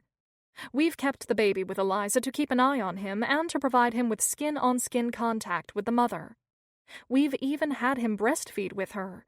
We're not sure how premature he was, but our guess is about 3 to 4 weeks. Angela paused and let out a breath as she got to the real point of her speech. I had a visit this afternoon from a Ms. Jablonski, said Angela. She's the intake caseworker with the Palm Beach County Child and Family Services Unit assigned to this case. Okay. I didn't think they'd move so swiftly given the kind of care we're providing to the baby, said Angela. She came to Oceanside Manor today to check on him and to let me know that it would only be a matter of days before they took him. It's criminal for that sweet little boy to start his life in foster care, don't you think? There's no family member who could take him? Asked David. Eliza's entire family was killed in a car accident, and as far as we know, there were no other close relatives. In all these years, she's never had a family member or a friend come to visit. If there is a relative, they're distant or want nothing to do with her. That's so sad, said David, shaking his head. I've heard awful stories about children in the foster system. Sure, there are some good foster families, but there are some very bad ones, too. Some people do it just for the money. He's such a beautiful baby. You should see him. Big, chubby cheeks, and he makes the cutest faces. I've spent some time taking care of him myself. Really? I don't know why, but I feel a connection to him. Maybe because it happened in my hospital or because I delivered him, or both.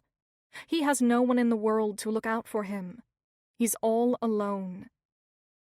They sat in silence for about 30 seconds when finally David spoke. "I've got a thought. Hear me out, Angela," he said. "We've always wanted a baby. Why couldn't we foster him?" "I don't know," said Angela, turning away and looking out the window. "That's a huge commitment, and you know how I feel about adoptions." "You never wanted to adopt because you said you'd never know what kind of a gene pool you'd be getting, right?" "Exactly." "But in this case, we do know the mother," said David. "We know she's not crazy or a drug addict." "But the baby's father is a rapist," Angela said, turning back to her husband. "You want a child whose birth father assaulted a woman in a coma? What if the father's predilection is passed on to the son?" "You're borrowing trouble," said David. "It's a proven fact it's not only nature that forms people. Nurture has just as much to do with the outcome as genes. Maybe more. We can do this, Angie. We could give that little boy a home." David stared at his wife. For years he had tried to get her to agree to an adoption once they knew they would never be able to have children of their own. She had always been emphatically opposed to it, wouldn't even discuss it, but this time he sensed a crack in her armor. "I suppose we could foster him for a while and see how it goes. We wouldn't have to commit to anything permanent," said Angela, tapping her nails on the kitchen counter. "Exactly." "The baby is special. Everyone says so. He's completely healthy," said Angela in measured tones, as if she were trying to convince herself. "I guess when you think about it, he actually had the safest and most perfect womb to grow in." "We're in agreement?" asked David, smiling. "If we don't take him," said Angela, "he's going to be thrown into the foster system.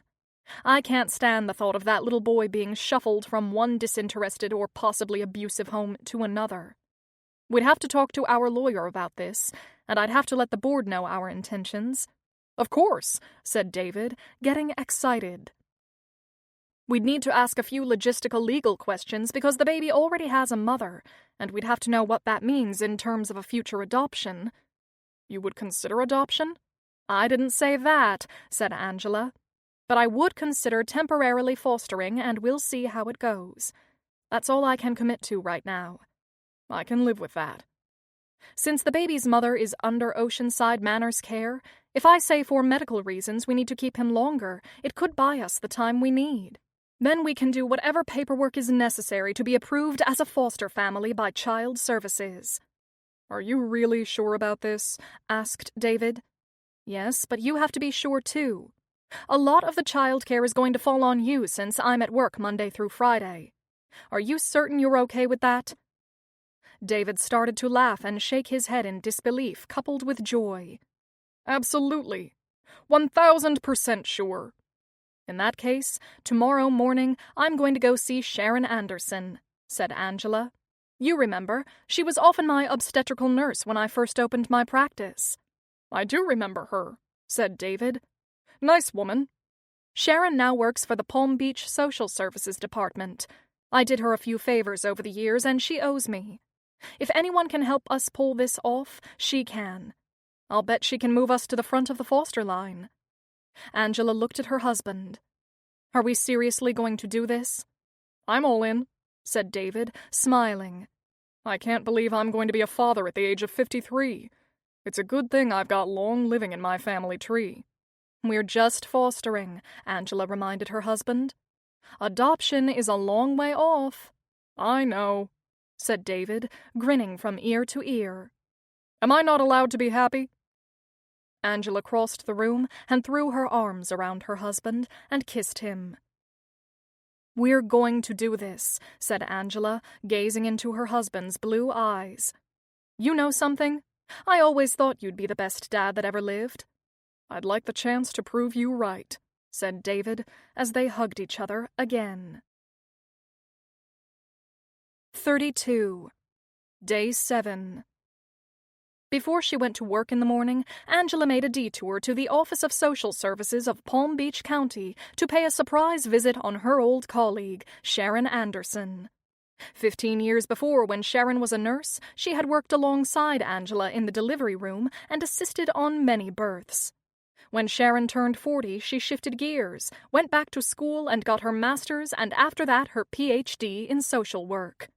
The two women had always had a good professional relationship, and Angela had been one of Sharon's references for graduate school.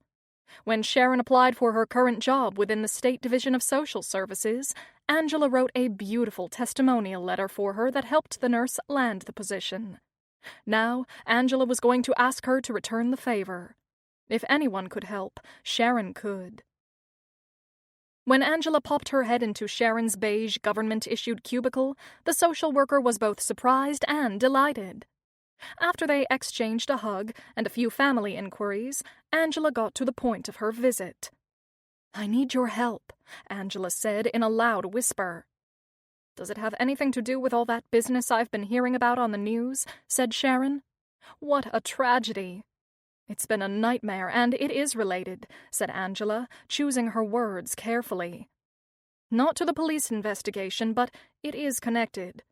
If I can help you, you know I will." "As I'm sure you heard," said Angela, tapping her nails lightly on Sharon's desk. "One of our patients delivered a baby last week, a boy. Right now he's being looked after round the clock by a team of nurses and doctors. He's getting the absolute best care. But soon he'll be moved into the foster system. If there are no family members willing to take him, that is what will happen," said Sharon. "That's how it works. There is no family that we know of. Everyone at the hospital has become so attached to him. He's really darling. I've given this a lot of thought, and my husband David is on board. Sharon, we want to foster the baby, and then if all goes well, adopt him." Sharon's jaw dropped. She hadn't seen that coming at all. During the years she had worked with Angela, she had always admired the physician's medical skills and bedside manner, but Angela never struck her as particularly maternal. She thought Angela's career had always come first, though she vaguely remembered hearing a rumor that the Crawfords had gone through infertility treatment. She wondered if Angela had been all business only because she couldn't have a baby. "I didn't think you wanted children." "For years I didn't. My career and my husband were always enough for me. When I was about 33 and my biological clock started ticking, I changed my mind." "I had no idea," said Sharon. "David always wanted kids, so we started trying and eventually found out we couldn't," said Angela solemnly. "We even tried in vitro, but that didn't work either." "It must have been difficult for you." "I thought I had moved on and accepted that children weren't on the cards," said Angela. "This miracle of a little boy appeared out of nowhere, and somehow I know I'm supposed to be his mother." "There's a lot of things that would have to happen before you could adopt." "As soon as the baby's strong enough," said Angela, getting more animated and smiling. "Instead of putting the baby in foster care, David and I could foster him in my home and take care of him there. Who would be better than us? I'm a doctor. I can take care of his every need, and my husband works from home. David would be the primary caregiver." "This is all highly irregular," Sharon said. "That's an understatement. Wouldn't it be better for the baby to be in a home where he's loved versus in some institutional setting or with a family who's doing it for the money?" "Of course it would. I'm sure you'd be a terrific mother," said the social services director. "I can't promise you completely smooth sailing on this, but I can pull a few strings to make you the provisional caregiver." "That would be amazing," said Angela, smiling. "For the time being, you'd simply be classified as a foster family," said Sharon. "There will be reams of documents to fill out in order for you to be eligible to foster a baby. I can fast-track your application to allow the baby to be in your care while his case is moving through the system. From what you've told me, the good news is you don't have to worry about someone coming forward and exercising their parental rights. That's what adopting parents worry about the most. After a certain period of time, you can then apply for the legal adoption." "How long does that take?" "It can take years," said Sharon. "But the courts would most likely grant the adoption in your favor if the child has been thriving while in your care." "What do I need to sign?" said Angela. 33. Jenny hoped she would finish her research project by the end of the week and get back to what she loved, nursing. As each new name surfaced, she would systematically pass it on to the police. At one point, Jenny got excited because she thought she had figured out who did it. According to the work schedules, there was one male nurse who was on duty at all the right times and dates. She really thought he was the one, and was about to call the detectives, but stopped when she came across another box of payroll stubs that painted a different picture. Turned out, the male nurse she suspected to be the rapist had been on the schedule but had a death in the family that month, and other nurses took over his shifts. He wasn't even on the property for 4 weeks. When her stomach started to growl, Jenny checked the time. It was 2:30, and she hadn't had any lunch. Not wanting to stop because she thought she was close to something, she looked around the room for something to eat. Nurses and aides often used this room for private phone calls on break or lunch, or even a quick nap when needed. She hoped someone had left a package of something edible behind. She opened up all the cabinets and drawers and let out a little cry of joy when she found a sleeve of saltines. After consuming 6 or 7 crackers, her mouth was dry. She took a big swig from her water bottle and it went down the wrong way, which made her cough. Getting up to clear her throat, she paced around the room until the coughing subsided. Out of the corner of her eye, she noticed a tall, slim, beige file cabinet tucked behind a larger one. She didn't know that cabinet was there until that moment. Curious, she opened a drawer and looked through the names in the files. One name looked familiar. Kramer Paul. She took the file out and opened it. Paul Kramer? I know him. I took care of him once when I filled in for one of the nurses on 4 East. He's the guy who almost drowned but never regained consciousness. Why are there patient files mixed in with the operations files? These should be in the records department, not in here. Geez, Oceanside Manor has some serious record-keeping issues. Jenny sifted through the cabinet until she glanced down at her watch. She had just wasted 30 minutes on something not germane to her task. She shut the drawer and went back to examining the work schedules and visitor logs. She was already in the K's and certain she'd complete the L's today, as she had promised to Angela. Still hungry, she got up to get a few more crackers, and the beige filing cabinet caught her eye again. I wonder if Eliza Stern has files in there, too. She opened the second drawer of the beige cabinet and ran her fingers through the S's. 3/4 of the way back, she found Stern Eliza. She lifted the brown folder out of the drawer and sat down at the table. Slowly, she went through each page of Eliza's file.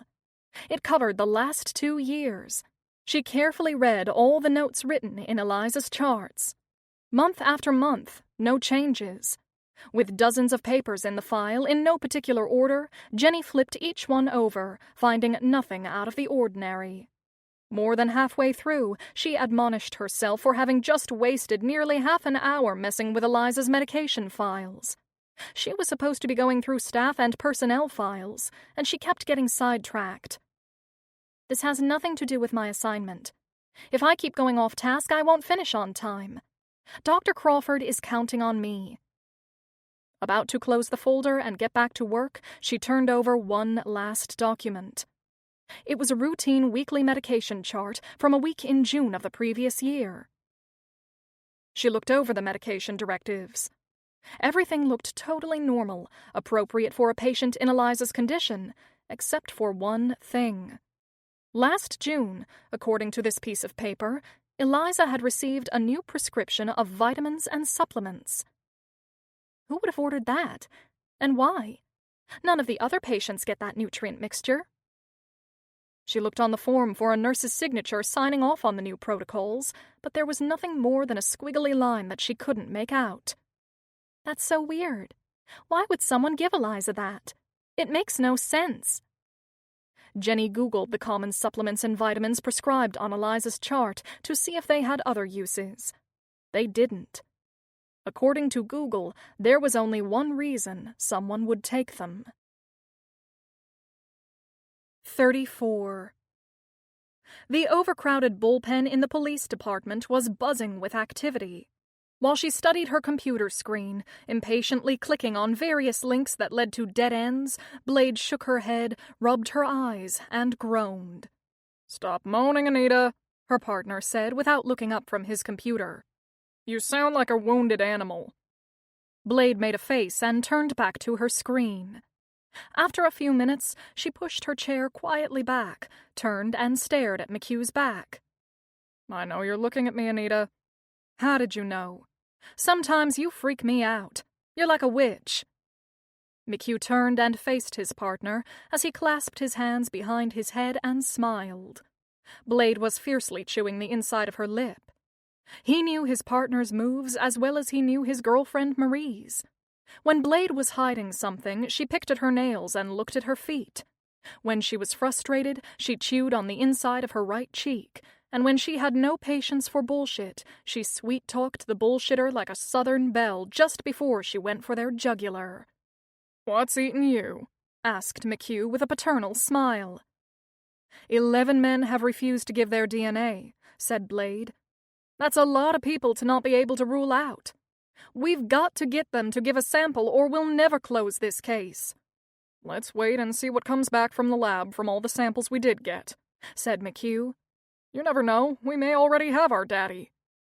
"If you were the father, would you have given your DNA?" asked Blade. "Not a chance," said McHugh. "But our perp could be a simple Simon who just likes incapacitated women but has no understanding of how DNA works. That's what I'm banking on. Who are the holdouts?" Blade turned back to her computer and pulled up a list. "Looks like all the staff members have been swabbed," she said. "They didn't have much of a choice," said McHugh. "Crawford told the entire staff that if they didn't submit, they would be dismissed, and she meant it. Who else is left?" "Looks like 7 outside maintenance and temporary staff, 2 plumbers, an air conditioning guy, 2 temps who worked in food service when some of the regulars were out with the flu, and a guy who waters the plants." "That's 7. You said there were 11. Who are the other 4? "Patient relatives," said Blade. "Kevin and Tim Mulcahy, sons of a coma patient on the 2nd floor, and Raymond Barbaro, the father of a patient on 3 East. But Barbaro is nearly 80. "I know a couple of 80-year-olds who are major womanizers. If he is mobile, we can't rule him out because he's 80, not in the age of Viagra. If he can get up, he can get it up." Blade let out an exasperated sigh. "Last but not least, Peter Paris, the twin brother of Martin Paris, who is also a permanent resident on 3 West. If you remember, when we interviewed him, we both thought he was a legit possibility. He would have had easy access from his brother's room next door." "I'll take the plumbers, the aircon, and plant guys. You do the food service temps, and let's see if we can get some of them to have a change of heart." "What about the patient relatives?" "I'll take the Mulcahy brothers and old man Barbaro," said McHugh. "You can have Paris." Later that day, while McHugh and Blade worked the phones trying to sweet-talk 11 men out of their DNA, the lab reports they had been waiting for arrived. The 2 boxes were dropped on the detectives' desks, making simultaneous thuds as they landed. Both detectives in the middle of a DNA phone pitch looked up when they heard the noise. Realizing what had just arrived on their desks, McHugh signaled to his partner with a circular hand gesture to wrap it up. Minutes later, both detectives dug into the lab results. Within a short amount of time, the results were clear. After testing over 200 DNA samples, the lab had determined there was not a single match. Not even close. "Damn," said Blade, as she read the last page summary for the 3rd time. "You didn't think the perp was going to be in the first 200, did you?" said McHugh. "It's never that easy." "I hoped." "Hope for the best and prepare for the worst. There's still 11 more people to vet. It ain't over yet." "How did you make out with Peter Paris?" asked McHugh. "Doesn't want to give his DNA," said Blade. "He said he doesn't even use Facebook, values his privacy. He's not going to play nice with us." "We'll circle back on him later. In the meantime, both plumbers reluctantly agreed, and so did the Mulcahy brothers," said McHugh. "They'll meet us over at Oceanside Manor to do their swap later this afternoon." "How did you get them all to say yes?" "I told them they had to." "But they don't have to," said Blade, sitting up straight and looking directly at her partner. "I know that and you know that, but they don't know that. said McHugh. "What happens when they find out?" "Then it will be too late." 35. Nearing the end of their shift, Blade pulled their unmarked car up in front of Oceanside Manor. She noticed the news van and reporter count had grown even larger than from the previous day. "Would you look at that?" she said to her partner. "Those reporters are multiplying like rabbits." "This thing is mushrooming. It's becoming an international story," said McHugh, popping an antacid tablet in his mouth as they got out of the car. "I got a cousin in the army stationed in Stuttgart, Germany. He called me last night to tell me Oceanside and the baby story was all over the German news." As the two cops crossed the parking lot, several reporters with cameramen in tow, including Tommy Devlin, ran towards them. "Detective McQuillan," said Devlin, pushing his way to the front of the pack. "Do you know who the father of Eliza Stern's baby is? If you don't know, when will you know? When are the police going to make a statement? Where's the baby right now?" Stone-faced, McHugh and Blade moved silently through the crowd of relentless newsmen and women and into the building. The Mulcahy brothers and the two plumbers were waiting in the lobby and were directed into a private room for the official swab.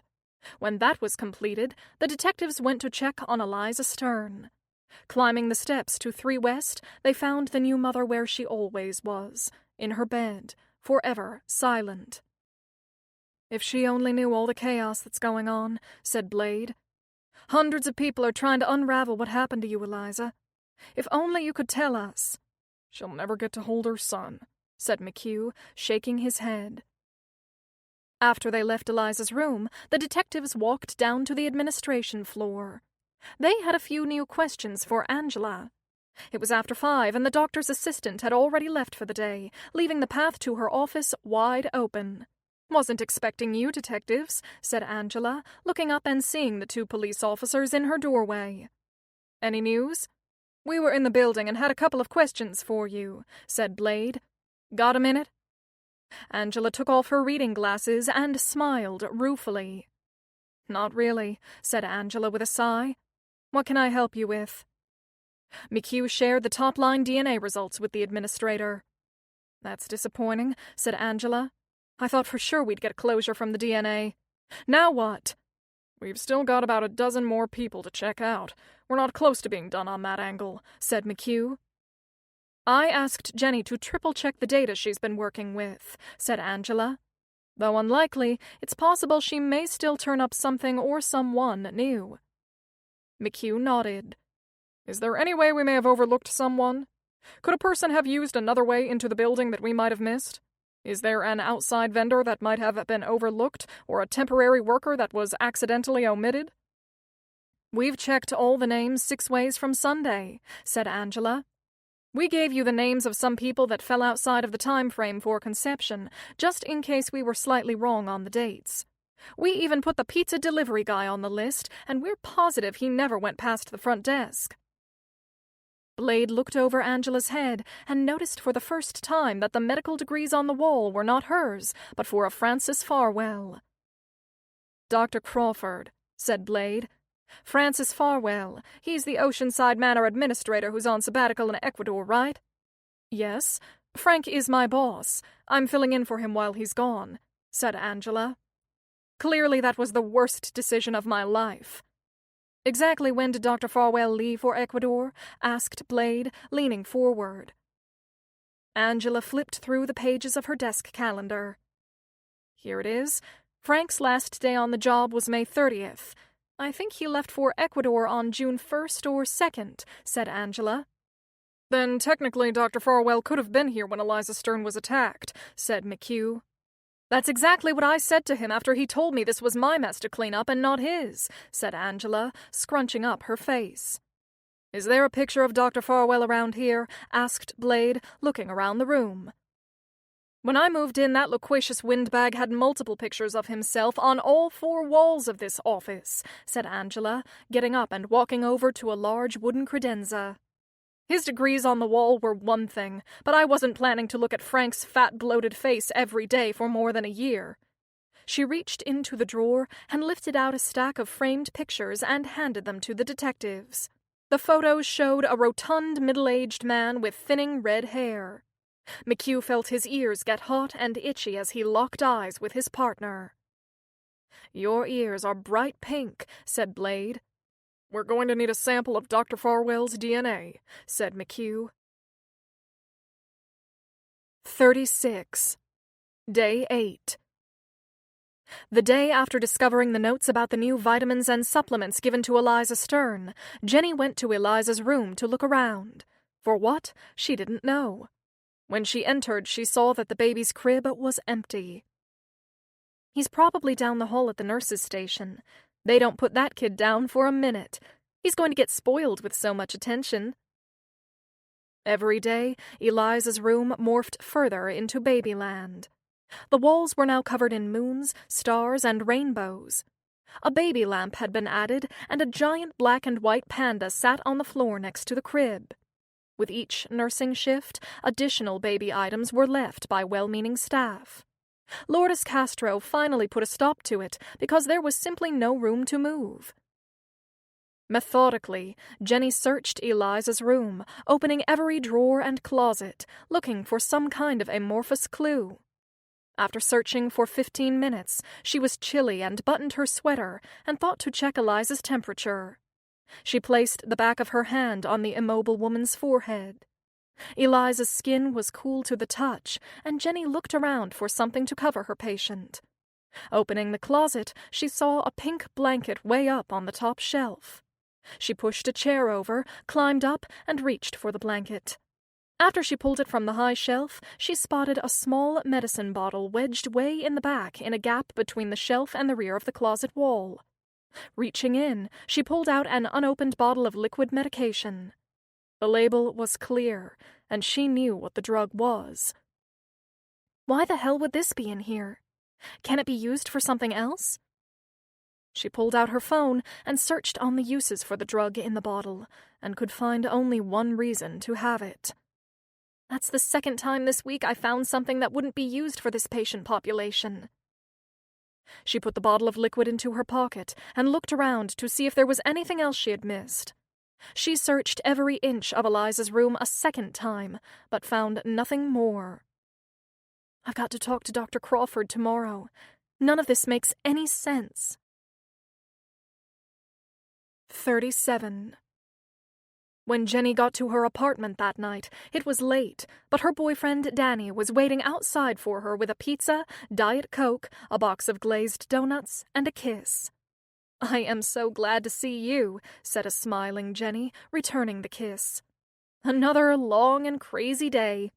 "I'm told pizza can fix anything," he said, waving the box, as the two walked into her apartment and turned on the lights. Flipping on the television to watch the news, they ate without much conversation. "This is unusual," said Danny, his mouth full of pizza. "What?" "You're not talking. That almost never happens." "I'm tired. Long and weird day." Jenny took another bite of her slice and drifted off in thought. "Supposed to get a lot of rain this weekend?" said Danny, trying to make conversation. "I was thinking that maybe we could go—" "I think the man who impregnated Eliza Stern didn't mean for it to happen. He just wanted to get his rocks off and go on his way. But what if, later on, he realized she was pregnant and it would lead back to him?" "I was wondering how long it would take you to get on this topic. Why don't we talk about something else for a change?" said Danny. "It must mean he works in the hospital, or at least he's there all the time. What if it's a nurse, an aide, or even a doctor? What if it's someone I know?" "If it was a nurse or a doctor, of course you'd know them," said Danny. "Today I was poking around in Eliza Stern's room." "Why are you doing that? That's what the cops are there for." "Stay with me a second," said Jenny. "So I'm in her room, just looking around to see if there was anything that was missed." "You think you're better at this than the police?" "I'm a medical professional and they're not," said Jenny. "There are things I would notice that the layperson wouldn't, not even a cop. While I was in Eliza's room, I noticed she was cold, so I climbed up on a stool to get a pink blanket from the top of her closet. Something glimmered and I found this." Jenny held out a small medicine bottle in her hand for Danny to see. "You know what this is?" I don't, but I know you're going to tell me. It's Pitocin, said Jenny matter-of-factly. She moved closer to her boyfriend and continued talking. Pitocin can be used for a number of things, but one of the main things is to induce labor, she said. What if the person who had sex with Eliza Stern realized she was pregnant? Then, what if he tried to induce an abortion to get rid of the baby so it couldn't be traced back to him? You'd have to be a medical person to know how to do that, said Danny, a look of disgust on his face. I certainly wouldn't know how to pull that off. What if it was Dr. Horowitz, said Jenny, her eyes bugging out. He's always hitting on all the nurses and aides. He even flirts with the college volunteers. He'd know how to administer and use Pitocin. That makes total sense, and it would explain everything. I'm sure the last thing Steve Horowitz expected was Eliza getting pregnant. You're jumping to conclusions without much information. Besides, the baby wasn't aborted, said Danny. The baby is alive. Maybe whoever got Eliza pregnant was going to use the Pitocin but chickened out, said Jenny, on a roll. Or maybe they got fired or got a new job and figured they were in the clear, long gone by the time the baby came around. Didn't you tell me that you and Horowitz once had a thing? It was nothing, said Jenny coldly. Horowitz has a thing with every woman on staff under 40. Did you tell the police about the Pitocin? Not yet. I discovered it right before I left work, said Jenny. I'll tell Dr. Crawford in the morning. I kind of feel sorry for her. She's got a lot on her plate right now. If you're right about this, it could be huge, said Danny. Maybe it wasn't Horowitz, but I'll bet money it's someone on the medical staff at Oceanside Manor or Oceanside Medical. I know the cops were looking at maintenance people and gardeners, but in order to use Pitocin and induce an abortion without killing the patient, you'd have to really know what you were doing. There would be a lot of blood. 38. Day 9. When McHugh and Blade arrived at work in the morning, there was already an urgent message from Angela Crawford saying she needed to see them immediately and asked if they could all meet in her office at 9:15. After checking in with the chief, the two detectives drove across town to Oceanside Manor.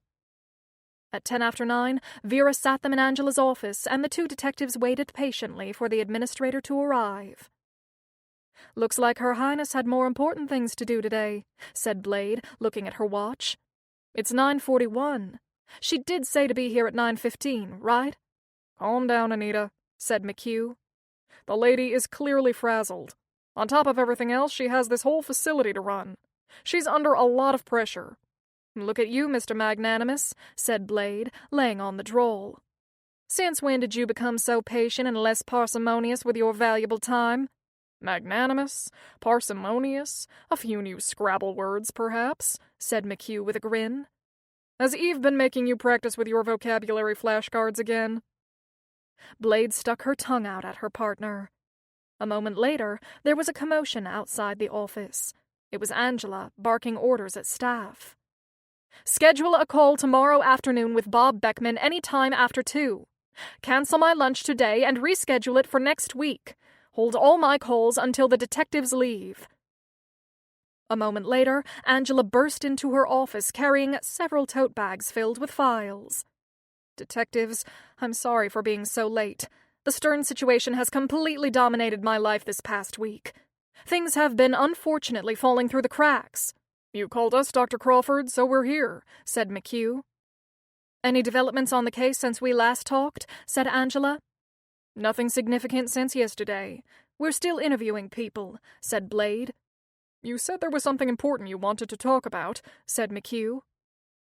Angela reached into her bag and pulled out a small, clear bottle, the kind used for drawing medicine with a syringe, and placed it on her desk.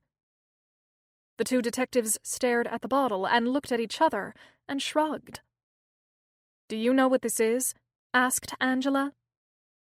McHugh leaned over and picked up the small bottle, and his ears started to itch, but he uncharacteristically ignored the feeling. "The label says Pitocin," said McHugh. "I don't know what that is."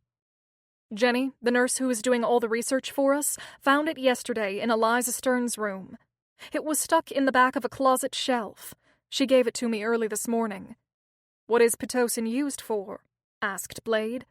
It's most often used to start labor, but it can also be used to induce an abortion, said Angela. Jenny thinks the man who raped Eliza might have been trying to get rid of the evidence linking him to the baby. That's her theory, and I think she could be right. Let me get this straight, said Blade. Y'all think the perp had his way with Eliza. Later, he realized she was pregnant and tried to get rid of the baby by inducing an abortion? That's the working theory, said Angela. It makes sense, don't you think? It would mean whoever did it wasn't an occasional or one-time visitor, said McHugh. That's correct, Detective, said Angela. If Jenny's right, whoever did this had regular access and had been around for a while and knew they'd be able to get back in and administer the Pitocin. I suppose it's possible, said McHugh, scratching his head. Could the Pitocin have been in Eliza's room for some completely benign, random reason? In a regular hospital, maybe, but not here in Oceanside Manor, said Angela, shaking her head. All of our patients are significantly disabled. No one is having babies here. Pitocin is only used in reproductive medicine. What about visiting medical students or interns? Asked Blade. Couldn't one of them have had it in their pockets and dropped it? Maybe one of the aides or cleaning people just picked it up and stuck it in the place Jenny found it. After what we've all been through this past week, said Angela, anything is possible. McHugh took the vial of Pitocin and bagged it. Maybe we can still get a print off of it, he said. Don't forget, we still need Frank Farwell's DNA, said Blade. If he's a match, it blows a hole in your hypothesis. If he was in South America when Eliza gave birth, he couldn't have administered the drug. That's true, said Angela, making a face. I video-chatted with him to get some advice right after I delivered the baby. He was definitely in Ecuador. I had the pleasure of watching him wolf down some disgusting street sandwich covered in red sauce, most of which ended up on his face. There's clearly no love lost between you and Farwell, said Blade. Were you able to reach him yesterday to inform him we want his DNA sample? Angela nodded. It wasn't pretty. He went ballistic when I told him what you wanted. She smiled. That was the only happy moment of my day yesterday. Frank calmed down after I told him all the hospital board members were asked as well. He only agreed to cooperate because he had no choice, not because it was the right thing to do. When they got back to the police station, McHugh reached out to the FBI to arrange for someone at the U.S. consulate in Guayaquil, Ecuador, to meet up with Frank Farwell the following week and get his sample and have it shipped back to the United States. 39. Jenny had met briefly with Angela at 7:45 that morning and had given her boss the small vial of Pitocin she had found in Eliza Stern's closet. She didn't mention the vitamin and nutrient order changes on Eliza's charts. She wanted to do a little more digging before she presented her findings.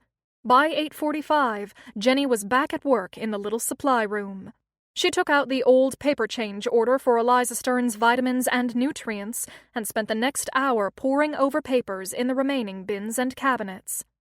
Finding nothing further about Eliza's medication change, she decided it was time to call Angela and let her know what she had found. She wasn't sure if it was anything, but she thought it might be something. The phone on Angela's desk rang just as 3 corporate attorneys had arrived to walk her through the legal ramifications of the Eliza Stern situation. She signaled for them to come into her office while she picked up the ringing phone. Her assistant, Vera, had an emergency root canal that morning, and Angela was on her own. "Angela Crawford," she barked into the phone while motioning for the 3 lawyers to sit down. "Dr. Crawford, it's Jenny." "I'm about to start a meeting in my office," said Angela quietly. "Can I call you back later?" "It's just that I found something kind of odd. Can you come down to 3 West? I need to show you something," said Jenny. "I'm in the little supply room, you know the one, right next to the stairwell. I found this document because I got hungry yesterday and started looking for something to eat, and I've got people sitting in my office," said Angela brusquely, rolling her eyes for the attorney's benefit. "There was a weird change in Eliza Stern's protocols. Somebody added a bunch of things to her meds last spring," said Jenny. "I need to show you." Angela smiled at the 3 hospital lawyers in dark suits sitting in front of her. "Jenny, can you sit tight?" she said, half whispering. "I should be free in about 2 hours. As soon as my meeting here finishes, I'll come down to see you." "Okay. I'll try to wrap things up here as quickly as I can," said Angela. "And thanks for being so thorough. I didn't mean to sound abrupt before. I appreciate everything you've been doing. Do me a favor, don't say anything to anyone until you show me what you have, okay? We don't need any more rumors circulating until we know exactly what we're dealing with." "I won't say a word." With 2 hours to kill before her meeting with Angela, Jenny looked around for more schedule changes.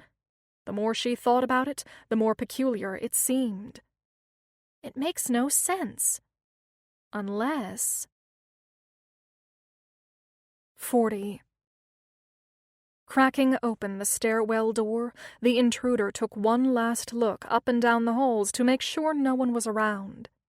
Whipping out a syringe, the needle was stuck into a bottle containing clear liquid and drawn into the syringe's vial.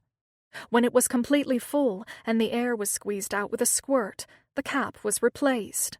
The injection device was placed in a side pocket. A bottle of ether and a terry cloth rag were in the other side pocket, along with a small but heavy bronze statue, just in case the ether didn't do the trick. The intruder left the stairwell and quickly walked across the hall to the door of the small supply room. With her back to the door, Jenny O'Hearn was deeply engrossed in thought while trying to absorb all the new information she had discovered. Perhaps that's why she didn't hear the soft swoosh of the hospital door to the supply room open, or the silent footsteps of the intruder creeping up behind her. She only realized someone else was in the room when the gloved hand covered her mouth and she smelled something noxiously sweet. The smell was followed by the sensation of falling. She grabbed for the hand that covered her mouth as her legs buckled from underneath, and everything went dark. 41. Angela's meeting with the lawyers ended sooner than anticipated. She had wrapped the meeting up early because she had other fires to put out and suggested they reconvene the next day. Minutes after the lawyers departed, she answered a call from Bob Beckman. She looked at her watch while Beckman droned on about how a hospital should be run.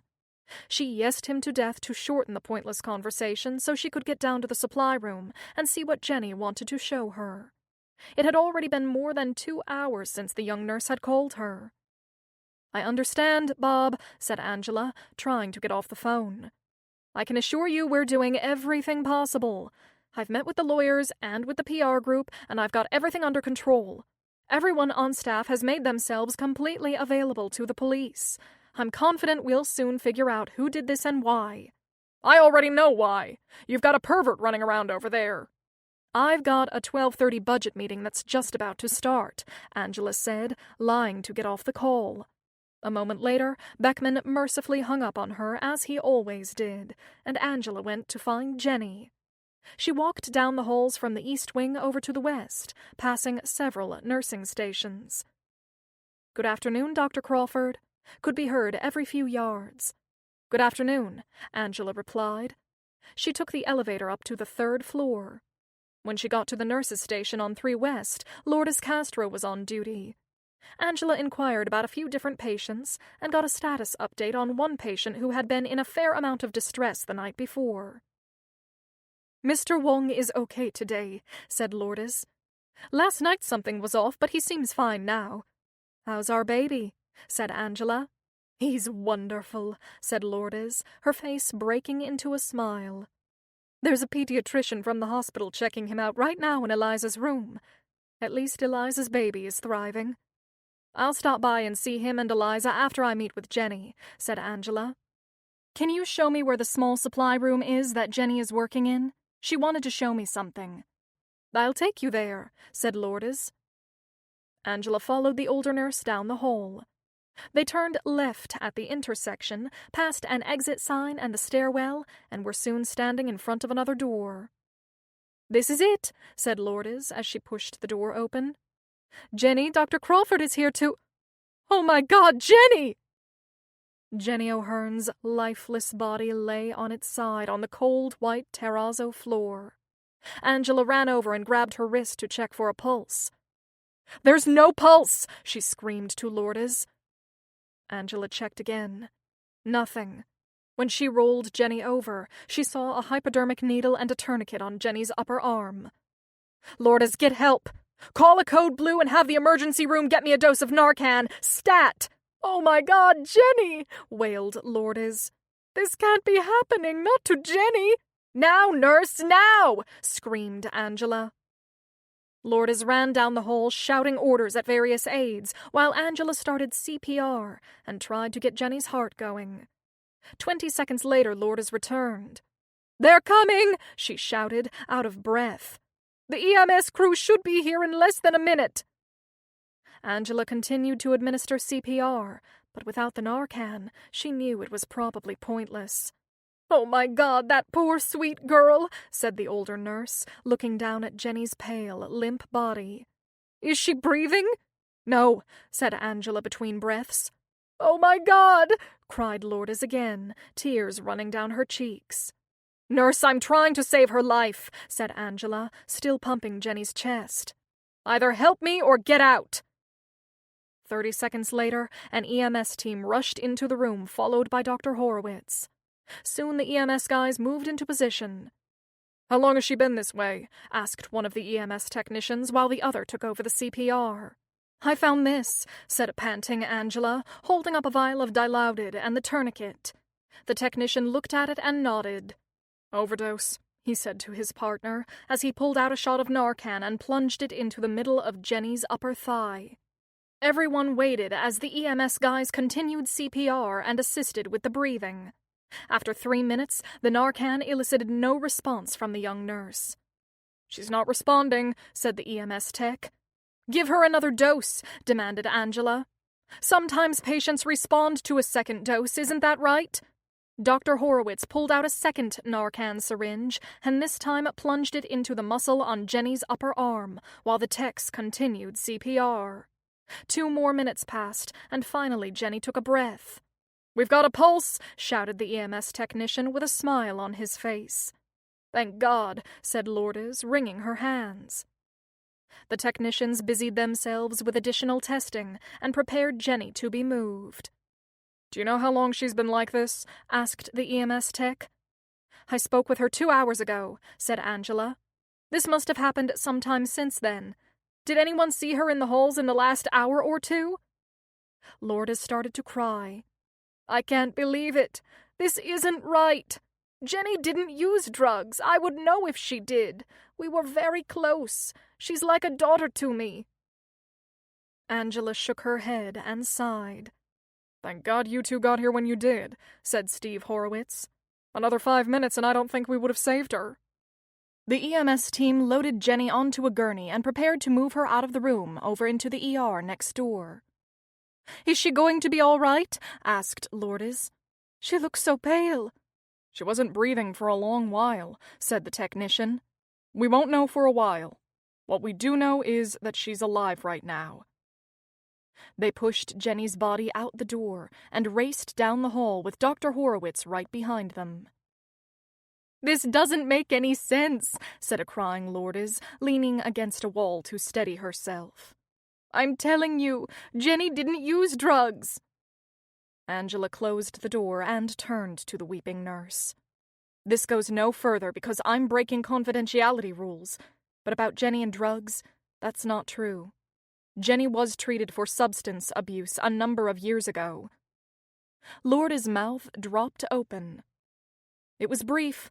The hospital dealt with it, and Jenny bounced back. We all moved on. As far as anyone knew, there were no other incidents. I guess when you've been an addict, it's always lurking underneath." "But not Jenny!" Lourdes started again, tears spilling down her cheeks. "I can't talk about this right now. I've got to call her family," said Angela, grimacing. "I suppose I need to call the police, too," she said with a sigh as she opened the door and ran to catch up with the gurney. 42. The EMS squad raced into the ER with a clatter and moved the wheeled stretcher into a berth. Within seconds, many hands attached tubes and monitors onto Jenny O'Hearn's small, still body. An oxygen mask was placed over her face as the soft blip of the heart monitor pulsed in the background. Dr. Horowitz came in right after the EMS team and stared down at the young nurse. It was hard to believe that the lifeless body of the girl in front of him was the vibrant, saucy girl that he had spent good times with in empty hospital rooms and closets.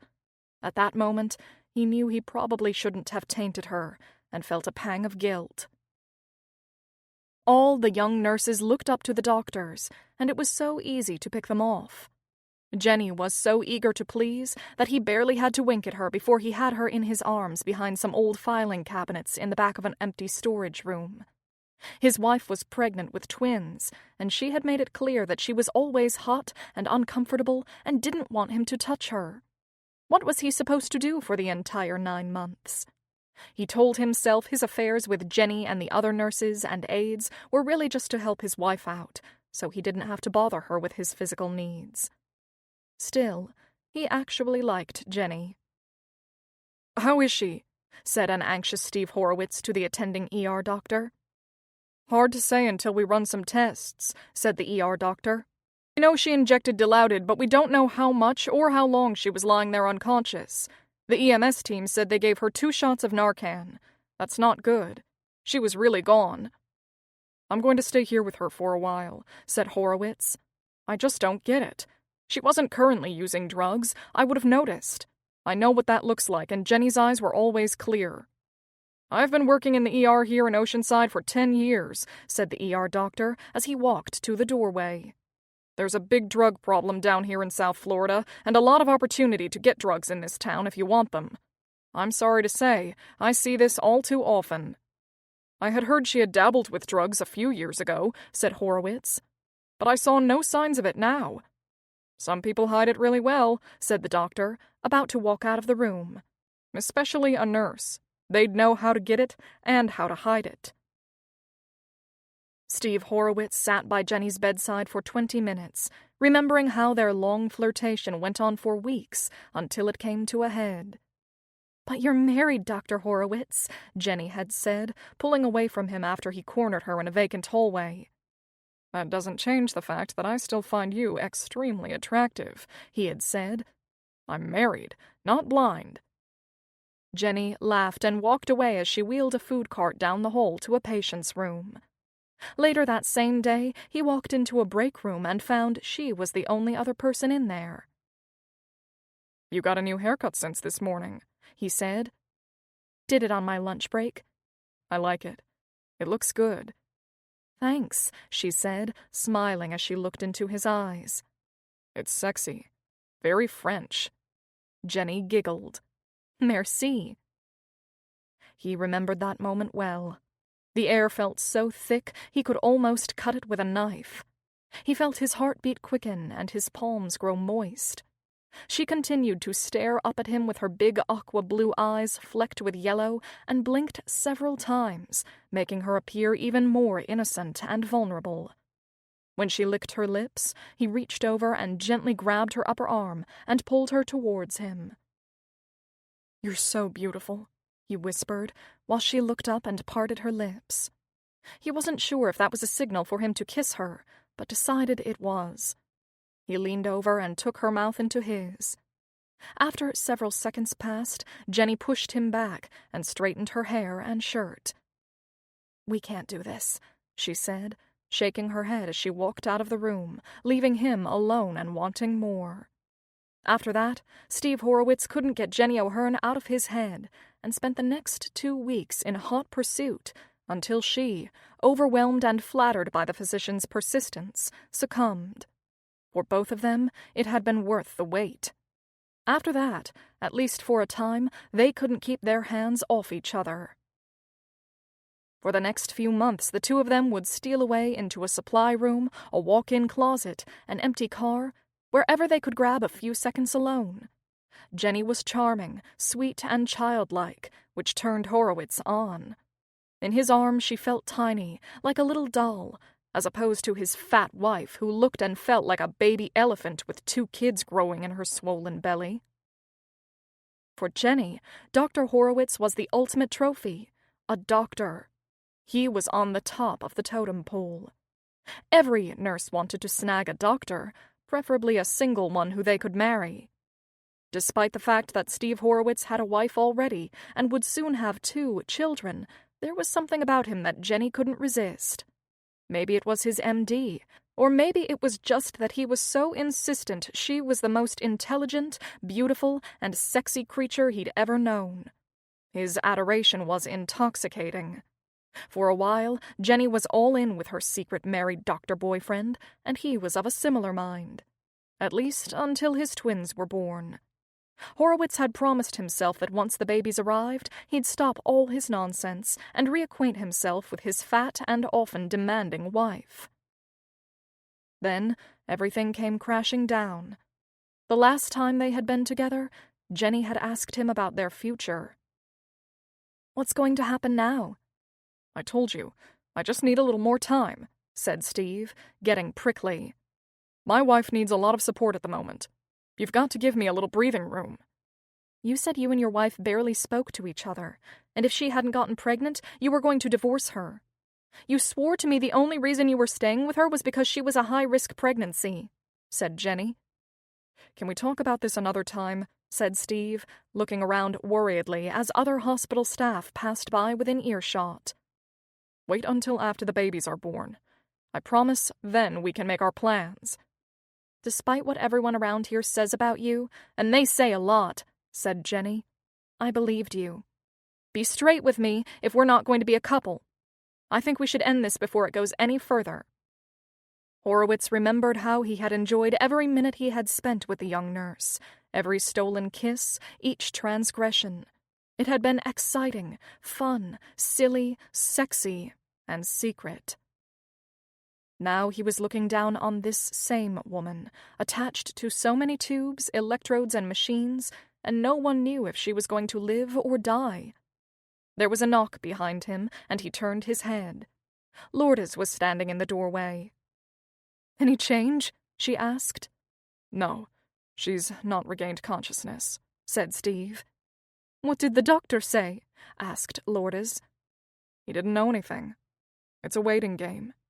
It's possible she'll die, or she won't ever wake up." Lourdes walked over to Jenny's bed and took her hand in hers and rubbed it. "Come on, Jenny. You're a strong girl. You can do this," she whispered. "We need you to come back to work." "I don't understand any of this," said Steve. "Did you know anything about Jenny using drugs recently?" Lourdes moved closer to Steve and spoke very softly so no one else would hear. "I never saw that sweet girl be anything but cold sober," said Lourdes, inching closer to Horowitz and positioning her mouth a few inches from his ear and whispering. "Dr. Crawford told me that Jenny had a history of drug use, and the hospital had even sent her to rehab several years ago. Must have been before we started working together." "I had heard something once a long time ago," said Horowitz, beginning to squirm. "But I never saw any evidence of it." "No one did," Lourdes replied, tearing up again as she looked down at her young friend. 43. Jenny's overdose had taken McHugh and Blade by surprise.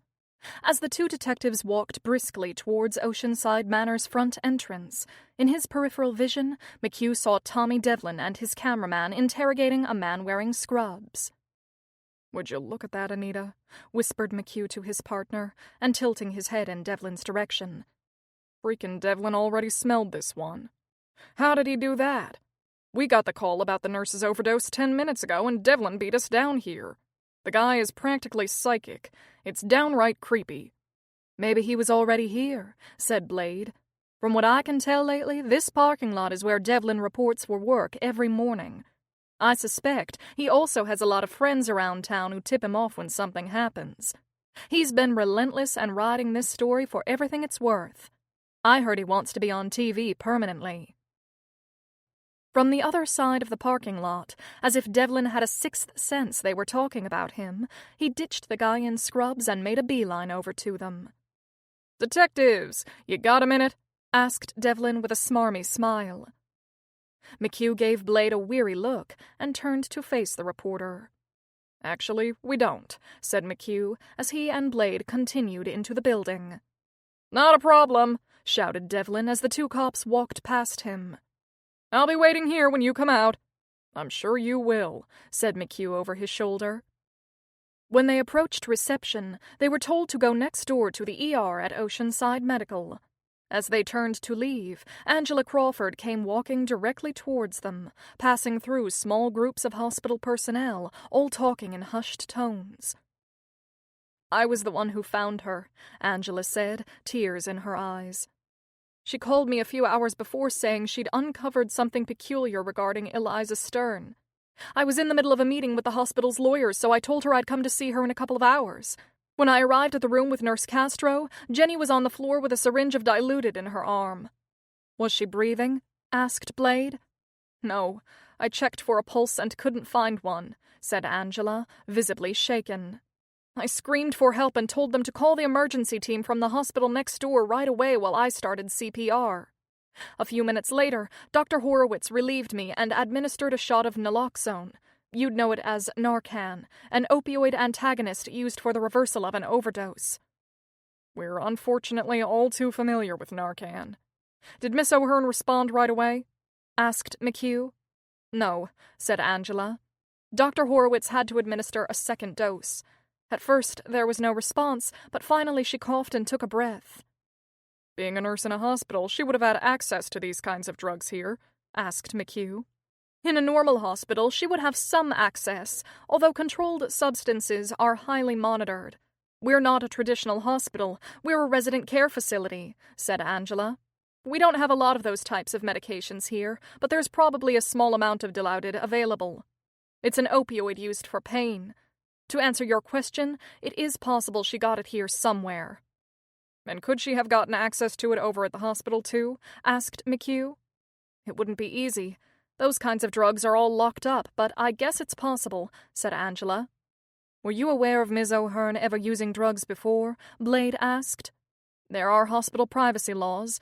I'm not sure I'm at liberty to discuss personal medical records. Dr. Crawford, we need to know how this happened, said Blade. Angela let out a sigh. I wasn't in this administrative role at the time, but according to the employee files, my predecessor, Dr. Farwell, put Jenny into a drug rehab program several years ago. He might be able to give you more information on that. McHugh and Blade each made some notes and continued their line of questioning. Dr. Crawford, you said that Jenny had called you because she had found some important information, said McHugh. Do you know what it was? Not really, said Angela. I was in a meeting with our lawyers. It was something about medication that she said she had to show me. That's why I was going to see her. Here's what puzzles me, said Blade. She knew her boss was coming to talk to her, and she had something important to tell you.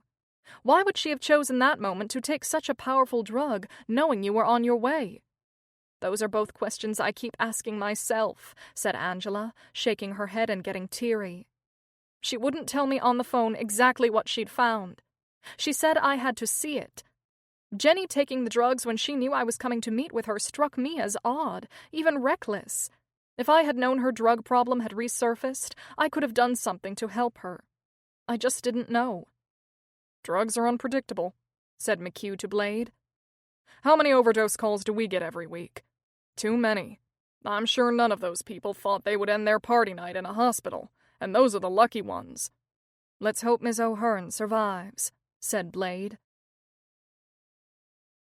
44.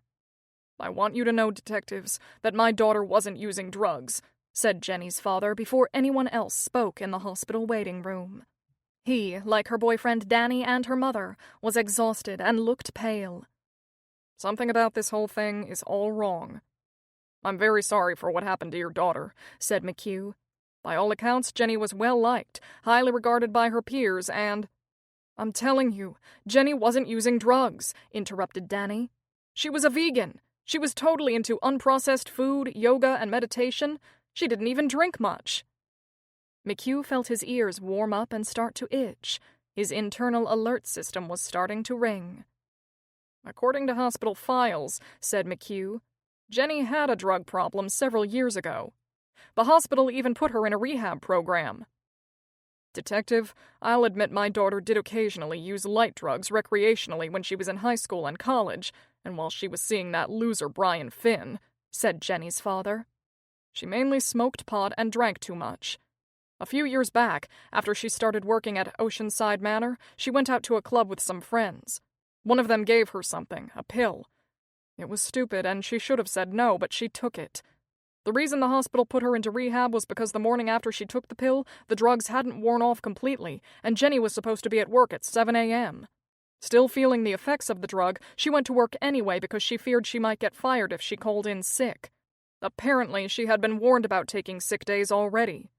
It was a terrible idea for her to show up at the hospital in that condition. From what I understood at the time, she was so out of it that day at work that the only way she was able to keep her job was to agree to go into a drug rehab program. So she did.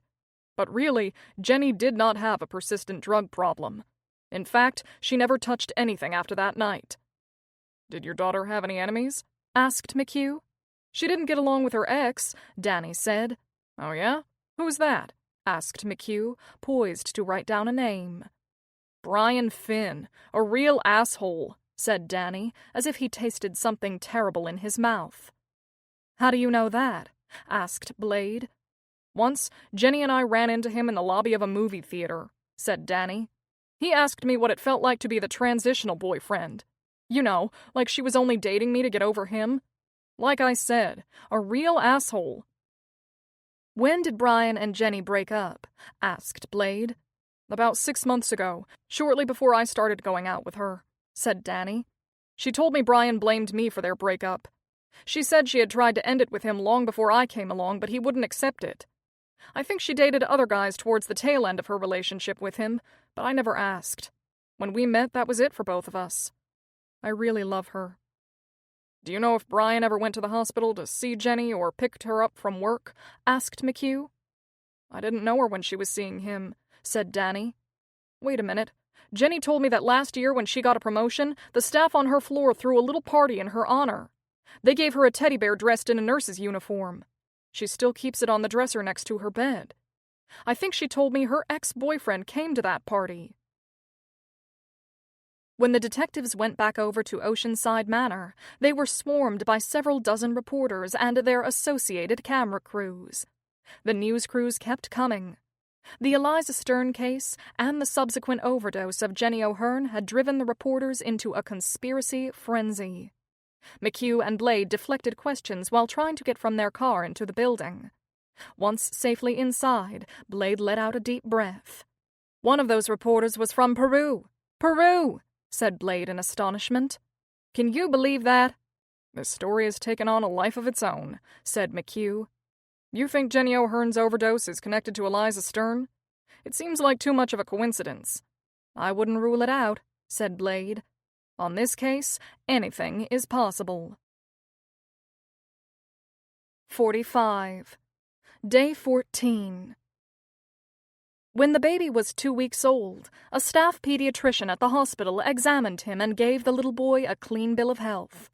With the blessing of child services, Angela and David became temporary foster parents, and the baby would be going home with them. Since the Crawfords had made the decision to take in the baby, the atmosphere around their house had gotten decidedly cheerier. Angela hummed and David whistled as they readied their extra bedroom and turned it into a nursery. The walls were already painted a light blue, so all they had to do was move some of the furniture out and install a crib, a changing table, a couple of baby paintings, some curtains, a mobile with tiny red and blue elephants, and a small army of stuffed animals. Supplies of diapers, blankets, and baby clothes were purchased. They were ready. The morning the Crawfords were to bring the baby home, Angela grabbed the infant car seat she had waiting in her office and took it up to 3 West to collect him. The nurses and aides had tears in their eyes. They had all enjoyed having the baby on the floor and would miss him. Still, they were all relieved that he was going into a home and not into the cold, callous foster system where so many children slipped through the cracks. Over the past 2 weeks, the staff had observed Angela on her many frequent visits to see the baby, and had all agreed she would make an excellent mother. David pulled their blue Mazda sedan around to the rear parking lot of Oceanside Manor and got out while he waited for his wife and new baby to appear. Filled with joyful anticipation, while also being a little terrified, he contemplated what he had committed to. It was scary becoming a father for the first time in his 50s, but it was good scary. Moments later, Angela emerged from the back door, and David rushed over to help his wife. Together, they loaded the seat containing the infant into the car, clipped it in with the seatbelt, and took their new foster son home. David drove very carefully and slowly with his precious cargo on board, much more slowly than usual. "David," said Angela, "you're going 20 miles an hour and the speed limit is 40. At this rate, we're never going to get home." "I don't want anything to happen to this little guy," said David, looking at the baby in his rearview mirror. "The line of cars behind you is going to start honking any minute." "Let 'em," said David, smiling. When they arrived at their house, he parked carefully on their gravel driveway and ran to unlock the front door. When the door was open, he went back to help Angela bring the baby into his new home. Once inside, Angela placed the sleeping child, still in his car seat, down on their kitchen table. "David, can you feel it?" "Feel what?" "The air in here. It's different. There's an electricity flowing all around us. We're a family. At last, we're a real, live family. We have to savor this moment. This is our family's very first day. It will never happen again." David smiled, put his arms around his wife, and gave her a long hug. It was the most peace and unabashed joy he had felt in a long, long time. "It's a new beginning for us. I feel like I'm going to be able to write again," said David. "I think this is what was missing." "We need to pick a name for him," said Angela softly, looking over at her new son. "Everyone around Oceanside Manor has been calling him Eli, after Eliza. We should pick a name for our son." "I've been thinking about that," said David. "I think Eli is a great name and honors Eliza, the woman who gave us this amazing gift. Let's keep the name Eli." Angela looked at the sleeping baby for a minute and smiled. "I agree. Eli Crawford it will be." "Sounds like the name of a famous writer," said David, grinning. "His father is a famous author, you know," said Angela, as she kissed her husband. They spent the rest of the night looking at their new baby and feeling like the luckiest 2 people on the face of the earth. 46. Day 16. That first weekend, Angela had spent 2 whole days with Eli. While she would have preferred to take more time off to spend extra hours with him, given what was still going on at Oceanside Manor, time off was not possible. This first Monday morning, she thought about how lucky David was to be home with their son while she went reluctantly back to work. When she walked into the kitchen that morning to grab a coffee and a piece of toast, David was already sitting at the table, giving Eli a bottle. The gentle, loving image of her husband with the baby nearly took her breath away. "It's all been worth it. This baby is going to make us right again." "You look like you were born to be a father," said Angela with a wink.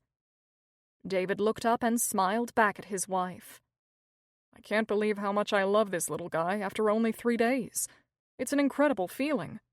Already I can't remember what it was like before we had him." "It's a whole new chapter for us," said Angela, drinking in the image of her husband and new baby. "Are you sure you're going to be all right by yourself today?" "He's just a tiny baby. He'll sleep most of the time. All I have to do is feed him and change him. Piece of cake."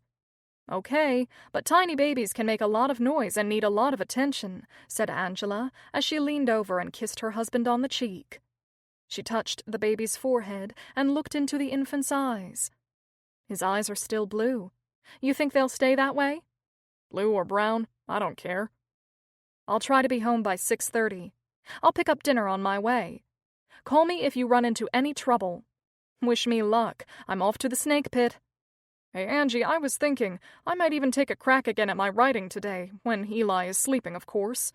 I got a new story idea last night. Angela smiled and gave her husband a thumbs up as she walked out the front door.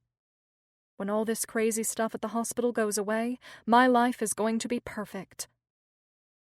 Consumed with new baby thoughts during her entire 15-minute drive to work, Angela was brought back to harsh reality when she saw the Oceanside Manor entrance sign and the parking lot already filled to capacity with news vans.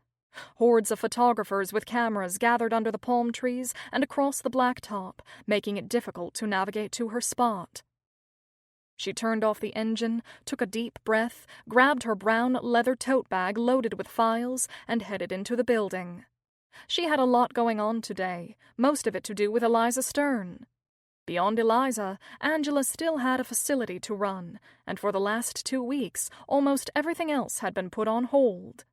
Today, she had committed to complete the annual budgets and take care of a few other critical contracts that had been laid fallow since the day Eliza gave birth. When she got to her office, Vera dropped a mini hand grenade on her schedule. Detectives McQuillan and Blalock had called. They were on their way over. Angela groaned, rolled her eyes, and went into her office. Her master plan for getting back to hospital business had just been hijacked. 15 minutes later, McHugh and Blade were shown into Angela's office. "Dr. Crawford," said McHugh, "we've gotten the DNA results back from over 200 people. Most were conclusive, but some we've had to send back for a retest. Every single person was interviewed, which was no easy feat given our time restraints. The governor of Florida and the mayor and chief of police all want this thing put to bed ASAP." "No arguments from me. I couldn't agree more," said Angela. "We can't live with this chaos much longer. Not good for the staff and not good for our patients. And don't get me started on the outside vendors. We can't get anyone to make deliveries here anymore. They're all afraid someone's going to ask them for their DNA. I've had to send aides out to pick up supplies. Then there is that awful tragedy with Jenny." "I'm not going to sugarcoat this," said McHugh. "We've eliminated a lot of people as the father of Miss Stern's baby, but we're no closer to identifying who it is. We only know who it isn't. After reviewing documents, security tapes, and statements from employees, vendors, and relatives, there are only a handful of possible suspects left." "Who?" said Angela. "We can't reveal that at this time," said Blade, "but we could use your help on something else. One of your hospital employees did not submit to a DNA test." "What? I told everyone, nurses and aides included, that it was mandatory." "It wasn't a nurse or an aide," said Blade. "Who was it?" "Dr. Steve Horowitz," said McHugh. "You're kidding me," said Angela, picking up her phone. 10 minutes later, Steve Horowitz was shown into Angela's office. It was evident to McHugh from the guilty look on the doctor's face that he had surmised why he had been called in. "Before you say anything, I have my reasons," said Horowitz. "Can't wait to hear them," said Angela, lips pursed. Horowitz looked over at the two detectives, sweat beading on his upper lip. "Well," said Angela, "it's personal." "In case you haven't noticed," said Angela, "we've been the headline on CNN for the past 2 weeks." Horowitz remained silent. "Will you answer me?" said Angela. Horowitz took a deep breath. "I won't get into what it is, but suffice it to say, there is a genetic mutation that has run its course through several generations of my family," said Horowitz. "I don't know if I have it, but given all the issues in this country with health insurance, I don't want my genetic data out there, or I might not be able to get health insurance, and my children might not be able to get insured either." "No one is going to see it besides the police," said McHugh. "We're not a genetics company." "What planet do you live on?" said an incredulous Horowitz. "Everyone is buying and selling personal data. If you don't think that someday your genetics will be used against you, guess again." "I'm afraid I'll have to insist," said Angela. "You can ask to have your DNA removed from our databases once you're cleared," volunteered Blade. After a more pointed discussion and some thinly veiled threats from Angela, Horowitz dug his heels in and flat out refused to cooperate. "This isn't helping your case, Steve," said Angela. How do you think it looks if you don't give the police your DNA after everyone else did? Then everyone else is stupid and doesn't know their rights, said Horowitz. I know my rights and I don't have to do it. Isn't that correct, detectives? You're correct. You're totally within your rights, Doctor, said Blade. But it looks really bad. 47. Day 17. On David's first day alone with the baby, Eli had done little more than eat, burp, and sleep. In the morning, David readied the formula, put a load of baby clothes in the washer, and straightened up Eli's room until he was satisfied that everything was in its proper place. Eli's diaper had been changed twice, and now the infant was sleeping quietly in the downstairs bassinet. David found himself staring at the tiny person in his charge, aware that he felt happier than he had in years. His whole body tingled with a sense of anticipation, similar to the way he felt when he was a grad student and had his whole life and career ahead of him. With all the house chores completed by 11, David sat down at his desk and opened his laptop. Before Eli, the mere act of sitting at the desk was only a reminder of his inability to write anything meaningful. Today, he felt different. A million ideas and thoughts coursed through his brain, as if 5 novels were trying to push their way out all at once. He turned on his computer and opened a blank Word document, something he had done 1,000 times with little result. He waited for the inspiration to hit him. Within seconds, his fingers were gliding over the keyboard, and paragraphs appeared on the screen. After an hour, he had written nearly 10 pages, something he hadn't been able to accomplish in years. He sighed with relief. Baby, I'm back. 48. Day 18. Back at Oceanside PD headquarters, the Eliza Stern police investigative team had been assembled. McHugh and Blade stood in front of the room by a whiteboard, reviewing all of the information collected thus far. Where are we on the lab samples? McHugh asked one of the uniformed officers. We've ruled out more than 250 possible suspects and still have several more samples at different stages, said the young officer. We're still waiting on the specimen kit from that doctor in Ecuador, Farwell. We've been told that the U.S. consulate in Guayaquil took the sample and it's being shipped as we speak. And how many other samples are still outstanding? Asked McHugh. If we include Farwell, that leaves 4 men whose DNA we have not been able to acquire and process. There's also Raymond Barbaro, the father of an Oceanside Manor patient. He won't give it up, but he's pretty old, said the officer. There's Peter Paris, the brother of the patient who's in the room next to Eliza Stern. He won't budge. There's also another man named Peluso who refused to give a sample. He replenishes vending machines and coffee stations around the facility. All 4 men couldn't be guilty, said McHugh. My hunch is that the 3 not guilty parties may have committed other crimes and don't want to incriminate themselves by putting their DNA into the legal system. Let's look at this logically, said Blade. Barbaro is in his 80s and uses a cane. He's not nimble. He's not jumping up on hospital beds for sex. Have you seen him walk? He's very unstable. Just blow on him and he'll fall over. I agree, said McHugh. Let's tentatively rule Barbaro out for now. That leaves Farwell, Paris, and the vending machine guy, Peluso. I checked out Peluso. Looks like he's a family man, has a bunch of kids. Because of his job, he uses a lot of supplies, said one of the younger female officers. With all that stuff, it would have been hard for him to disappear on Eliza's floor. They don't have any vending machines on that wing. The nurses would have noticed if Peluso was hanging around with all of his equipment. None of them remember seeing him. Makes sense, said McHugh. Let's backburner Peluso, too. That leaves us with the mysterious Dr. Frank Farwell, who none of us have met. Farwell's been out of the country for many months, but from a timing perspective, he could be our perp. Remote, but possible. Then there's that oddball Peter Paris, said Blade, writing his name on the whiteboard. Paris said he thought about matchmaking his brother and Eliza because they were both in comas. Snickering erupted from the officers and spread across the room. Okay, quiet down, people. We're still waiting for Farwell's DNA to get here from South America, Blade continued, as she wrote Farwell's name on the board.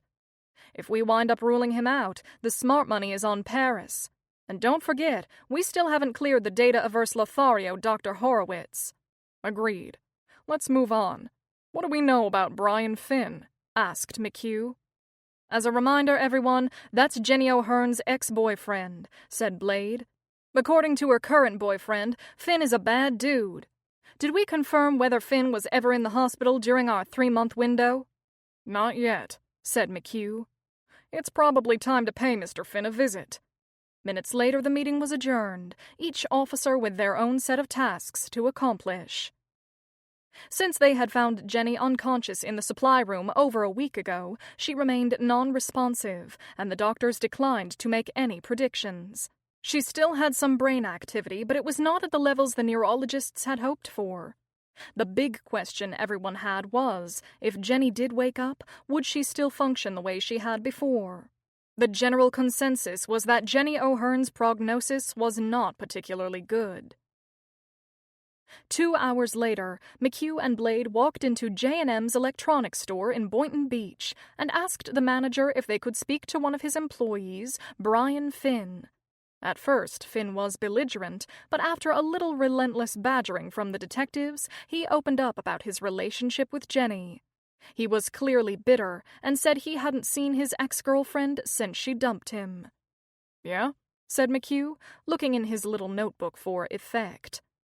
According to our investigation, you ran into Jenny and her boyfriend, Danny Laffin, at the Cinemark movie theater. Look, Jenny and I went out for a few years and I found out she was cheating on me with all these different guys, said Finn. I even heard, after the fact, that she was doing it with one of the doctors at the hospital while she was seeing me. Then she dumped me for that loser Laffin. You still sound angry, said Blade. How would you feel? I'm the one who usually does the dumping, not the other way around. Besides, that was ancient history. I'm totally over her, said Finn. Now I'm seeing this other girl from Fort Lauderdale who's way hotter than Jenny. You know Jenny's unconscious in the ICU right now, said McHugh. I heard, said Finn, not very interested. Tough break. Maybe if she had stayed with me, this wouldn't have happened. After leaving the petulant Brian Finn, Blade and McHugh drove back to the police station. So sweet little Jenny O'Hearn ran around with a lot of men and had a drug history, said Blade. Didn't seem like the type. Then she finally dumped Finn for Danny Laffin, which I totally get, because Finn is such a tool. But she also had an affair with Dr. Horowitz. That's a lot of socializing, given that she worked all day and went to school at night to get her master's, said McHugh. The more I think about Jenny and the overdose, the less it makes sense to me. It doesn't fit her profile.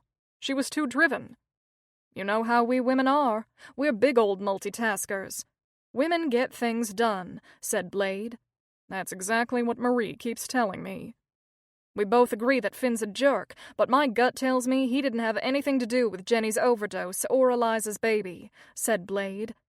We've got nothing placing him inside the hospital other than that one time he went to her party. The 7 or 8 people who were there that night would have noticed if Finn had been MIA for any length of time. Let's see if we can get Finn's DNA so we can rule him out, said McHugh. As their car idled at a traffic light, both detectives' phones vibrated simultaneously, each getting the same text message from the chief. Jenny O'Hearn had passed away 10 minutes earlier. When McHugh arrived at his desk, a green sticky note was on his bulletin board. Frank Farwell's sample kit was apparently stuck in U.S. Customs, and Peter Paris had finally agreed to submit his DNA.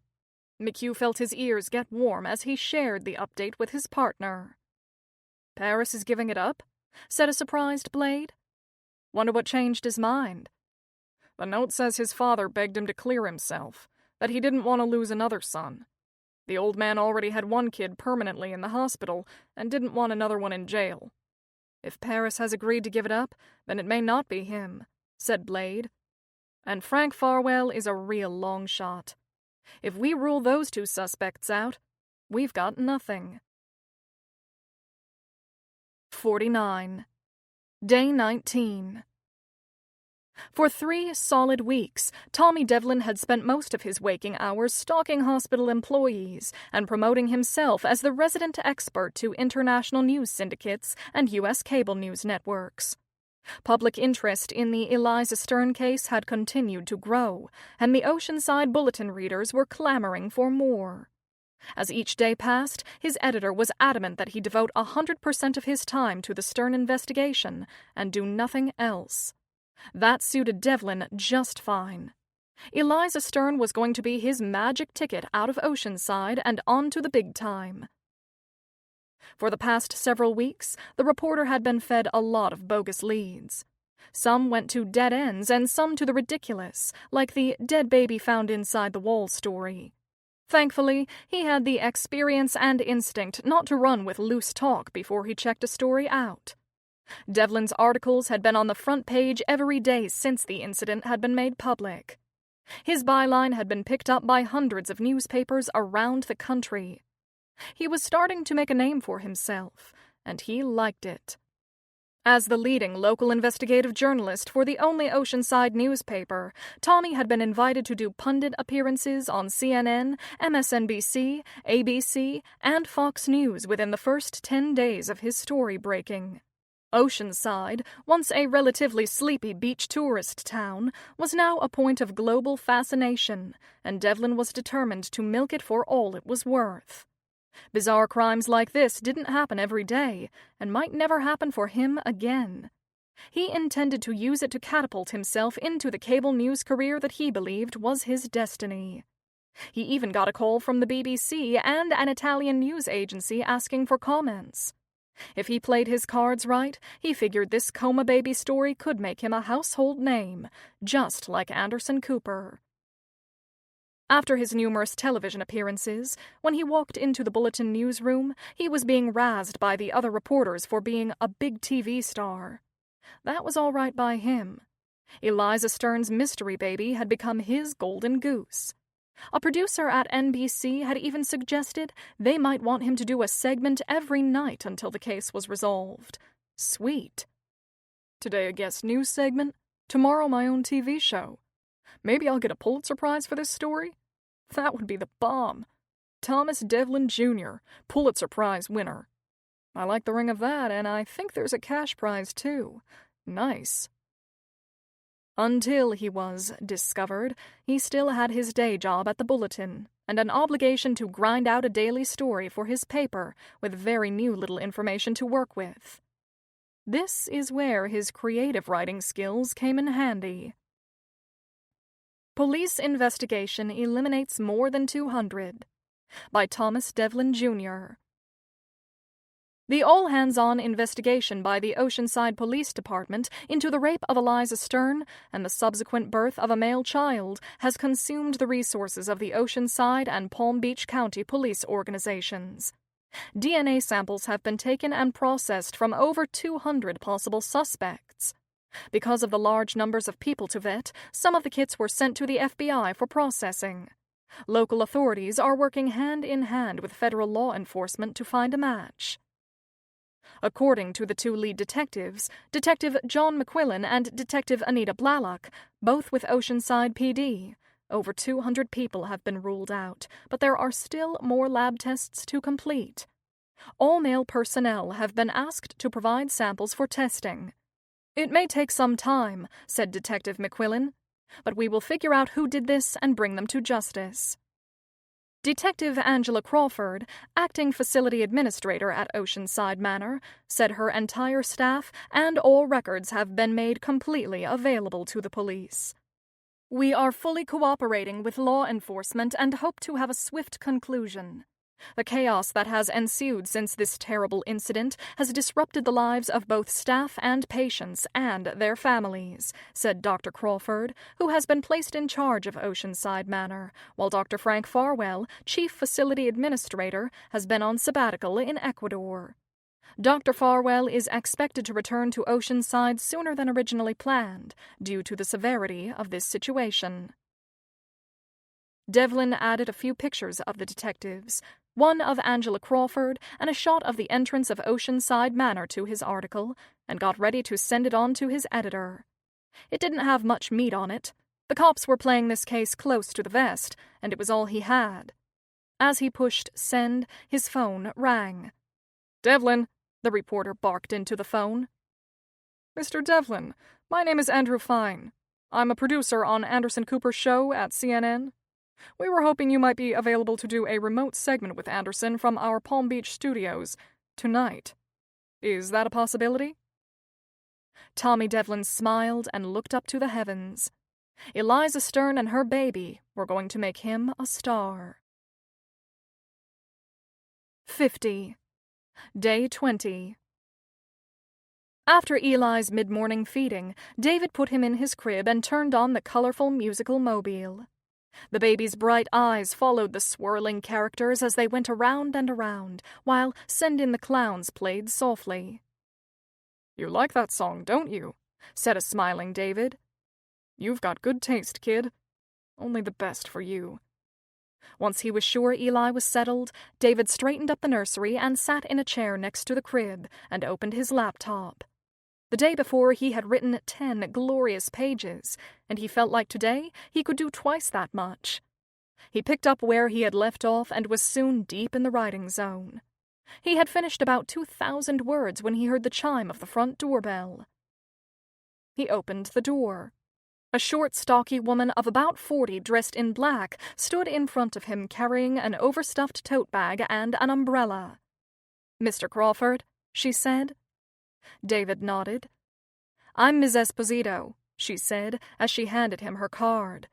"I work as a field agent for Palm Beach Child Services. My job is to check in on our foster families to see how everything is going and if there is anything we can do to help with the transition. May I come in?"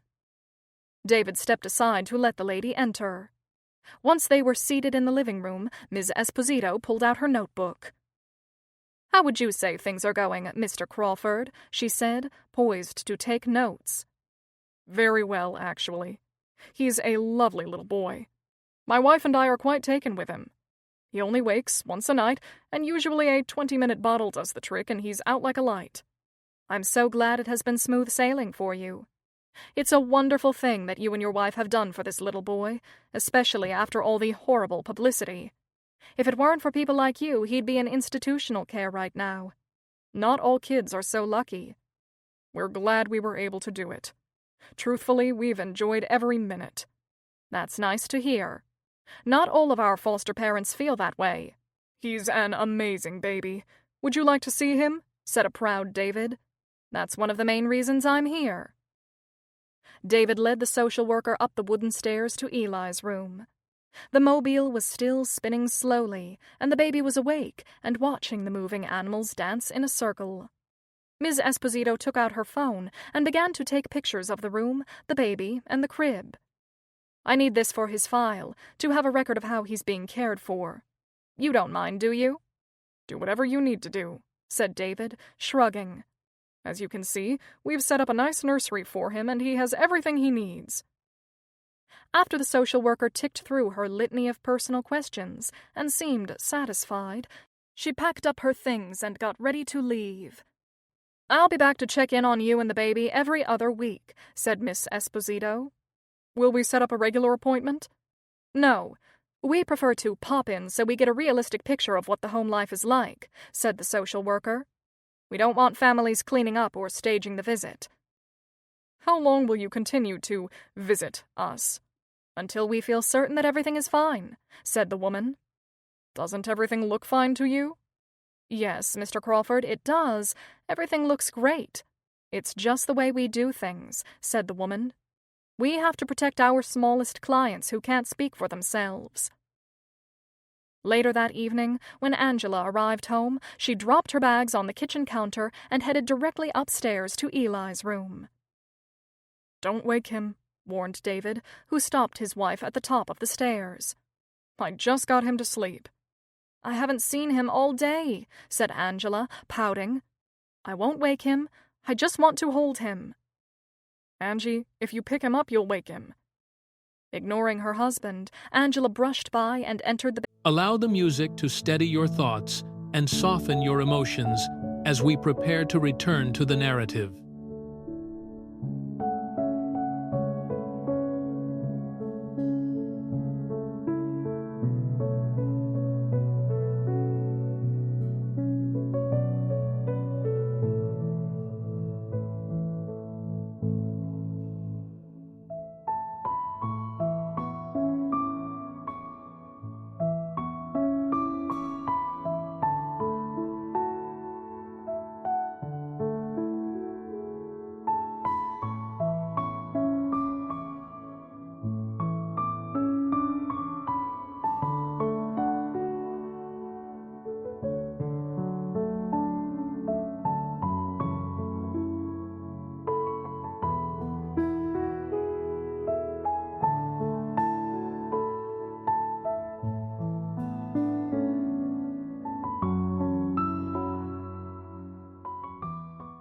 baby's room with David right behind her. She leaned over the crib and gently lifted the infant. The baby remained asleep as Angela let out a grateful sigh, feeling the warmth of the child in her arms. Moving very slowly, she sat down in the rocking chair near the crib and gazed down at the tiny miracle. "You are the most beautiful baby I've ever seen," she whispered, touching the soft ginger fuzz on his head. "Isn't he incredible? Can you believe it's only been 6 days since we've had him? It feels like he's been in our lives forever." "I know. I feel the same way," David whispered, smiling from the doorway. "Imagine how we're going to feel a year from now. Can you believe it? We finally have our perfect family," Angela said, looking down at the sleeping child. 51. Day 21. "You're practically glowing today," said her therapist to Angela at their weekly session. "Am I?" said Angela, with a cat that swallowed the canary smile on her face. "I've been following everything that's going on at Oceanside Manor and the terrible Eliza Stern story on the nightly news. Sounds like the police are nowhere," said Virginia. "Given the stress you must be dealing with, you're remarkably serene. You look more at peace than I ever remember seeing you, and I've been working with you a long time. What's going on?" "Do I really look peaceful?"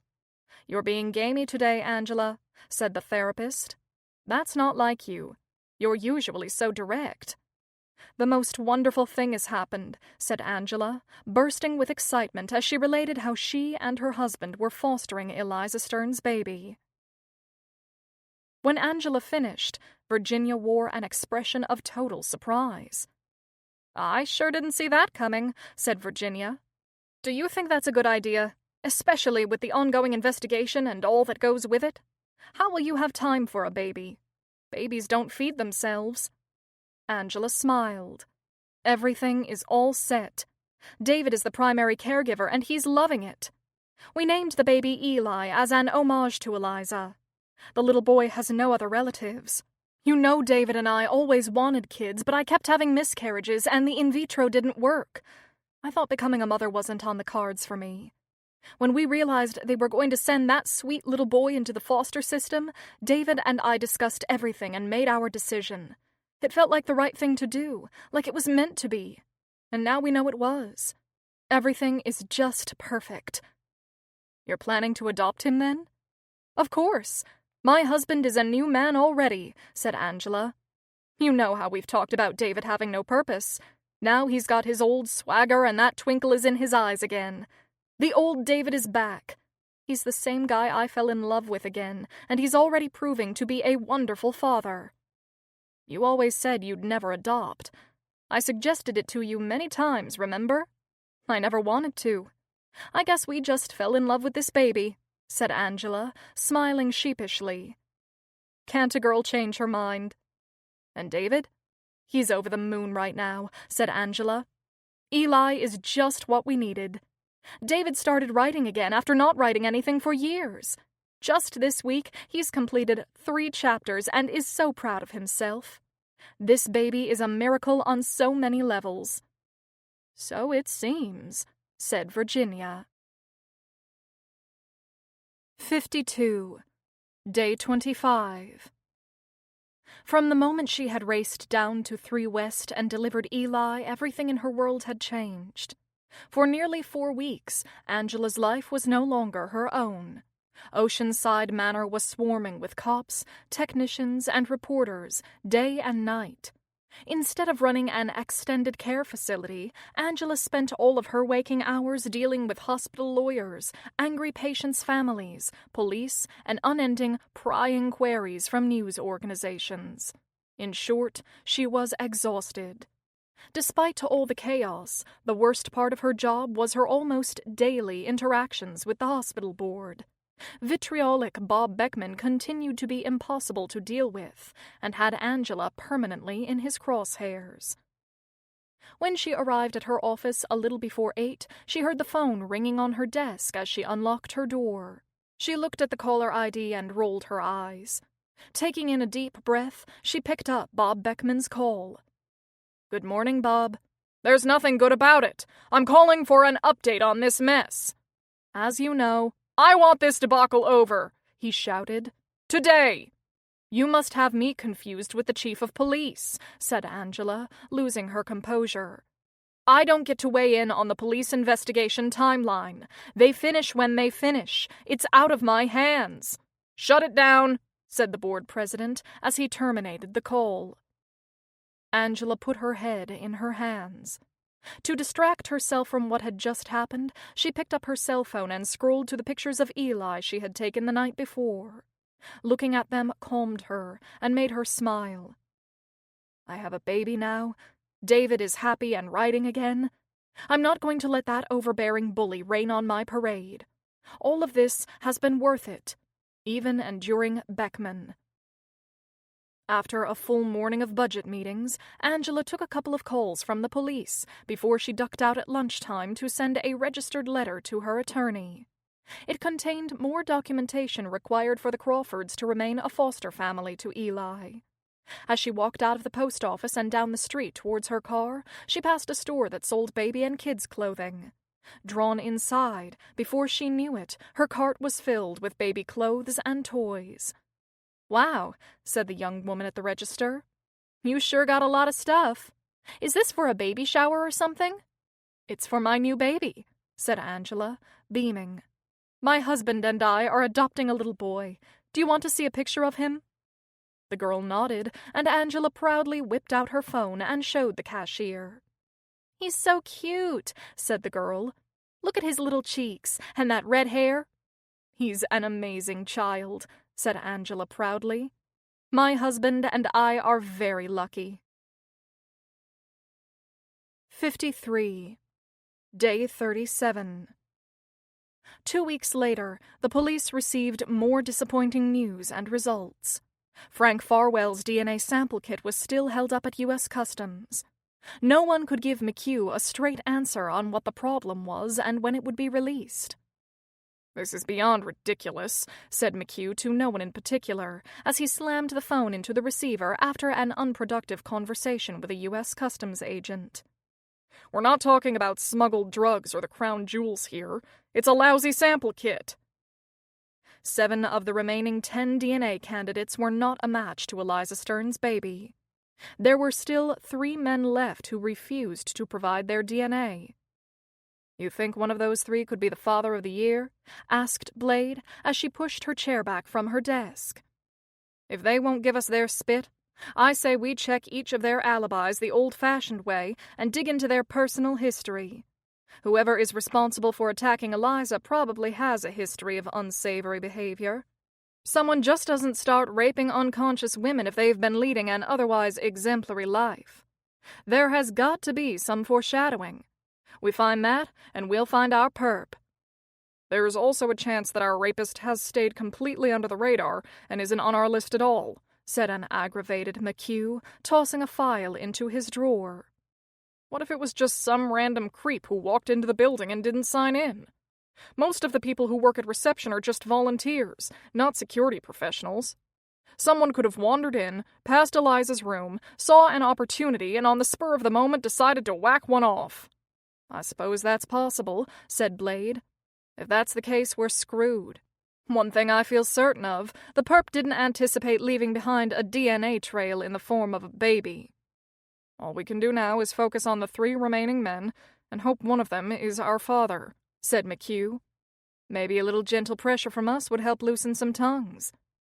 Why, Anita, I think you're itching to play a little old-fashioned game of good cop, bad cop, said McHugh with a wink. I'll play if you will.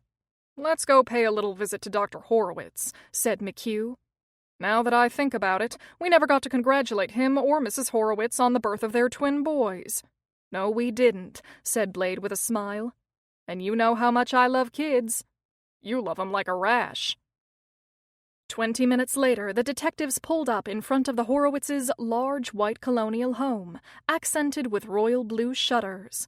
When the doctor opened the door and saw the police, he quickly stepped outside and shut the front door softly behind him. What are you doing here? Asked Horowitz, whispering nervously while glancing up at his second-floor windows. "We had a few loose ends to tie up, and we were in the neighborhood," said Blade, smiling. "We thought, wouldn't it be nice to drop by and talk to Dr. Horowitz and congratulate him and Mrs. Horowitz on the new babies? Twins. So exciting." Horowitz stared at the detectives, uncertain if they were putting him on. "My wife and the twins are napping." "That's a shame," said McHugh. "We'll have to come back another time. Why are you really here, detectives?" McHugh and Blade told Horowitz that their investigation into the Eliza Stern case was bleeding over into the Jenny O'Hearn overdose. "Unless we can rule you out by your DNA," said Blade, "your relationship with Ms. O'Hearn might leak. If we can eliminate you on Stern, we'd probably be able to keep your name and relationship out of the O'Hearn inquiry. Would be such a shame for Mrs. Horowitz to read all about that business in the bulletin." With a sudden change of heart, Dr. Stephen Horowitz agreed to submit to a swab the following day. 54. Day 60. The Crawfords' time with the baby passed quickly. Angela could hardly believe it when David reminded her that Eli had been in their house for more than a month and a half. Despite things being in order at home, the police investigations at the hospital were still ongoing. Between the search for Eliza's rapist and the questions surrounding Jenny's overdose and subsequent death, there had been little time for Angela to focus on anything else. Families and staff now complained about everything, and she longed for the day Frank Farwell returned and she could turn over the reins. That night, with David sleeping beside her, Angela tossed and turned. After trying a variety of mind games to trick herself into slumber with no success, she got out of bed and went to Eli's room. A small nightlight cast a pale yellow glow onto the walls. She leaned over the crib and watched the child breathe easily in and out. She knew she might wake him, but she couldn't help herself, and picked up the sleeping baby gently and sat down on the white rocking chair. Somehow, holding Eli in her arms made all the negative energy swirling around her disappear. She hugged him tight and looked down at his round pink face and hands while she examined his tiny fingernails. "You're perfect," she whispered. "Any woman would be lucky to be your mother, and I'm the one who gets to have you." The sleeping baby scrunched up his face, but didn't wake as Angela continued her blissful rocking. She closed her eyes and thought back to her own childhood. Her parents were in their mid-40s when they adopted 1-year-old Angela and her 3-year-old brother, Michael. Angela couldn't remember much of anything before she was 5 and her brother 7. She could visualize herself and Michael playing together in their yard. Hide-and-seek, puppet shows, lying in the backyard on the grass, looking up at the moving clouds. "That one looks like a horse," said Michael, pointing to one of the clouds over their heads. "Which one?" said Angela, squinting her eyes. "That one. There." "That cloud looks like a cow, not a horse," said Angela with complete confidence as they both giggled. The two siblings shared secrets and jokes that only they understood.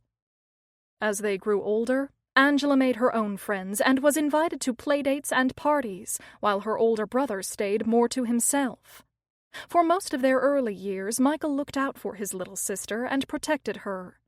When he was 11, almost 12, her parents started getting weekly reports from the middle school that their son was causing problems. Once, when Angela's school was closed for a half-day of parent-teacher conferences, her mother dragged 9-year-old Angela with her to her brother's middle school. She made Angela sit in the waiting room while she talked to the school psychologist.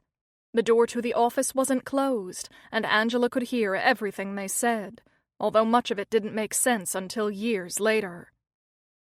"Mrs. Asmodeo, your son doesn't follow the school rules no matter how often he's redirected," said the school psychologist. "Michael picks fights with the other kids and won't listen to his teachers." "Maybe the rules don't make sense to him," her mother had offered. "My son is highly intelligent. He reads a lot and he's teaching himself how to play the guitar." "This isn't a conversation about Michael's intelligence or creativity," said the psychologist. "It's about Michael causing a disturbance at school every day. He's been known to use bad language and even shove a few kids from time to time in the halls. The other children keep their distance, and some of them are genuinely afraid of him. "That's ridiculous," said Angela's mother.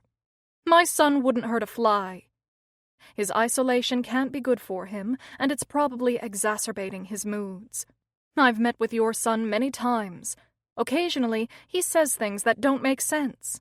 Some of his teachers are concerned and have complained about his bursts of anger. The school administration feels we need to get him tested and evaluated. "I know my son," said Angela's mother firmly. "He's just highly creative and particular. Einstein didn't fit in either, and look what he achieved. Ever hear of the theory of relativity?" The school psychologist let out an exasperated sigh, followed by 5 seconds of silence. "Mrs. Asmodeo, some parents are very open to doing testing to help figure things out and make their kids' lives better. To deny Michael has a problem doesn't help him, and I believe he needs the support." Angela peeked into the psychologist's office and saw her mother fold her arms across her chest. "Mrs. Asmodeo," said the psychologist, trying again, "we'd like to have an evaluation done on your son. The school will cover all the costs. Michael may have some learning disabilities that are frustrating him. If we can get to the bottom of it, we might be able to put some things in place so he can better adjust and cope." "I told you, there's nothing wrong with my son," his mother insisted. "But there was something wrong with him, Mom," thought Angela. "You refused to see it." Angela's mother had always dismissed all the complaints, convinced that Michael was just spirited and more likely bored with the tedium of the classroom because of his high intellect. By the time Michael was in high school, he was on a steady diet of heavy metal music and spent more and more time alone in his room. He barely spoke to Angela or her parents. Eli sneezed, bringing Angela back to the present. She opened her eyes and looked down at his angelic face. He was still asleep, and she closed her own eyes again. The day she came home from school and found her brother was vividly etched in her brain. It was January 12th. It was drizzling outside. She was 14 and in the 8th grade and had stayed late after school for the science club. Her mother and father were both at work, and that afternoon Angela didn't get home until 5:15 p.m. She opened the front door and the house was eerily quiet. Usually, when she got home, she could hear the bass of Michael's music thumping from behind his always closed bedroom door. But this day the house was silent. Sometimes Angela had heard her brother talking to someone in his room when she knew no one was there. There was no phone in his room. She never told anyone, but it scared her. When she asked him about it, he just laughed and told her it was his secret, and she needed to get her own secrets. That January 12th afternoon, Angela called out as she walked through her house. "Michael, are you here? Mike?" At first, she didn't think anything of it, and went into the kitchen to get something to eat. It was Wednesday, and her father always picked up Kentucky Fried Chicken on Wednesdays, one of her favorites. Her parents usually got home around 6:30. Feeling a little hungry, she fixed herself a small snack and unpacked her books. By 5:30, it occurred to her that it was odd that Michael wasn't home. He was always in his room listening to music. Once in a while, he'd go outside to sneak a cigarette or something stronger. Angela knew about that too, but she didn't tell. "You didn't know anything, Mom, because you didn't want to know. You never wanted to know about the bad stuff. I couldn't tell you because you couldn't handle it." She remembered sitting at the kitchen table that day and starting her homework when something told her to look around the house for her brother. She walked upstairs to Michael's room, placed her hand on the knob, and turned it. Slowly she opened the door and flipped on the light. It was empty. She looked around her brother's room, a place where she had once been welcome. When they were little, they were in and out of each other's rooms constantly. About 4 years earlier, Michael had suddenly stopped playing with her. His walls were now covered in bizarre and dark posters, and his blinds were always drawn. Not finding her brother, and it being almost 6 p.m., Angela checked the other 2 bedrooms and still could find no sign of him.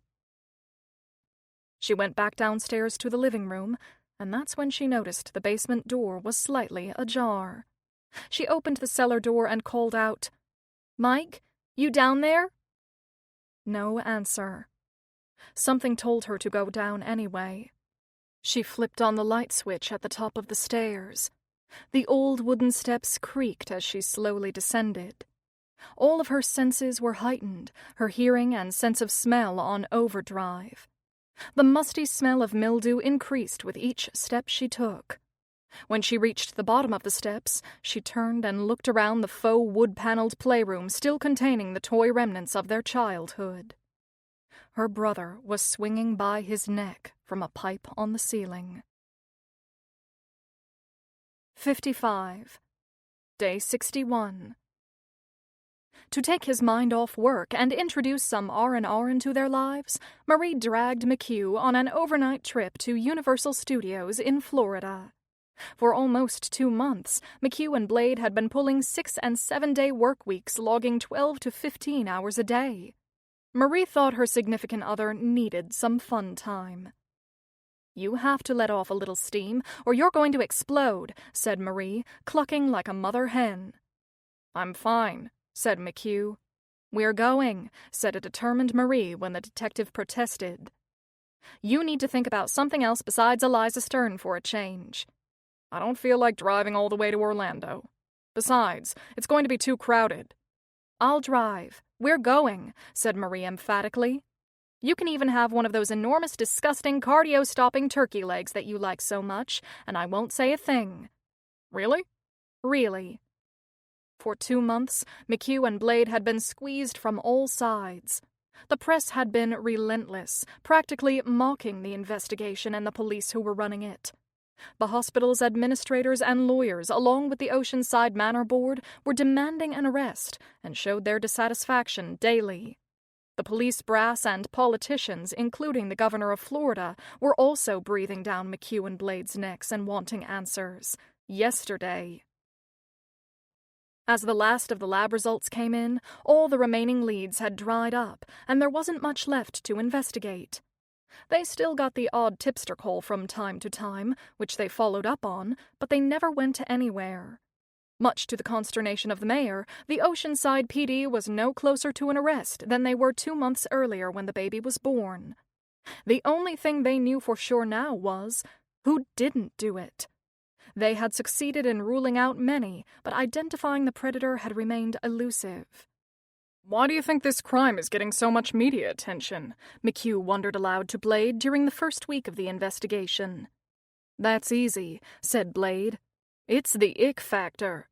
Some guy getting it on with an unconscious young woman is pretty darn icky. People love that kind of stuff. I hate to say it, but sick sells." The investigation had been going on long enough that public interest had waned. The on-site media had thinned out, and only a quarter of the news vehicles and reporters were still hanging around. Tommy Devlin's rising star was not as bright as it had been. For a few weeks, Devlin had been a nightly staple on a variety of cable news shows, but not anymore. When the Eliza Stern story first broke, the public couldn't get enough of it. Like everything else, news runs in cycles, and there were always newer, shinier objects for the public to shift their attention to. As months passed, and the horror of what happened to Eliza Stern settled into the public's collective consciousness, people soon turned to a new debacle, a mass shooting in Indiana with 37 fatalities. And with that, the media was off and running after the next salacious story. As McHugh and Marie drove up the Florida Turnpike towards Orlando, Marie reviewed Universal's rides and attractions on the app on her phone. "I want to go to the new Harry Potter Diagon Alley first. That wasn't open the last time we went. How long has it been since we've been there?" "We went about 6 years ago." "And The Simpsons. I love that one. Remember? It smells like baby powder." Marie reminded him of all the attractions at Universal, and McHugh started to look forward to a relaxing 2 days away from Oceanside. Even though thoughts of his case were never fully out of his mind, he pulled into the Universal Cabana Bay Hotel parking lot, and within 30 minutes they were checked in. They boarded a free shuttle to the park entrance, and along with hundreds of others, walked en masse towards the gates. At some point, there was a slowdown in the movement of the crowd, even though they were nowhere near the entrance. "What's the hold-up?" said an irritated McHugh, trying to get a handle on why the foot traffic in front of them had stalled. As they inched closer, they saw what it was: a security checkpoint. Every single person entering the park was being fingerprinted and had to go through a metal detector. They soon learned your fingerprint became your ID to get you in and out of the park. "Security has gotten incredibly sophisticated," said McHugh to his girlfriend. "I guess that's what this world has come to. Now families have to be fingerprinted and scanned for metal before they can go on the Spider-Man ride. It's sad." "If it keeps me safe," said Marie, "I'm good with it." "The fingerprinting isn't to protect you, Marie. They do it to prevent people from sharing tickets." "That's messed up," said Marie, aghast. "My privacy is compromised because they're afraid of people sharing tickets? What gives them the right to do that? There should be a law against that." "Do you not want to go in?" "No," said Marie, narrowing her eyes. "I'll do it, but it's not right. Who knows what they do with that information?" After getting their fingerprints scanned and going through the metal detectors, Marie and McHugh headed to Diagon Alley, but stopped for a turkey leg on the way, just as Marie had promised. By 6 o'clock that night, they were both tired, having gotten up and out of Oceanside before 7 that morning. They went for an early dinner to one of McHugh's favorite places, Margaritaville. As it always was, the place was Jimmy Buffett lively, and even had a giant margarita volcano that erupted every 10 or 15 minutes in the middle of the dining room. Looking over the menu, McHugh tested Marie to see if she would honor her commitment on no food restrictions or associated comments. "I think I'll start with some of those volcano nachos," said McHugh, waiting for a reaction. Marie didn't flinch. "Then I'll probably get the New York sirloin with mashed potatoes and cheese." Marie did not look up from her menu and kept reading. "This isn't fun," said McHugh, pouting. "What?" "I was going to order nachos and steak, and you didn't say a single word." "I promised I wouldn't bug you." "You didn't say anything when I ate that entire turkey leg this morning." "Now you want me to say something?" "At least before I knew you cared." Marie started to laugh. "You're unbelievable. If you eat nachos and a sirloin steak with potatoes and cheese, you're going to keel over and die, and I'll have to take you home in a box." McHugh grinned and reached for her hand. As he looked lovingly into Marie's eyes, he jerked his head back. "Wait a second," he said. "Why didn't I think of that before?" "Think of what?" "There are a bunch of commercial organizations collecting fingerprint data beyond just law enforcement. Universal does it, and so does Disney. I completely forgot about that. Stadiums, car rentals, and even airlines are using biometric technology. All sorts of establishments that cater to large groups of people and crowd control are experimenting with this stuff." "That's terrible. Where are all of the privacy laws to protect us?" "Don't you see, Marie? Maybe the man who assaulted Eliza Stern or attacked Jenny O'Hearn didn't have a criminal record," said McHugh. "That might be why the unidentified set of prints we collected in Eliza's room didn't have a match from police or FBI databases. But maybe this joker enjoys theme parks or Major League Baseball or rented a car once or twice." "You're so smart." "I'm not that smart, or I would have thought of this a while ago." "But when we gave our fingerprints here at Universal, the guy at the booth said they dispose of all the records and prints once your ticket is no longer valid," said Marie. An incredulous McHugh looked at his girlfriend. "And you believed him because—" Marie was silent. "Of course that's what they tell you, Marie. Data is valuable. That's the currency everyone trades in now. I don't care what they told us, I promise you, nobody's throwing that data away. That's pure gold. Now I'm thinking, maybe we can tap into it and match those unidentified prints we found in Eliza Stern's room." He pulled out his phone and did a few Google searches. There are several players in the biometric space, but the big one is Know You. Tomorrow, I'm going to see if we can get into their database." The next day, the Oceanside police chief reached out to Mayor Tim Davidson, who in turn contacted the governor of Florida. Calls were placed to Universal Studios, Disney, and a few other organizations that recorded fingerprints. With some gentle prodding from the governor, a few of the companies agreed to allow the police to cross-match against their database of fingerprints. It was going to take some time because the companies weren't set up for that kind of vetting, but McHugh would wait however long it took. If they were able to find a match from Eliza's room or the storage room where Jenny O'Hearn had overdosed, it could blow the whole case wide open.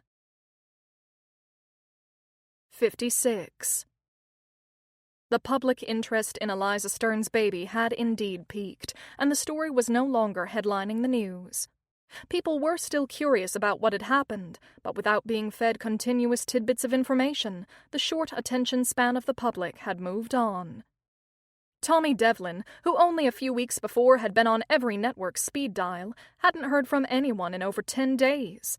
Talk radio hosts had clamored for interviews with him to get the inside track on the baby at Oceanside Manor. He could still taste the cinnamon-flavored coffee and blueberry muffins in the CNN green room, and now it was all slipping away. The last time he did a segment on CNN, one of the assistant producers casually mentioned he'd be a great fit at the network. The guy said the network brass thought he had a face for TV. Devlin knew he had to get the Stern story back on the front pages of America's newspapers and TV screens, or he'd never get his shot. There would never be a story as big as Eliza Stern in Oceanside again. That he was sure of. As he had every day for the past 2 months, Tommy positioned himself once again in the Oceanside Manor parking lot, under a tree near the entrance, hoping to get a fresh lead. Only a handful of reporters were still camped out there, and from what he could tell, they were all on the B team. Most of them were sitting alone in their cars or smoking cigarettes under the shade of a row of palms. He checked his phone every 5 minutes to see if there were any new emails or texts from the cable shows. Nothing. He looked up from his phone and saw 2 women walking up to the brick building. They were the same chatty 2 who had given him the bogus tip about the baby in the wall. He sprinted over to them. "Hey, ladies, remember me?" said Devlin, smiling. "Yeah," said the tall one. "I've seen you on TV a lot. I saw you a few times on CNN and Fox News." "Oh, yeah?" said Tommy, grinning. "How do you think I did?" "You were great," said the short girl, smiling at him. "I saw you on Anderson Cooper, too." "Anderson's a good guy. He and I, we're pretty tight," said Tommy. "We got a lot in common. I'll probably get together with him the next time I go up to New York to do a segment. We'll probably go out for a beer or something." "Really?" said both girls, duly impressed. "So, ladies," said Tommy, "I might go back on the news show soon, but only if I dig up something important to tell them. This story has sort of stagnated. It's been 2 months and nothing new has happened. You hear about anything unusual going on inside?" The 2 women looked at each other and wrinkled their noses. "Well," said the short one slowly and deliberately, "I overheard a couple of people talking in a break room. I had a headache and was lying down behind a partition, and they didn't know I was there." "Who was talking?" "They were cops," said the short girl. "You told me you didn't see them," interrupted the tall girl. "I didn't see them, but I heard them, and they sounded like cops, and one of them had a police radio on, and it kept going off," said the short one. "They were definitely cops." Ladies, what did the police officers say?" "They said that they did all these DNA tests and cleared just about every person who came in contact with this place between April and June of last year. They said there were still a few outstanding people who wouldn't give up their DNA, and there was one person who they were especially interested in." "Really? Did they say who that person was?" asked Tommy, starting to pant. The short woman looked at her tall friend, while the tall one narrowed her eyes and shook her head, signaling they should both keep their mouths shut. The short woman, enjoying the limelight and the attention from the reporter who was a personal pal of Anderson Cooper, ignored her friend and turned back to Devlin. You can't tell anyone, but they said they are waiting for a DNA sample from Dr. Frank Farwell, our chief facility administrator, said the short woman. They said the money was on Farwell. You shouldn't have told him that, said the tall one angrily. But hasn't Farwell been out of the country for over a year? Asked Tommy, writing furiously in his notepad. Isn't he the one who's been in South America the whole time? Yes, said the short woman. But according to what the doctors determined, Eliza Stern was assaulted between April and June, and Dr. Farwell was here for a few days during that time period. That seems like an awfully tiny window to pin all their hopes on. A few days? After all this time, that's all they got? Asked Tommy. There's one more reason, said the tall girl, now wanting to get in on the action with the reporter. What's that? Asked Tommy. Eliza Stern's baby, who is now 2 months old, has red hair, said the tall girl, as if she had just shared the secrets of the universe. Why does that matter? Asked Tommy. You know who else has red hair? Ronald McDonald, said Devlin, laughing at his own joke. Dr. Frank Farwell, said the tall girl, nodding with a satisfied smile. Tommy's eyes lit up, and he smiled from ear to ear as he jotted the information down. Are you going to report that on CNN? Asked the short girl. If you do, don't you dare use our names. Tommy assured them everything would be kept confidential, and the two women turned and walked into the front door of Oceanside Manor. Career-building wheels turned inside Devlin's head. If I take this info to the news shows, they'd have a lead to run with, and I'd be asked to comment on it. It's not been verified, and it's really only a little gossip from the hospital parking lot, but the information did technically come from the cops. That short girl sounded pretty convinced. Besides, if Farwell didn't do anything, once they get his DNA, he'll be cleared. In the meantime, I'll be back on prime time. 57. Day 63. McHugh and Marie had been invited to Blade and Eve's for a Friday night dinner. McHugh and his girlfriend had been looking forward to it all week because Eve, an occupational therapist by trade, was also a phenomenal hostess and cook. Though Eve cooked strictly vegetarian, and McHugh leaned more towards red meat and fried foods, even he had to admit the dishes Eve served up were nothing short of spectacular. I'll tell you what, Evie, if I could make stuff like this, said McHugh, helping himself to more, I might give up Chick-fil-A. Yeah, right, said Marie with a laugh. That'll be the day. The dishes Eve made tonight aren't that hard to make, said Blade. Look who's talking, interrupted Eve, laughing as she pulled her long, curly brown hair up into a ponytail. When have you ever cooked, hun? That would be never. I make our coffee in the morning. Besides, you do it so well. My cooking would only be a colossal disappointment for everyone concerned, said Blade with a grin and a wink at McHugh. Everyone helped clear the table, and the group moved into the living room. Hear anything more from the guys at the FBI? Blade asked her partner. Oh, no, groaned Marie. We're not going to talk about Eliza Stern again. I want to talk about it, Eve said. Anita never tells me anything. You want to change places with me? Said Marie. Eliza Stern is all McHugh talks about, but he doesn't tell me any of the interesting details. Everything's confidential. I have to listen to him rant, but I can't know anything juicy. Does that seem fair to you? My wife doesn't tell me anything, Eve said good-naturedly, looking at Blade and scrunching up her face. Here we go, said Blade, turning to McHugh for some support. I'll tell you what, we'll talk about the investigation for 10 minutes, but after that we're done. Nothing we say leaves this room, okay? McHugh and Blade gave the two women an overview of the Stern investigation, but said nothing terribly confidential. Eve was enthralled. Marie was bored. She'd heard it all before. It should be simple to figure out who did it, Eve said. DNA doesn't lie. At least, that's what they say on Law and Order. That's correct, said McHugh. But you've got to have someone to match it to. So far, we've evaluated hundreds of people, and not one of them was a match. We had a few holdouts for a while who were at the top of our list, said Blade. One was a doctor at the hospital with privacy issues, another was the brother of a patient. They've since both checked out negative. There's one more DNA result we're waiting for, but it's a long shot, said McHugh. Who? Chorused Marie and Eve. Dr. Frank Farwell. He's the Oceanside Manor administrator who has been on sabbatical in South America. He left around the time Eliza would have become pregnant.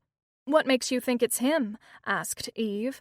For one thing, said McHugh, the timing of his departure could have worked, and it was his hair, or what was left of it, that tipped us off, Blade said, jumping in with a wicked smile. Eliza's got light blondish brown hair, but the baby's hair is definitely red, just like what's left of Farwell's. We've been waiting for his DNA to come from Ecuador for weeks.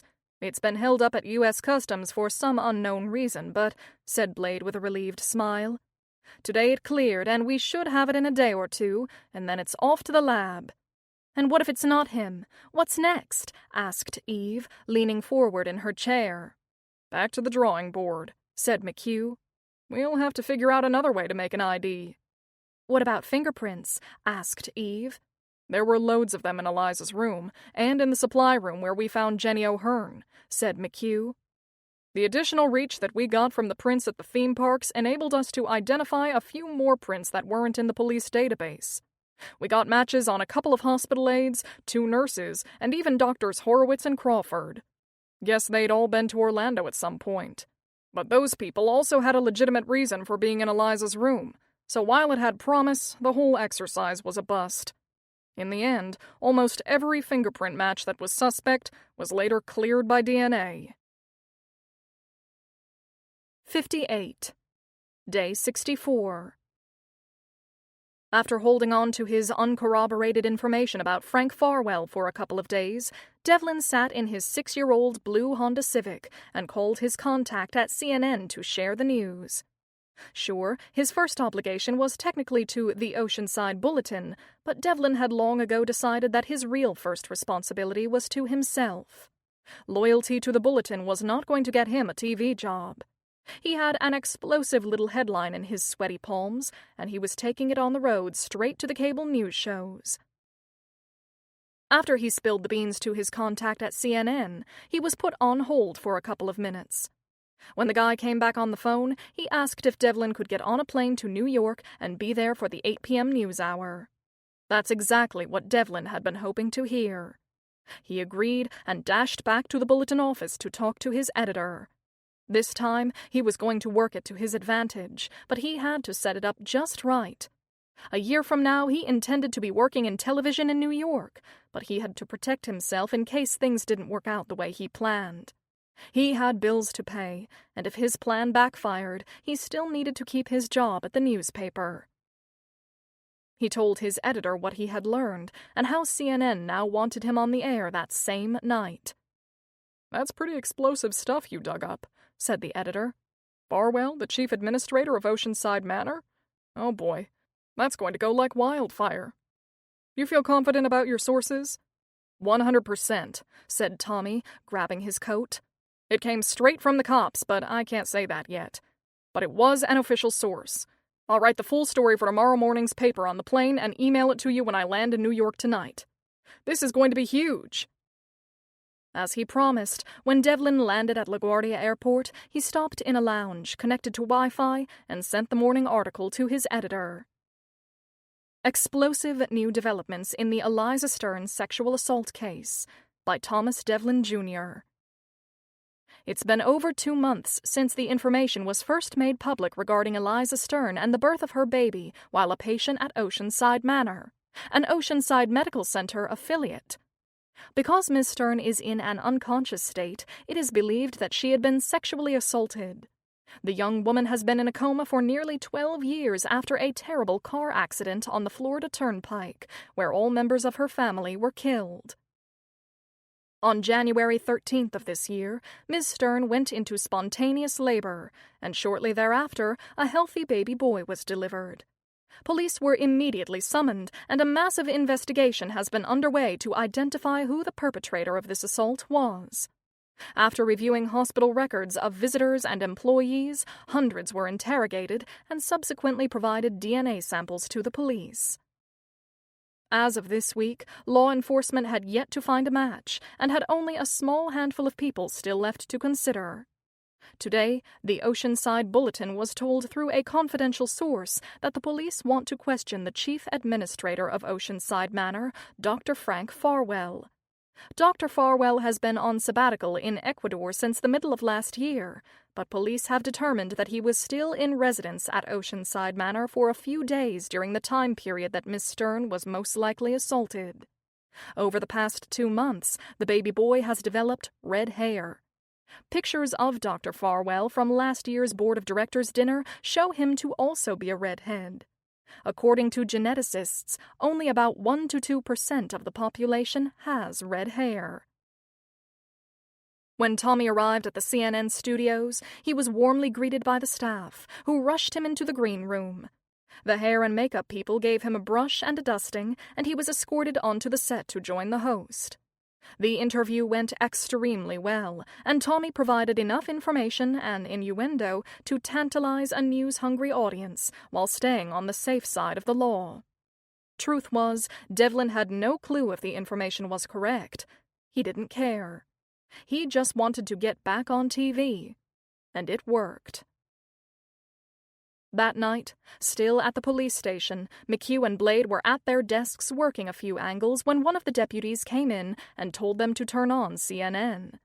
When McHugh got to the channel, the first thing he saw was Tommy Devlin with a self-satisfied look on his face.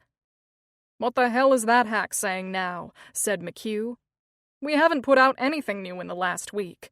Why would he be up in New York now?" McHugh and Blade watched the entire interview, and McHugh felt his blood begin to boil. "I can't believe that self-promoting jerk just did that. How did he find out about Farwell? That was all confidential. Nothing has been verified. What we saw Devlin just do was total speculation." "Unbelievable," said Blade. "Only a handful of people knew we were looking at Farwell. I know the 3 cops who were working on this line of questioning. I can vouch for all of them. None of them would have said a word." "Somebody said something," said McHugh. "Wait until Farwell gets wind of it." "He still might be our daddy," said Blade. "From the way things are going, half the population of Florida might be the daddy." 59. Day 65. "Thanks for squeezing me in, Virginia," said Angela, as she breezed past her therapist and took her usual seat in the black leather chair. "My life isn't my own these days between the absolute insanity at the hospital and having a new baby in the house. I barely have time to eat. How are you feeling?" "Mostly good." "Mostly?" "A little overwhelmed," said Angela. "I'm trying to run a hospital that's had a continuous police and FBI presence. Everyone on my staff is looking at each other, wondering if one of their co-workers is the one who did it. And now, after all the chaos, it looks like the police may have nothing." "Nothing?" "We may never learn who Eli's father is," said Angela, shaking her head. "How do you feel about that?" "Honestly, I don't care anymore," said Angela. "In 3 weeks, Frank Farwell will be back, and he can deal with the nightmare that I've been living. Eli's father is of no importance whatsoever to me. What matters now is that he's my son, and he's a beautiful, healthy baby who has brought enormous joy into David's and my life. Aren't you concerned about the genetic blueprint that Eli may have inherited? Wasn't that always your issue with adoption? That you didn't know what kind of mental family tree you were going to get?" Angela took a deep breath and let it out slowly. "It was because of what happened with my brother that I felt that way. I loved Michael, but he put my parents through hell. Eli isn't anything like my brother. I can tell he has the sweetest, most gentle soul." "He's 2 months old," said Virginia. "Hitler was sweet and gentle when he was 2 months old." "You're comparing my baby to Hitler?" said Angela, starting to bristle. "Of course not. I'm sure Eli is fine," said Virginia. "But given the circumstances, and knowing that the father likely has a screw loose, don't you want to know what you're dealing with?" "It doesn't matter to me or to my husband," said Angela, becoming agitated. "We know Eli is all right." That's quite a turnaround from the woman who for years refused to consider adoption, despite the fact that she desperately wanted a baby, said Virginia. Maybe we should explore that. People change their minds all the time. Can we please talk about something else? Absolutely. This is your session. What do you want to talk about? In a few weeks, my old boss will be back, and I will happily pass over the tiller of Oceanside Manor to him, said Angela. Now that I have an infant at home, Eli's my priority, and I want to create more of a work-life balance. Aren't you and David just fostering? Asked Virginia carefully. You're talking like it's a foregone conclusion that Eli will be staying with you. There's a lot of steps that it takes to adopt a baby. You need to prepare yourself that anything can happen. Angela glared at her therapist, her brows knitted together, and she suddenly stood up. We still have a few more minutes left in our session, said Virginia. I'm not going to sit here and have you fill my life with toxic energy, said Angela, her voice rising. It's like you don't want me to have this baby. Just because you don't have any kids, you don't want anyone else to have them either. I'm sorry, that's not what I... Virginia didn't finish her sentence because Angela had already walked out the door. 60.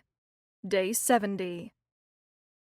After taking a statement at a gas station on Federal Highway where a woman had pulled a knife on her boyfriend the night before, McHugh turned the Camry to drive south along Ocean Highway. The tall palm fronds fluttered from the strong breeze as streams of excited tourists carried beach chairs and lunches for their much-anticipated day at the shore.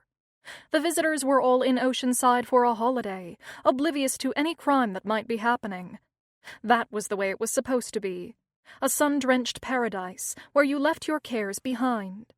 It was McHugh's and Blade's job to keep Oceanside safe, so the tourists continued to come and spend their money. Happy and safe kept the economy going, the restaurants full, and the boutiques selling bathing suits and beach bags. The detectives drove through some of the neighborhoods on the barrier island by the beach. Everything was pristine and manicured, and if it wasn't, it was being torn down to build something grander in the high-priced neighborhood. House prices ranged from as much as $30 million to the smallest of homes priced at a cool $1 million. Any way you sliced it, if you wanted to own real estate by the shore in Oceanside, you had better have a few dollars put away. You gotta admit, Anita, this is one beautiful place, said McHugh, looking out his window, admiring the ocean. It's lunchtime. How about we do a stop at Chick-fil-A? 20 minutes later, after devouring his bacon chicken sandwich and a sweet tea in the car, McHugh smiled. This was all I needed. I think better when I've had something to eat. You don't want anything? I don't put poison in my body, said Blade. It didn't taste like poison to me, said McHugh, wiping his mouth and starting the car. You don't know what you're missing. They rode in silence for a minute, listening to some of the calls coming in over the radio. You're awfully quiet today, Anita, said McHugh.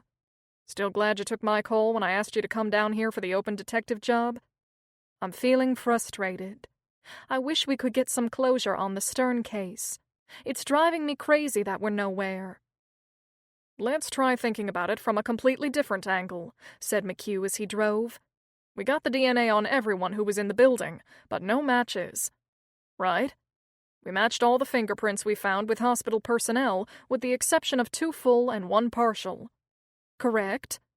We found out 2 of those prints were from the plant guy that we got off the database at the theme park, but he had already been exonerated by his DNA samples, so it was a wash. Every lead we've chased down has gone nowhere. We can't catch a break on this one. There's gotta be another way to skin this, said Blade. They drove down the beach road silently, each in their own thoughts. Wait a second, said Blade. Obviously, we're missing someone. Somebody didn't make it onto our master list. If they weren't on the master list, we wouldn't have checked their DNA. I've heard that some police departments have been using alternative sources. In California, they found this serial killer because the guy's cousin wanted to know where their family roots were from. Why don't we see if we can get a hit from one of those genealogy sites? How does it work? Asked McHugh. Let's say I'm your sister, said Blade, and you're a serial rapist. Thanks. Unbeknownst to you, I, your sister, decide I want to find out what percentage Norwegian I am." "I can tell you right now, you don't look Norwegian," said McHugh, winking. "Just stay with me," said Blade, on a roll. "I want to find out my ancestry, and I send my DNA sample into one of those sites. 6 weeks later, I get a printout that tells me I'm related to Genghis Khan and Napoleon." "Okay. And that's it," said Blade. "Now, this genealogy company has my DNA. If we take Eliza Stern's baby's DNA and run it through the genealogy company, it won't find the exact match because I, your sister, did it and not you. But it will give us a close match, and we might be able to identify the real perpetrator." "I always thought you were a genius, Anita. It's a gift." The next day, the two detectives put together a list of the top 3 genealogy sites and made some phone calls. They would use a similar process to when they used someone's Facebook profile to see who might be in their social network. If the baby's DNA was a close match to someone who had a brother, father, or cousin who worked at the hospital, or even lived in or near Oceanside, they would be able to identify their man. The first and largest company said their policy was to not share their data with anyone, including the police. Blade got the same reaction when she reached out to the second largest genealogy company, another dead end. On the third call, they got a break. Family Roots DNA had worked extensively with the FBI and said they would allow police to look for family matches providing it was for a violent crime like rape or murder. The detectives' luck had changed. While on the phone with Family Roots DNA, McHugh threw a ball of paper at his partner and gave Blade a thumbs up. Since the arrest of some high-profile murderers and rapists, police had identified suspects in 26 cold cases. Prior to Family Roots agreeing to help law enforcement, the only resource was a public database called GED Match, which wasn't nearly as rich or specific as the private companies. Police could now upload DNA data from a crime scene and search the company's database to find relatives of potential suspects, if not the suspect themselves. "The woman at Family Roots said that they got some pushback from privacy advocates who didn't want the police messing with people's private data," said McHugh. "But they're going to allow it anyway, at least for now." "What a crazy world we live in," said Blade. "Nobody minds if Facebook or Google use and sell your data for a profit, but for police to catch a murderer or rapist, that's where they draw the line?" "I hear you. It makes no sense," said McHugh. "We could still get a court order for the other genealogy companies, but let's chase this one down, since they are willing to play with us and see what crawls out." 61. Day 80. When his plane from Ecuador landed on a Thursday afternoon in Fort Lauderdale, Frank Farwell was fuming. They had CNN in Ecuador, and Farwell had seen all the coverage about him. Tommy Devlin had intimated on television and in local papers that the police were seriously looking at Farwell for the rape of Eliza Stern. The development in the story had been picked up by media outlets around the world. Even down in Ecuador, people had heard about the case. When Frank saw his name and picture on the front page of a Spanish-language paper, he cut his trip short to return to Oceanside and deal with all the insanity. "To suggest that I had anything to do with it is ridiculous," he had said to his Florida attorney during a contentious phone call from Ecuador. "I never touched that girl. I'll sue Devlin, CNN, and the Oceanside Bulletin for libel and slander. It's a disgrace that they can say something like that and get away with it. The media are a bunch of slime balls. They'll say anything to sell more ads. They don't know who they are dealing with." "Let your DNA clear you first, Frank," said his attorney, trying to soothe his client. "You'll be back in 4 days. My understanding is that your kid is at the lab right now. After you're ruled out, we can go after the press with both barrels." 2 days later, DNA reports cleared Frank Farwell, but he was still spitting mad and looking for blood. At the Fort Lauderdale airport, Frank picked up his luggage from the baggage carousel at the international terminal and ordered an Uber. It felt good to be back in the United States after being in South America for so long. In the morning, he would go into Oceanside Manor to see what condition things were in. The following Monday, he'd be back in his old office to right the ship that had gone severely off course, hit some rocks, and was about to sink. The next morning, when he pulled into the familiar Oceanside Manor parking lot, there was only a single news van from a Palm Beach affiliate station parked across the street. When he entered the building, he was greeted with a mixture of surprise and fear by the hospital staff, who were not expecting him. He went straight up to his old office where he found his assistant, Vera, at her desk. It took her a moment to realize it was her old boss standing in front of her. She, too, hadn't been expecting him. "Dr. Farwell," said Vera, standing up and smoothing her hair. "I didn't know you were back. Welcome home. I'm sure you've heard. It's been so chaotic since you left." "I've heard. I'm not officially starting until Monday. Where's Dr. Crawford?"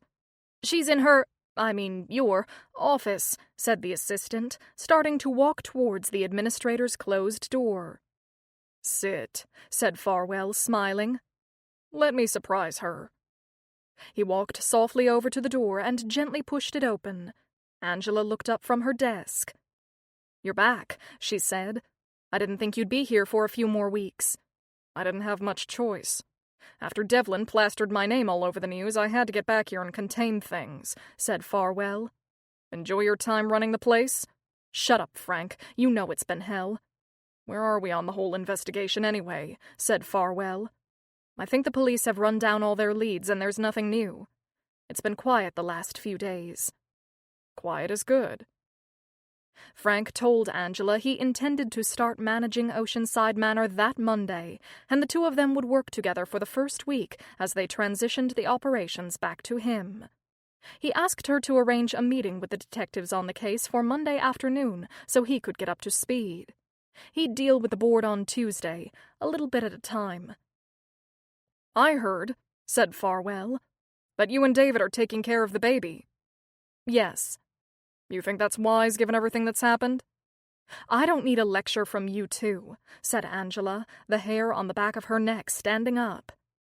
"The baby was the innocent in all of this. They were going to send him into foster care. David and I tried for years to have a baby, and it never worked for us. It just made sense. The baby has a home, and now we have a son." "You're planning to keep him?" "Right now we're just fostering, but yes, adoption is our plan." "Will you be leaving us?" said Farwell, hoping she would. "I'm going to continue to work, and David is going to be at home to take care of Eli." "Eli?" "He's named after Eliza." Farwell nodded. "Come on, walk me around the building so I can get a look at the state of things," said Frank. Nurses, doctors, and aides waved to him as he and Angela passed, and welcomed their old boss home. It felt good being back on his home turf. After he finished his walk-through, he got in his car and drove directly to the Oceanside Bulletin and asked to speak to the editor-in-chief. A few minutes later, an assistant walked him back to the editor's office. "What can I do for you, Dr. Farwell?" said the suspicious editor. "You want to make a statement on the Stern case?" "I've got a bone to pick with you. A bone named Devlin," said Farwell. "And it's going to cost you some cash. A lot of cash." 62. Day 140. The Oceanside PD was humming on a Monday morning. Though it was the shoulder vacation season, there were a few massive festivals going on, as well as an international tennis tournament. Hotels were at capacity, and word around town was that condo rentals were booked solid. You couldn't get near a restaurant without a reservation, and even the hot dog stands had a 15-minute wait. The influx of people kept the police extremely busy. More car accidents, brawls, thefts, mayhem, and even more murder. McHugh and Blalock were at their desks reviewing new data on several of their open cases when a FedEx envelope was placed in McQuillan's inbox. "It has to be the results on that DNA sample we sent to Family Roots," said McHugh, grabbing the envelope, ripping it open, and scanning the documents. "Would you look at this?" "Would I look at what?" asked Blade, not taking her eyes off the paper she was reading. McHugh leaned over, tapped his partner's shoulders with the envelope, and placed the document in her hand. She quickly scanned the page. In a million years, I never would have guessed that, said Blade, making a clicking sound with her tongue. Not what I expected at all. Looks like we've been barking up the completely wrong tree, partner. But how the hell— I'm still not clear on how it all fits together, said McHugh, scratching his head. I'm waiting for my brain to kick into gear and come up with an explanation. You think this is right? Said Blade. It doesn't make any sense. An hour later, McHugh and Blade assembled the Eliza Stern police team to update them on the new information they had just received. As most of you know, we coordinated with the FBI and the Family Roots Genealogy Company and have been waiting a long time for the results. It was a long shot, but the effort appears to have paid off. Family Roots sent us their results today, and I'm happy to announce we have a match. Applause and whistles erupted from the small crowd. They found a partial match to a woman named Betty Moreno, who lives in New York City, said McHugh. There was a wave of surprised grumbling in the room. While McHugh continued to talk, a few of the police officers in the meeting pulled out their phones and Googled Betty Moreno and looked her up on various social media channels. They found her on Facebook. She lived in Forest Hills in Queens, New York. On further exploration of Moreno's online friends and connections, they saw no link to Florida. Blade placed a call to the NYPD to ask for some help. It reminded her of how she first met John McQuillan. He was working on the Quinn Roberts case in New York, and he had called the Atlanta PD to ask for her help with his investigation. The rest was history. The perp in McHugh's case was now serving a life sentence in a federal prison, and she and McHugh had since become partners. The NYPD was 1,000 times the size of the Oceanside PD, but cops are cops, and when a brother calls for some help with a case, help is given. Blade was quickly connected to a police captain who assigned the task to a couple of patrolmen. Later that same day, the two uniformed NYC police officers took a ride over to see Miss Betty Moreno. Miss Moreno was home alone and was rather surprised when the pair of cops showed up at her apartment door. "Are you here about the guy next door who smacks his girlfriend around?" Ms. Moreno said through the partially open crack in her door, safety chain still on. "No," said one of the officers. "Is there a problem with your neighbor?" "I thought you were here about them," she said. "They make an awful racket. I've called the police a few times when they get really loud, but when the cops show up, the girlfriend tells them everything's fine. What are you gonna do?" "We can't do anything in those situations if people won't press charges," said one officer. "We're here because we have a few questions we'd like to ask you about a different matter." "About what?" "Ms. Moreno," said the other officer, "we're helping on an out-of-state investigation, and, oddly, one of the pieces of evidence in that investigation led us to you. We're trying to figure out what the connection is." "Am I in trouble?" "No, I don't think so," said the first officer. "Can you tell us what connection you might have with the state of Florida?" "I like to go there on vacation sometimes, especially in January or February," she said. "These last few winters have been awful. It just snowed and snowed. I thought it would never end. I can't take the cold anymore." "Yeah, it was really bad last year," said the first officer. "When you go to Florida, where do you visit?" "My family went to the Florida Keys 2 years ago, and last year we went to Disney in Orlando for Christmas," said Betty Moreno. "They do a really nice holiday show at Disney. You ever been?" "I took my 6-year-old last year," said the first police officer. "You go anywhere else in Florida?" "I have a brother who lives in Oceanside. We try to get down every other year to see him," she said. "He's my only sibling." The two cops shot a look between them. "When was the last time you visited your brother?" "Let's see. That would have been last April on my son's spring break from college," said Moreno. "My husband and my son and I all went down for about a week." Another look was exchanged between the police officers. "Ms. Moreno," said the second police officer, taking out a notebook and pen. "Can I get your brother's name, please?" "David Crawford. He's a writer, a novelist. He's won all kinds of literary awards," she said proudly. "His wife Angela is a doctor. She runs that place where that woman in the coma had the baby. My brother and my sister-in-law are actually taking care of that baby for a while. The story was all over the news. You must have heard about it. Crazy story." The two cops nodded. "Does this have something to do with that?" she asked, realizing they weren't at her door for a social visit. "What does any of this have to do with me?" "When you were in Oceanside, did you ever go to the Oceanside Manor building?" "I've been there once or twice to pick my sister-in-law up, but I don't remember if we were there on the last visit. I don't think so." The woman had a puzzled look on her face as she tried to remember. "Wait, I think there was one day that I was out shopping with my sister-in-law and my son, Mark. He's a junior at NYU. Angela got a call while we were out and said she needed to swing by her office on our way home to pick something up." "Did all of you go inside?" asked the first police officer. "You think I'm going to sit out in a car in that Florida heat? You bet we went inside. Too hot to wait outside in the sun, and Angela wasn't sure how long it would take her." "Do you remember if you signed in or showed any ID when you entered the hospital?" asked the second policeman. "I don't remember," said Betty, wrinkling her forehead. "I don't think we did because we were with my sister-in-law and she runs the place. I think they just waved at us." "How long were you on the premises?" "It was supposed to be a 10-minute stop, but after we arrived," said Betty, "Angela got pulled into an emergency meeting for about 25 minutes. I used the time to check my messages from work." "And your son, was he with you the whole time?" "We sat together for a few minutes until he said he was hungry and went to the cafeteria." "Why are you asking me about my son?" "How long was your son gone?" asked the police officer. "I don't know, maybe 20 minutes. Why are you asking about my son?" "Nothing in particular," said the second police officer. "Just gathering the facts." "Facts about what?" asked a surprised Mark Moreno, who had just walked into the apartment and saw the police standing in his living room. The officers explained they were doing some routine investigating because there had been a DNA match with Betty Moreno on the Eliza Stern case. "How could that be?" gasped Betty.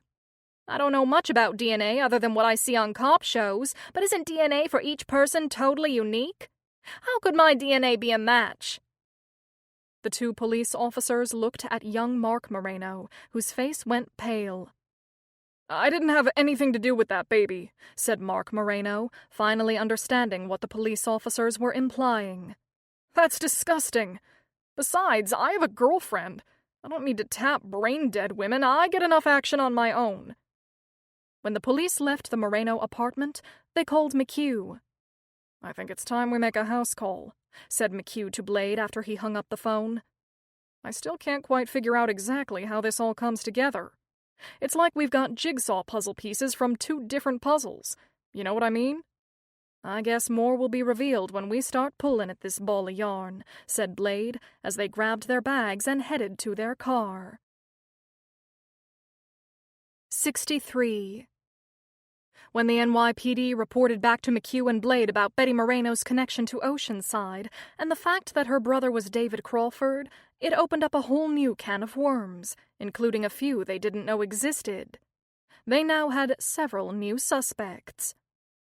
Based on their shared DNA, either David Crawford or his nephew Mark Moreno could be the father of Eliza Stern's baby, said McHugh to his partner as they drove in the direction of the Crawford house. "It's time we pay David Crawford a visit."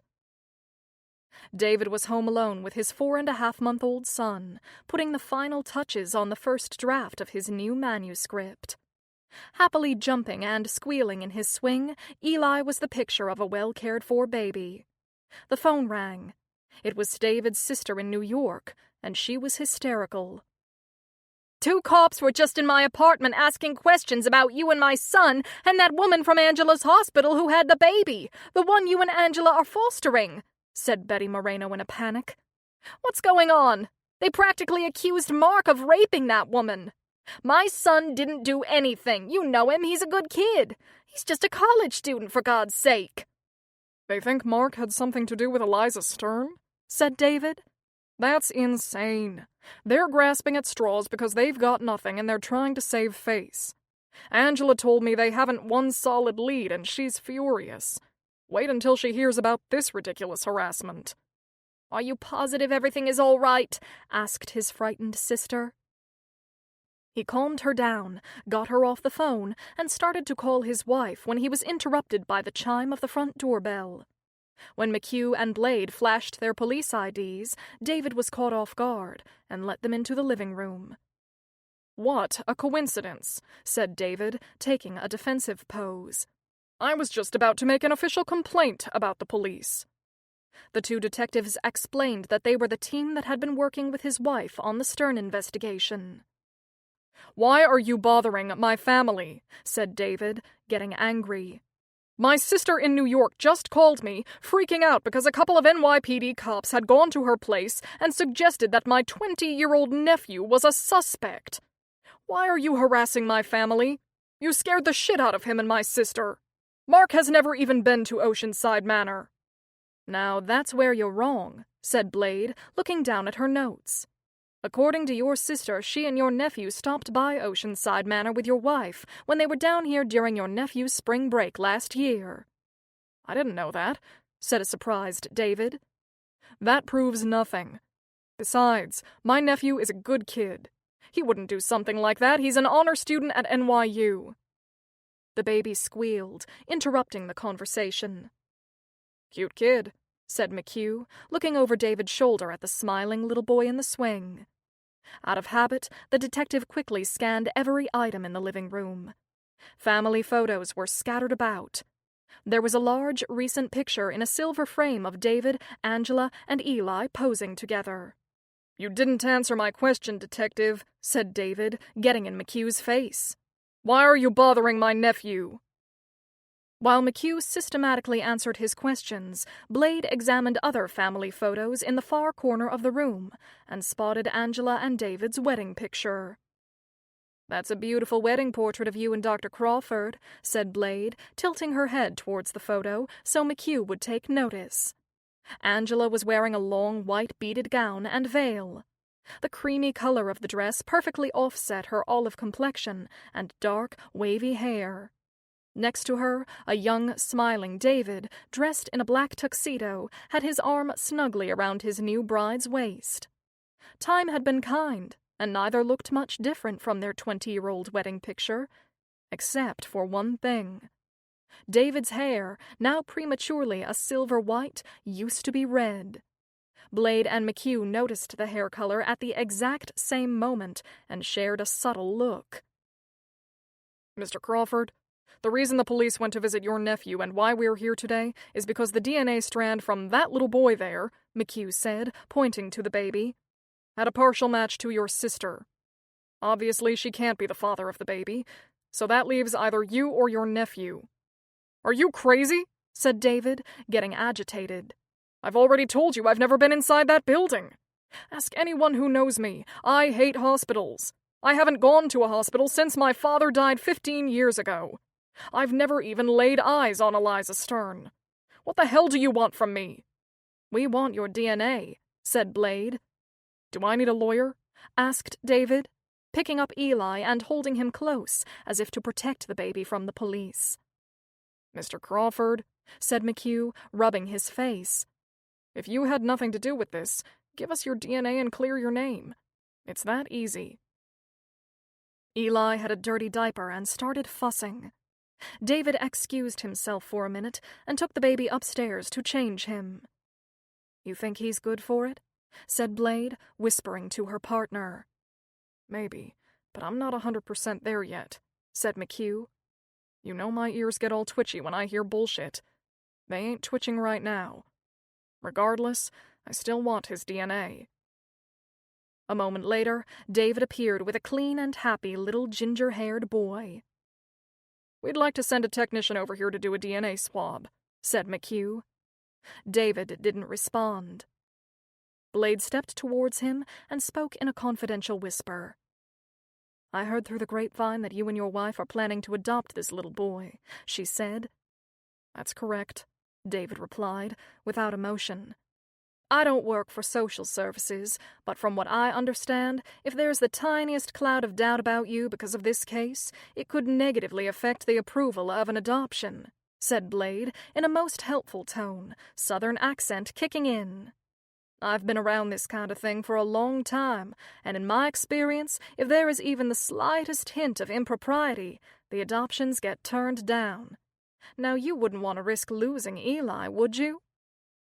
David's heart melted as he hugged the little boy tighter in his arms.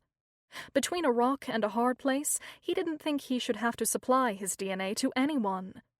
On the other hand, he knew for sure he wasn't the baby's father, and a genetic test would definitely clear him.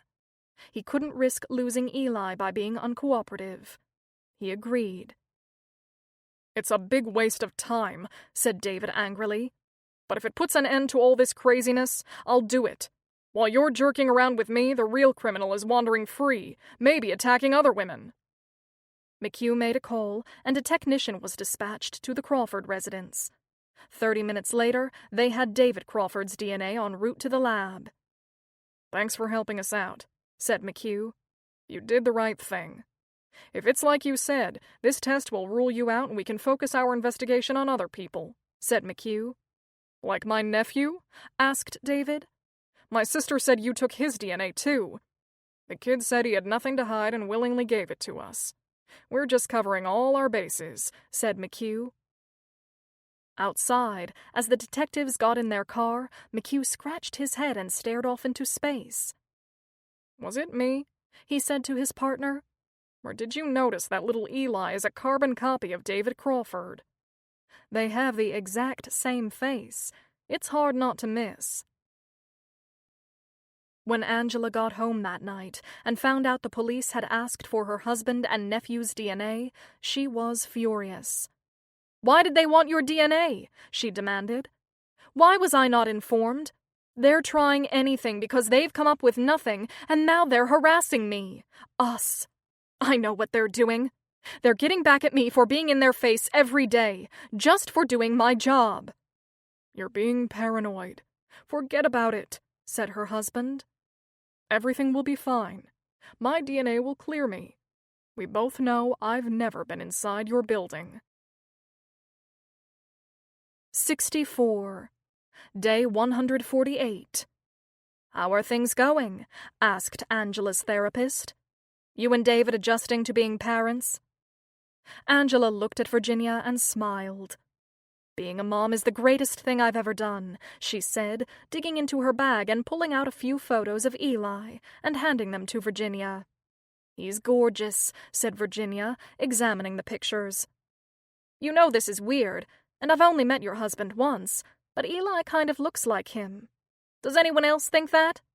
"I don't think so," said Angela. "At least, no one said that. Definitely, Eli looks like David. Your husband's a handsome guy, so that's not a bad thing," said Virginia, laughing while handing the photos back to Angela. "Okay, so tell me what's going on," said Virginia, getting back to business.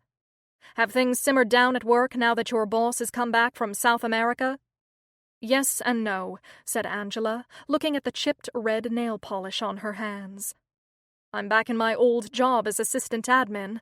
A lot of the responsibilities, including dealing with the board, are off my shoulders, so that's positive." "What's the no part?"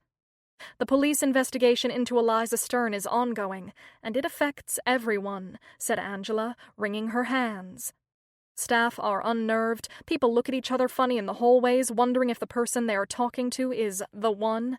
Families of patients are suspicious and nervous, and the building still has a persistent police presence." "How does all that make you feel?" "Like I want to run away," said Angela. "I'd like to pack up the car with David and Eli and just move to California or Arizona and start afresh. I could start practicing medicine again, open one of those little walk-in clinics. I thought hospital administration would give me balance in my life, but it's been the furthest thing from that. It's been awful." "Running away doesn't solve anything," said Virginia. "Maybe you should go back to medicine, but you don't need to move across the country to do that. We need good doctors here, too." "It feels like South Florida has become too toxic for me," said Angela, getting upset. "I don't know what I think anymore. I just want to enjoy my son. There's been all this weird stuff happening." "Like what?" "I can't talk about it right now. That's why we're here," To air things out and shine a light on them. I'm not ready to do that yet. 65. Day 150. David prepared a special dinner for him and Angela that night. He bathed and fed Eli early, and the baby was playing in his crib. He went downstairs to the kitchen to check on the meal that was simmering on the stove. He looked in each pot and pan and decided the Mexican mole chicken was simmering the way it was supposed to, and went back upstairs to Eli's room. The 5-month-old was still awake, but blinking his eyes, a sure sign he was getting sleepy. David turned on one of the music boxes, and soft twinkling sounds gently started to play.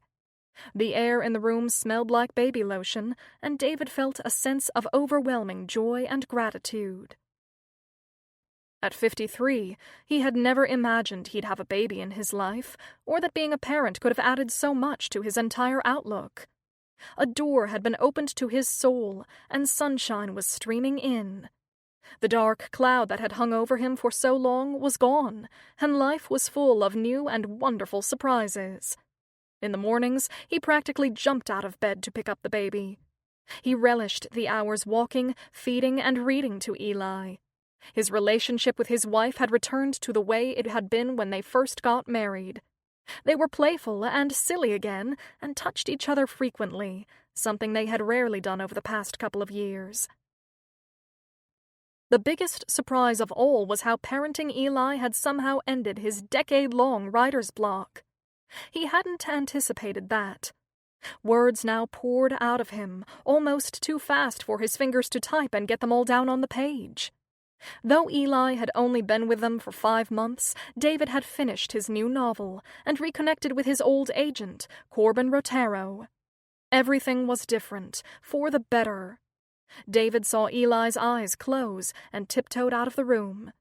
He closed the door halfway and went downstairs to check his cooking dinner. 10 minutes later, while still in the kitchen, David heard the front door open and close, followed by the familiar sound of Angela's keys being tossed with a thud onto the bookcase in the living room. "I'm home," she called from the front of the house. "In the kitchen." A moment later, Angela stood in the kitchen doorway. "Something smells good," she said with a raised eyebrow, noticing the table was set with their good dishes and candles were burning. "What's going on?" she asked with a curious half-smile. "We're having a party," said David. "Actually, it's technically a fiesta because I'm serving Mexican food. Olé." "What are we celebrating?" asked his wife, curious but puzzled. David flashed a grin. "I finished the 3rd draft of my book. It's all done." A smile spread across Angela's face as she crossed the room and wrapped her arms around her husband, giving him a big hug and a kiss on the neck. "I told you that you could do it," she said, holding him tight. "I'm so proud of you. No more writer's block." "Ever since Eli arrived, the words have been spilling out," said David. "It's the weirdest thing." "Don't you see?" said Angela. "He was what was missing in our lives. We weren't a family before he got here. We were just a couple going through the motions. Eli made us whole. He's our miracle baby on so many levels." "You're right. He is our miracle. Who would have guessed that such a terrible beginning would bring so much joy?" Angela smiled. "Smells good in here. Let me change and look in on the baby before we eat." She went up the stairs directly to Eli's room. He was asleep, and Angela gazed down at the softly snoring child and adjusted his blanket. She put her hand near his mouth and felt his warm breath with each exhale, and thought that her heart would burst. "You're exactly what I always dreamed of. I love you, my sweet baby," she whispered, as she leaned over and kissed the sleeping child on his head. 66. Day 152. It had been more than 4 months since Jenny died, and Danny Laffin had not been able to pack up her personal effects that still lay scattered around his apartment. Her notebooks, hairbrush, and other items were sprinkled in every room, and made him feel like she was still with him. The day before, his mother had been over and begged her son to box up Jenny's things and return them to her family. "It's not healthy for you to keep all her stuff around. It's time to let Jenny go," his mother had said. "You can't have a relationship with a dead girl." Danny wasn't sure that it was time, but he had promised his worried mother that he would return Jenny's possessions to her parents, so he did. He got a cardboard box and systematically walked around his small apartment, putting each of Jenny's belongings into it. Each time he found something, he'd stop and stare at it, remembering the exact moment when Jenny was holding it. He found her Batman Pez dispenser on a shelf, and remembered the day Jenny bought it and proudly offered him a piece of candy. "You're the only adult I know who has one of those," Danny had said, teasing her. "When I was a little girl, I desperately wanted a Pez," Jenny had replied. "All the other kids at school had them, and I asked my mother if I could get one too. It was the cool thing to have in the 4th grade. I had one. Exactly my point. I begged my mother, but for some reason, she wouldn't get me one," said Jenny. "I think it permanently scarred me. I promised myself when I grew up and had my own money, I was going to buy a new Pez dispenser every year. I have quite a collection now."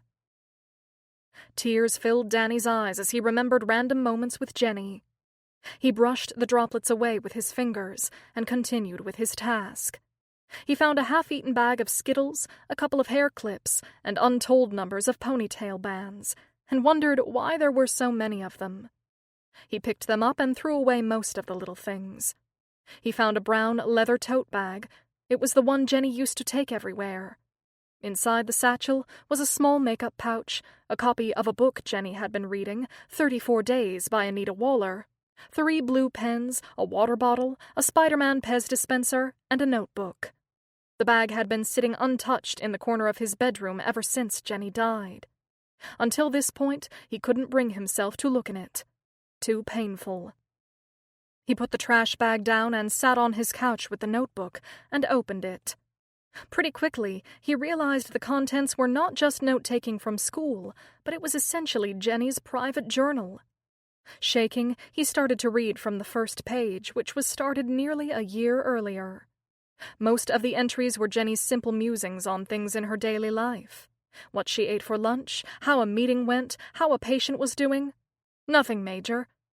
Danny raced ahead to the dates that corresponded with the time that he and Jenny first got together. August. I met this cute guy named Danny at a barbecue this past weekend. He was really nice. We talked the whole time and he asked me for my phone number. I hope he calls. November. Danny and I went to his cousin's wedding in Miami together. It was the first time I met his whole family. I think everyone liked me. At least, they acted like they did. I think I'm falling in love with him. Is that possible after only 9 weeks? Danny read all the pages of short little blurbs Jenny had written about their romance, and before long he found himself sobbing. After allowing himself a good cry, he went back to the notebook. February 15th. Found some old strange records having something to do with ES. Was going through the files and saw that someone had placed orders for ES to start getting special vitamins.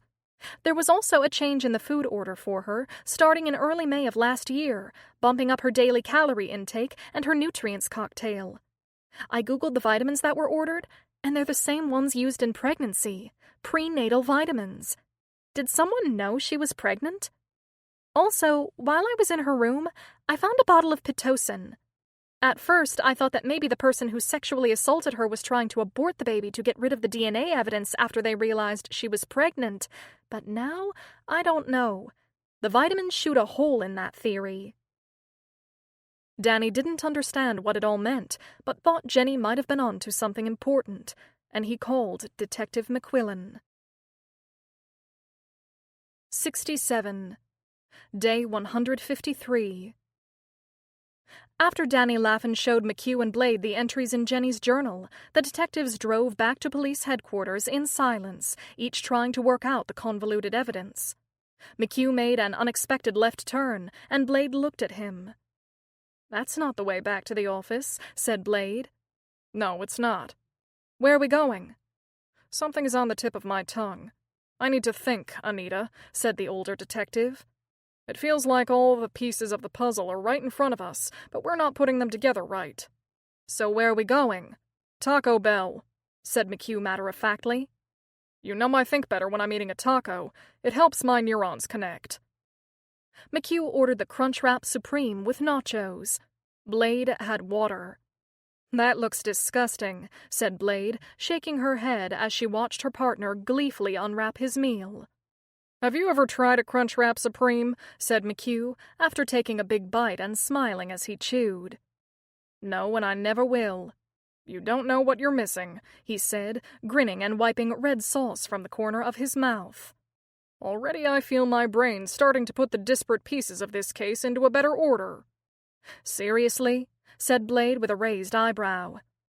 Let's look at this whole thing from a different perspective. The way I see it, we've got conflicting data points, said McHugh. Someone changed Eliza Stern's food and vitamin regimen around the same time she got pregnant. That could mean that someone knew she was pregnant and was concerned about the health of the mother and baby, so they added extra supplements. Or on the flip side, said Blade, jumping in, the person got Eliza pregnant, didn't want anyone to find out, and was planning to abort the baby using Pitocin. Correct, said McHugh. And this is where it doesn't add up. The Pitocin points to someone wanting to get rid of the baby, but the vitamins indicate someone wanting to protect the baby. The two detectives stared out the window into the parking lot as McHugh finished his meal. What if it isn't one person? Said McHugh. What if there are two players, each with a different agenda? And they don't know about the other one, said Blade.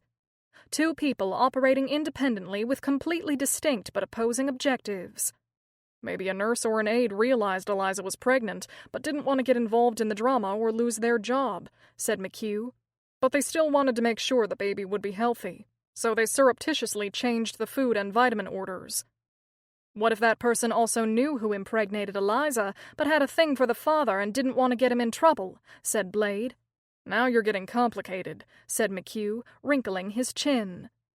And the baby daddy's plan was to go into Eliza's room, induce labor, and abort the baby before anyone found out, said Blade. That person would have to be a trained nurse or doctor. You mean someone like Steve Horowitz? Asked McHugh. Horowitz fits the profile, said Blade. All the girls at the hospital had crushes on him, and he apparently regularly returned their admiration. Except Horowitz's DNA clears him, said McHugh.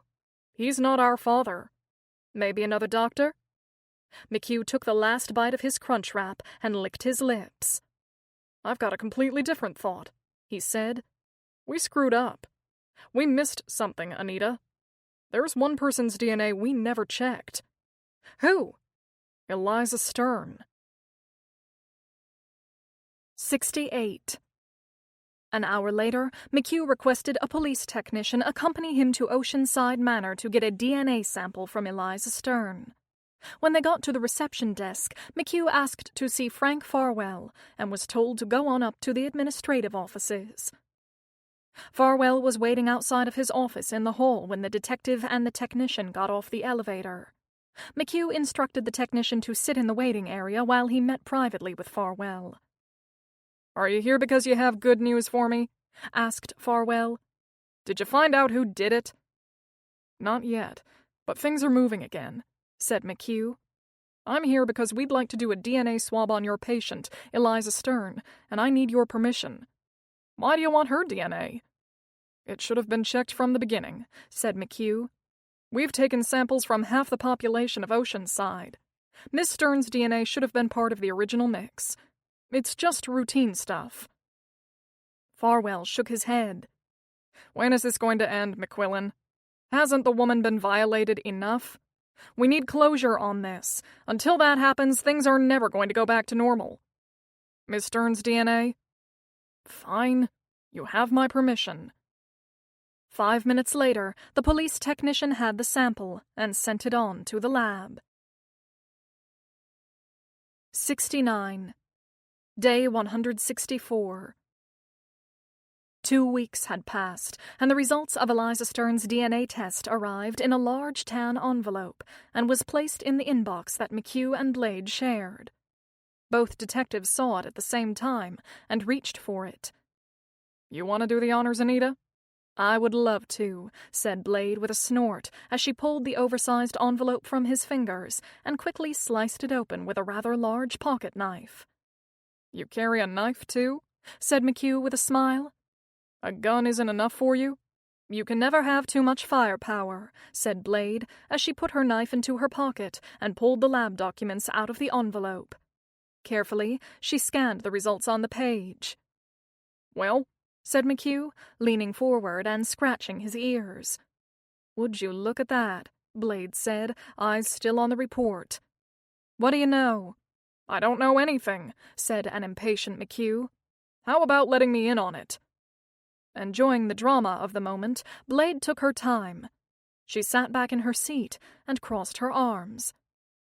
Much to my surprise, said Blade, it appears Eliza Stern's DNA is not a match with that baby. Which means, said McHugh. Which means, said Blade, pausing. Eliza Stern is not the mother of the baby, the two detectives said in unison as they stared at each other. My ears are in full throttle right now, said McHugh. If Eliza isn't the mother... Wait, I don't get it, said Blade. How could the baby not have Eliza's DNA? A team of nurses and doctors saw the baby come out of Eliza's body. The baby came out of Eliza, said McHugh, nodding his head. But the bigger question is, how did the baby get into Eliza to begin with? The only DNA we do know that matches the baby is David Crawford and his nephew, said McHugh. Let's go see the famous novelist. When they walked out of the police station, a clap of thunder sounded, and it began to drizzle. As they walked, several raindrops spotted the blacktop in the parking lot. Great, said McHugh, looking up at the gray sky. It wasn't supposed to rain until later tonight. We're supposed to get a wicked storm. Speeding across town on the slick, wet streets, they eventually pulled up in front of the Crawfords' house. When David answered the front door holding 6-month-old Eli, he was once again surprised to see police officers. What do you want? David asked suspiciously. Kid's getting big, said McHugh. Anyone ever tell you he looks just like you? No. Can we come in, Mr. Crawford? Said Blade. No. We have a few questions we'd like to ask you, said McHugh. It would be better to do it inside than out here on the street. Baby might catch a cold. I'm not going to answer any questions, said David, bristling. Unless you're here to arrest me, I don't have to answer anything. Call my lawyer. Mr. Crawford, said Blade. We just got the results of Eliza Stern's DNA test and your tests. Turns out she's not Eli's mother, but it appears that you are indeed his father. You want to explain that to us? I don't know what you're talking about, said David, starting to close the front door. Talk to my attorney. McHugh stuck his foot in the door. We'd like to talk to your wife as well. Is Dr. Crawford at home? She's at work, said David as he closed the front door and bolted it. After the detective's car pulled away from the curb, David put Eli in his playpen and immediately called his wife. Those two detectives were just here again, said David frantically. They said Eliza Stern's DNA shows she isn't Eli's mother. I don't understand any of this. How could Eliza not be Eli's mother? You delivered the baby. A whole room full of people saw the birth. The detectives said they wanted to talk to you, too. Did they say anything else? Said Angela, her voice elevating. David didn't respond as his brain tried to parse all the information. David, said Angela, you need to focus. They said I'm Eli's biological father, shouted David. That's impossible. I've never even seen Eliza Stern. I don't understand any of this. What's happening? Angela looked out of her office window and stood up. She put one hand on her desk to steady herself. 3 police squad cars had just pulled into the front parking lot. I'll call you back, she said as she hung up the phone, grabbed her bag, and walked out of her office. Once in the hallway, she entered a back stairwell, her entire body shaking. Afraid she might slip, she gripped the railing tightly while sliding her hand down the metal as she walked down. The echo of her heels on the bare cement steps reverberated in the concrete stairwell. When she reached the bottom, she pushed the bar on the heavy metal door and opened it slightly and peered out to the rear parking lot. It had started raining, and there was no one hanging around outside smoking as they often did. Her car was 10 seconds away from where she stood. She slipped out the door, briskly walked to her vehicle, and got in. 20 seconds later, she was off the hospital grounds and driving down Oceanside's main street towards her house. 70. The rain grew stronger, making visibility difficult. Angela drove as fast as possible, but not enough to draw the attention of a traffic cop. She pulled quickly into her driveway, sending the gravel flying in different directions, and parked her car in the garage. David, who had been upstairs, came running down when he heard the garage door. When he got to the bottom step, he found Angela standing in the middle of the room, staring at a framed photo of Eli that she held in her right hand.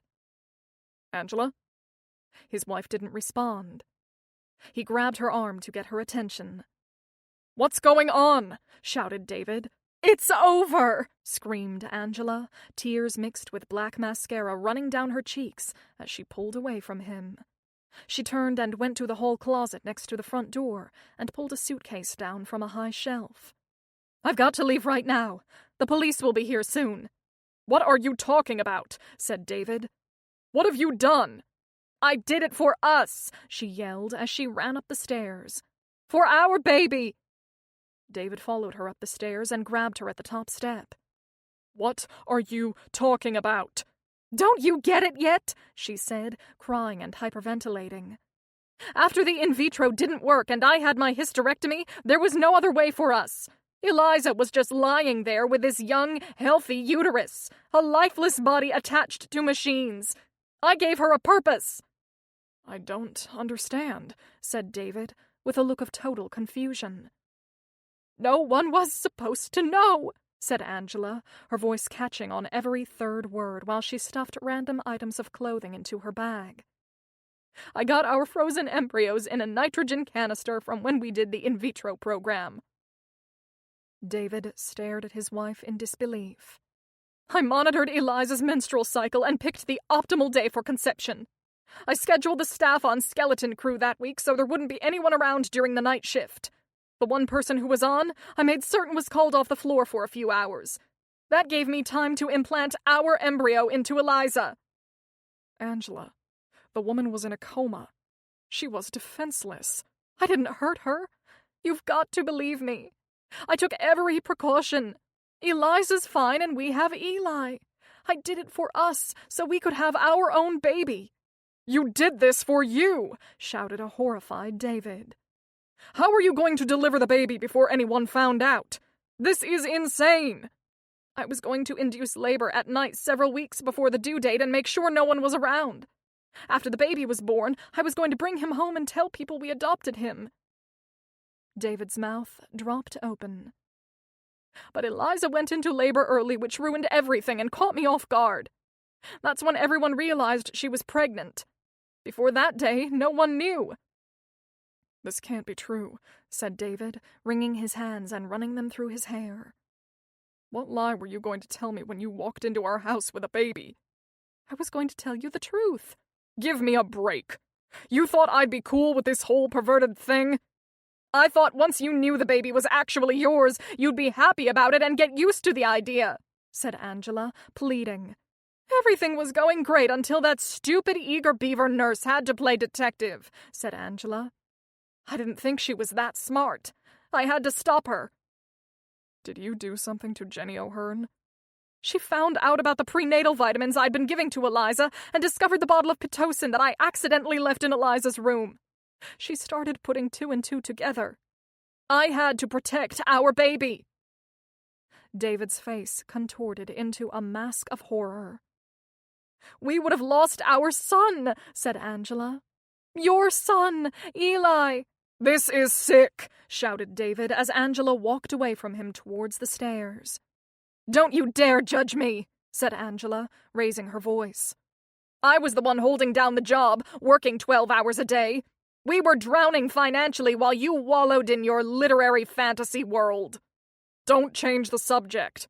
I was making progress on my novel. You hadn't written anything in 20 years, screamed Angela. The last book you wrote tanked. We were up to our eyeballs in your gambling debts, and half the bookies in South Florida were after you for money. Everyone thinks because I'm a doctor we were rolling in the dough. Oceanside Manor is a small, second-rate facility, and I was only an acting director. You know what's happened to the healthcare system in this country. You knew how little money I made, yet you continued to piss it away. Shut up, David shouted. For a moment, there was complete silence. David put a hand on each of Angela's shoulders and looked into her eyes.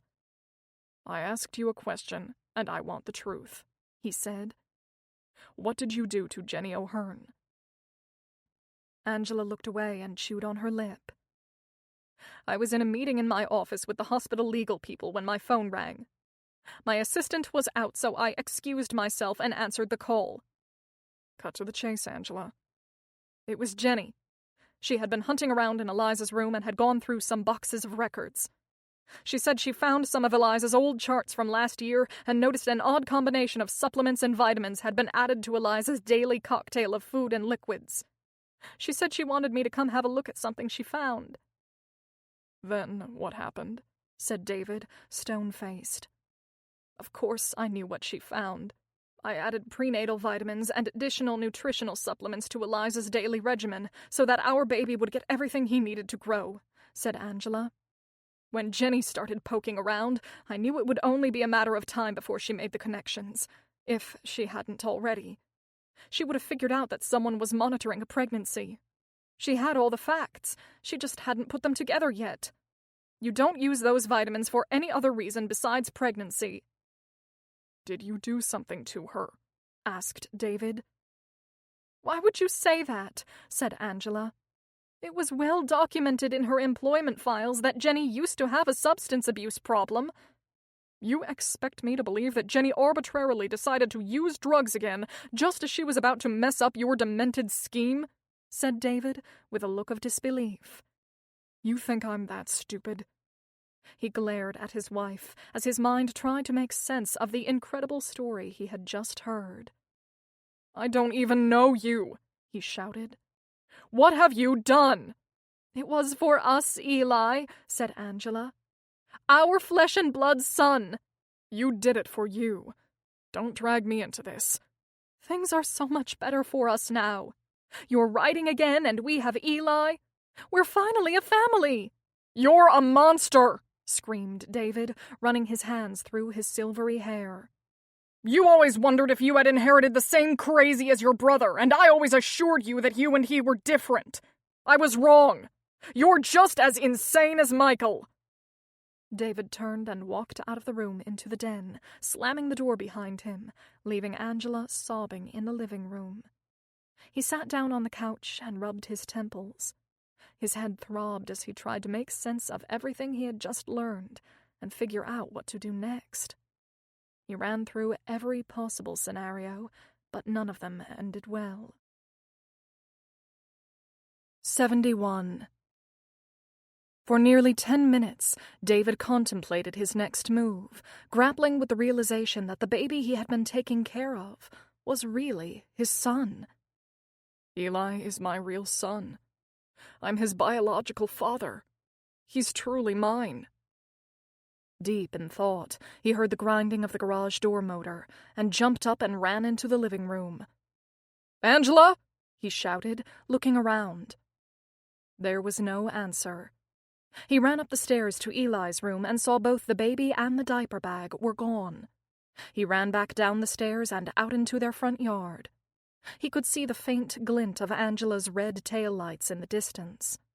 He got into his car to chase her, but by the time he backed out onto the street, she was out of sight. Racing back into the house to get his phone, he tried to key his wife's number in. The adrenaline racing through his veins made him type too quickly, and he kept dialing the wrong number. Calm yourself. Take a deep breath. Maybe she just went to the store or the park or for a drive. Deep down, he knew the truth. She wasn't coming back. He took a deep breath and slowly punched in Angela's number. It rang once, twice, 3, 4, 5, and 6 times and went to voicemail. He called again and again. Over and over it sent him to voicemail. He texted her. "Angela, please answer the phone. We need to talk." He paced while he waited for 5 minutes with no answer and texted again. "Angie, call me." Nothing. "God damn it, Angela," said David, shouting as he called again. "Pick up the goddamned phone." Again it rang 6 times and went to voicemail. This time David left a message. "Angela, maybe I'm overreacting and maybe you just took Eli out to the store, but I'm losing it. You laid all that stuff on me and you walked out of the house without saying anything. Please come home. We need to talk. Call me, okay?" David Crawford repeatedly called and texted his wife until her voicemail was full and would take no additional messages. Would she do anything to hurt Eli? Would she hurt our baby? Nearly 30 minutes had passed. It was now dark and stormy, and David was in a full panic. Not knowing what else to do, and fearing the worst, he reluctantly called the police. He was connected right away to Detective McQuillan, who was waiting for sign-off by a judge on a search warrant for the Crawford home. When McHugh picked up the call, David could barely get his words out. The detective had to stop him several times and make him repeat what he had just said. "She said all these crazy things. She said Jenny O'Hearn was getting too close. We had a fight. Angela took the baby, and it's raining." "Slow down, Mr. Crawford," said McHugh, while kicking Blade in the shin. Blade looked up, and McHugh mouthed David Crawford to his partner and nodded his head towards the exit and waved to her. Without asking questions, Blade obediently followed him out the door as he continued his phone conversation. "We're on our way," said McHugh in a supportive tone. "You and your wife had a fight. She probably just needed to let off a little steam. That's what my ex-wife used to do after we'd have an argument. We'll be there in a few minutes." "What's going on?" said Blade as she slid into the driver's seat. "Looks like the hen flew the coop with the chick," said McHugh. "We've been working together too long," said Blade. "I actually understood that." Back at the Crawford house, David dialed and redialed his wife. The rain was coming down harder and the wind had picked up. Not knowing what else to do while he waited for the police, he turned on the nightly news to distract himself. The weatherman was predicting heavy thunderstorms for eastern Palm Beach County that night. Oceanside was in the eye of the storm. David punched Angela's number into the phone for what must have been the 50th time. It rang 4 times, and Angela miraculously answered. "David, I'm going away. I'm leaving with our son. Come home. We need to talk. There's nothing more to say. If I come back, I'm going to jail. You know that's what will happen. I can't do that. All I ever wanted was my own family. I have my son now, and I'm not going to give him up." "Angela, this is crazy," pleaded David. "So you're going to be a fugitive? Think about what you're saying." "I won't give up Eli. I've waited too long and worked too hard to get him. I'll go someplace where no one can find us, and we'll start over. Just the 2 of us. Don't look for us, David. I'm begging you, give us a chance." "He's my son, too," shouted David. "Not anymore," said his wife, crying. "I'll be his mother and father.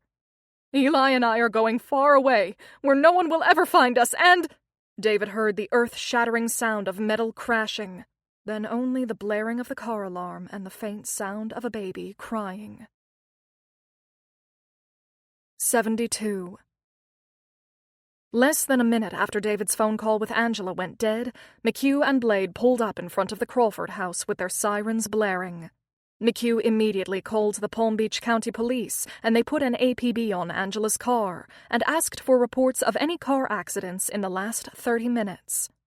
The police figured Angela would have been driving north on the Turnpike or I-95, since going south would have put her in the Florida Keys, and that would have been a dead end. She had to be going north. Gauging the time she had left and the road conditions, the police quickly determined what part of the state Angela was most likely to be in. "Make sure you let them know," said McHugh to the dispatcher. "There's a baby in that car." 35 minutes later, outside of Greater Orlando during a torrential tropical storm, a rescue team found Angela's car wreck. A red pickup truck had T-boned the driver's side of her car after she had gotten off the turnpike to wait out the rain and ran a stop sign. The emergency rescue crew had to use the jaws of life to release her from the mangled metal heap that surrounded her body. When they finally got her out, she was unconscious and had lost a tremendous amount of blood. An EMS team did field triage and rushed Angela to the nearest hospital. Miraculously, Eli, still in his car seat in the back on the passenger side, didn't have a scratch on him. A police officer lifted the baby, intact in his seat, out of what was left of the vehicle and put the child in a squad car and called the station. Angela was rushed into surgery with significant head and neck trauma, a broken pelvis, and a shattered left arm and leg. The left side of her face had been crushed, and broken glass caused numerous lacerations to one full side of her body. During the difficult and lengthy surgery, Angela's heart stopped twice, but she survived and was moved into the ICU. 73. Day 170. Tommy Devlin stood in the crowd in the parking lot behind the Oceanside PD, looking up at the podium. Pen in hand, he was waiting for the police to begin their press conference wrapping up the Eliza Stern case. Devlin's shining star at CNN had fallen like a brick when the Stern case dragged on with no conclusion. It didn't help that Frank Farwell also threatened to sue the network because of Devlin's appearance reporting inaccurate information about him. Now that there were brand new developments in the Stern case, national interest was renewed, and Devlin hoped the cable news shows would again come a-calling. He missed those blueberry muffins in the CNN green room before his on-air appearances. He still wanted another bite from the cable news pie. Oceanside was once again swarming with news vans from all the major networks, cable shows, local TV stations, and newspapers. Devlin waved to the CNN guys like they were old college buddies and walked over to greet them. "Hey, nice to see ya," Devlin said to the CNN crew as he thrust out his hand. "Can you believe all this stuff going on around here? I'm available if you need a quote or some local insight." A group of uniformed police officers in formal dress fanned across the makeshift stage. One man approached the microphone. "Good morning," said Oceanside's chief of police. "We are here today to report final findings on the Eliza Stern case. It's been a long and arduous investigation, and the police officers and detectives who worked the case morning and night have been focused and determined to bring closure for this community. I'd like to invite the two lead detectives on the case, Detective John McQuillan and Detective Anita Blalock, up to the microphone to provide you with the details." The police chief stepped back from the microphone, and an uncomfortable McHugh and Blade took center stage. "Good morning. Detective Blalock and I have been working on this case from day one," McHugh started. "As you know, this crime attracted national and even international attention due to the unusual circumstances. Like everyone else, we made some initial assumptions that turned out to be incorrect. Through meticulous police research, we used all the modern technology available, and we were ultimately able to discover exactly what had happened." Tommy Devlin listened to McHugh's entire explanation and couldn't get the words down in his notebook fast enough. When Detective McQuillan finished, Devlin looked around at the stunned and mainly silent crowd. Everyone's mouth hung open. Then all hell broke loose, and the questions started flying. "Holy shit," said Devlin, smiling to his photographer. "I'll tell you one thing, this is one wacky hospital. Make sure you get pictures of those detectives and the mayor for the lead story. I'm gonna have another front pager." 74. Day 171. The night after the police press conference, McHugh and Marie drove over to Blade and Eve's condo for dinner to commemorate the end of the 6-month-long investigation. "You're awfully quiet," said Marie as their car turned onto Blade Street. "I'm tired and glad it's over," said McHugh. "You're glad? I'm ecstatic. You weren't exactly a peach these last few months." "I'll make it up to you." "I'm planning on it," said Marie as she got out of the car. "Another trip to Universal?" McHugh groaned as they went into Blade's apartment building. Eve had prepared an incredible banquet for the four of them. "You've done it again, Evie," said McHugh. "This soup is delicious." "And healthy, too," said Blade, smiling at Eve. "Don't go ruining it," said McHugh, wrinkling his nose. "This is the kind of thing you should be eating," said Marie, pursing her lips and rolling her eyes in lockstep with the two other women. "It's carrot, ginger, and coconut with a vegetable-based broth," said Eve. "Very low calorie." "Okay, message received. I need to drop 10, said McHugh. A few minutes later, the foursome cleaned up the dinner dishes and settled down in the living room. "Now that the case is over, can you explain to us exactly what happened?" asked Eve. "Anita never tells me anything. I have to learn about everything from the news. I watched your press conference yesterday, and you both looked very nice, by the way," Eve said, squeezing Blade's hand. "But now I'd like to understand how it all went down." "Me too," said Marie. McHugh looked at Blade, who gestured with a wave of her hand and a smile that he could do the honors.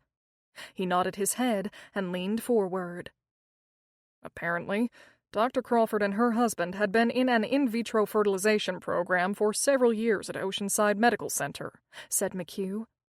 "Angela had embryos implanted on 5 separate occasions, but she miscarried all of them, and the couple gave up. They still had 11 frozen embryos in storage at the hospital. According to her husband, his wife had hoped that maybe one day, as technology and treatments improved, there still might be a chance. But later, she had to have a hysterectomy. The window closed, and that's when she must have come up with her plan." Blade jumped in. "Dr. Crawford realized that at Oceanside Manor, she was surrounded by plenty of people who could easily gestate her baby," said Blade. "She chose Eliza Stern because she was young with no friends or relatives, and it would be less likely that anyone would notice anything. Being that Dr. Crawford was a trained gynecologist, she was more than familiar with how to transport, handle, and administer the delicate embryos, and she eventually transferred them into Eliza." "Why didn't they just get a surrogate?" asked Marie. "She and her husband had discussed it, but apparently Angela maintained for years that she wanted no part of it," said McHugh. "She was concerned about monitoring the nutrition, drug, and alcohol practices of a surrogate, afraid that somehow her baby would be compromised. Also, finding a healthy and cooperative surrogate isn't easy and can be extremely expensive. Dr. Crawford told us they didn't have the money for it. Turns out he frequented the casinos a little too often and owed money to a lot of people, a lot of the wrong people. We found out he had been banned from a number of the casinos in South Florida." "The plot thickens," said Marie, eyes wide. "So then what happened? Once her boss, Frank Farwell, left for Ecuador and she was running the show, Angela figured that was her window of opportunity and she went for it," said Blade. "Wow," said Eve, letting out a sigh. "That's so incredibly demented, but at the same time weirdly brilliant."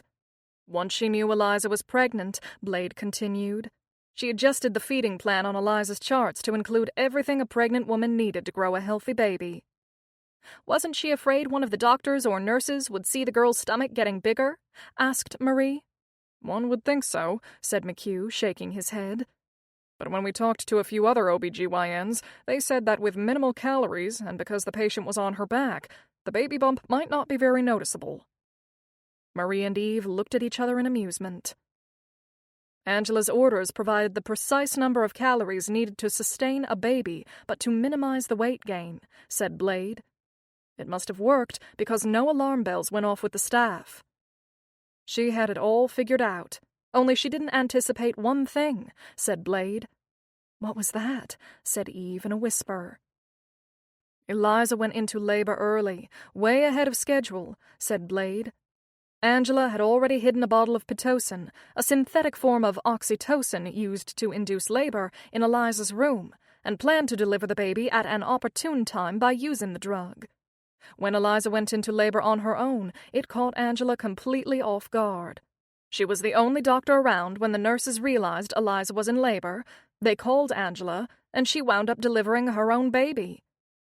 "Oh my God, she must have been freaking out when she got that phone call," said Marie, mouth open.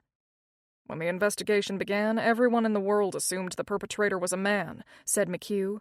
"Me included." "It was a reasonable assumption," said Blade defensively. "Hey, everyone thought it was a man," said McHugh.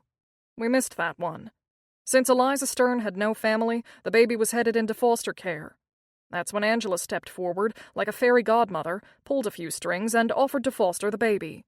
She also recruited the same young nurse who had been there for the delivery to help her." "Jenny O'Hearn," said Marie, while chewing on her thumb. "The girl who overdosed?" "Bingo," said McHugh. "Angela put Jenny in charge of compiling all the research. Everything was going great from Angela's perspective, until Jenny stumbled across Eliza Stern's old feeding, medication, and exam schedule. While going through the records, Jenny noticed that Eliza started receiving prenatal vitamins around the time we now know Eliza got pregnant." "Oh, snap," said Marie. "We didn't know anything about the vitamins until Jenny's boyfriend turned over her journal," said McHugh. "That's when the pieces started to come together. As Jenny continued to dig around, she called Angela to tell her what she had discovered. A few hours later, Jenny was found unconscious in a supply room from a drug overdose."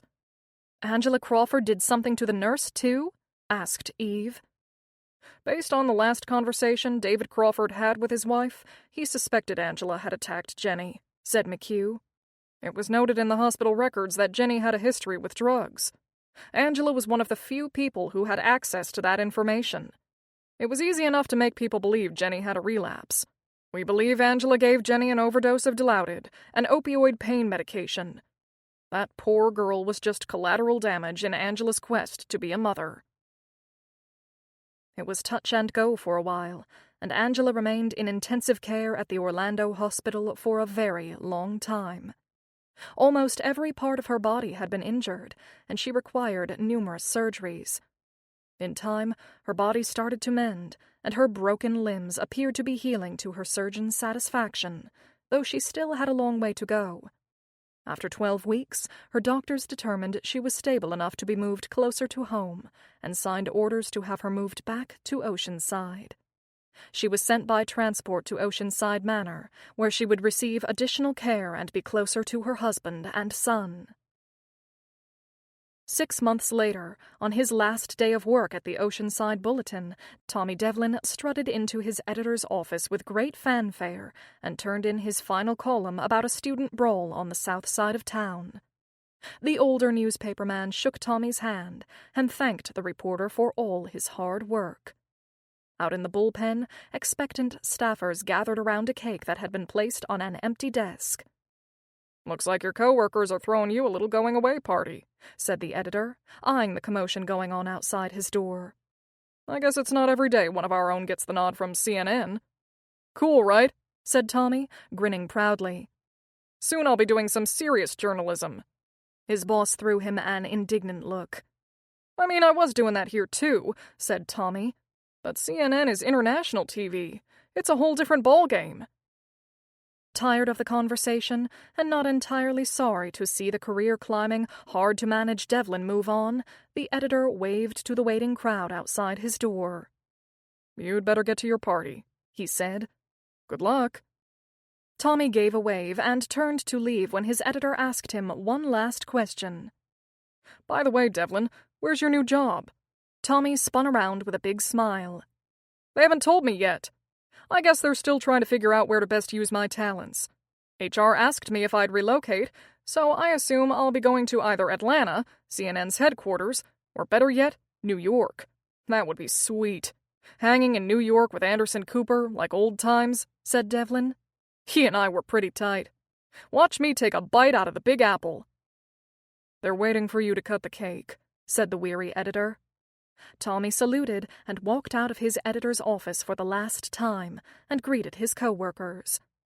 After a few speeches and more high-fives than he could count, Tommy Devlin left the building. A month later, he was a week into his new post as a correspondent for CNN. It had come as a shock when he got the call from HR that he was being assigned to the CNN field office in Juneau, Alaska. You'll be covering local Alaskan politics, the oil pipeline, and do some nice feel-good stories on whale watching and migrating herds of moose," said the HR woman over the phone. "Our viewers just love stories about moose." "But I thought I'd be going to Atlanta or New York," said Tommy. "The managing directors of the news division felt your skill set and on-camera persona would be best used in Alaska. Better get a warm coat and some mittens." 75. 4 years later. Holding Eli's hand, David Crawford marched across the parking lot and through the front doors of Oceanside Manor and showed his ID as he signed in at the front desk. He waved to the familiar security guard, who waved back as he and Eli passed through the lobby and walked to the elevator. As always, Eli asked if he could push the elevator buttons and fidgeted as they went up. When they got to the 3rd floor, the father and son went to the 3 West Wing, to Eliza Stern's room. Once inside the room, David pulled 2 chairs next to the side of Eliza's bed, and father and son each took a seat. "Why do we always come here, Daddy?" the 4-year-old asked his father. "You ask that every time we come, Eli," said David gently. "We come here to visit your mommy." "Okay." "Remember what I told you?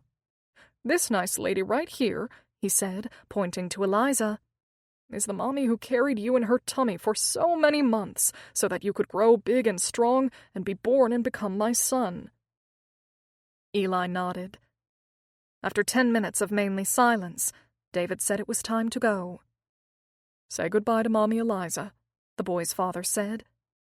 "Bye, Mommy Eliza," said the little red-headed boy who had grown into the spitting image of his father. David took Eli's hand. They walked into the hallway and went directly into the room across from Eliza's. David pulled 2 empty chairs next to the bed, and the father and son sat down. "And this is your mommy Angela," said David, with tears in his eyes, looking at the unconscious woman in the bed as the respirator made another long hissing sound. "She's the one who created you." The end. This concludes Without Her Consent by McGarvey Black. Narrated by Lauren Ezzo. Copyright 2020 by McGarvey Black. This unabridged audiobook is published by arrangement with Bloodhound Books Limited through Rights People London and was produced in the year 2020 by Tantor Media Incorporated, a division of Recorded Books, which holds the copyright thereto. Please visit tantor.com for more information on our growing library of unabridged audiobooks.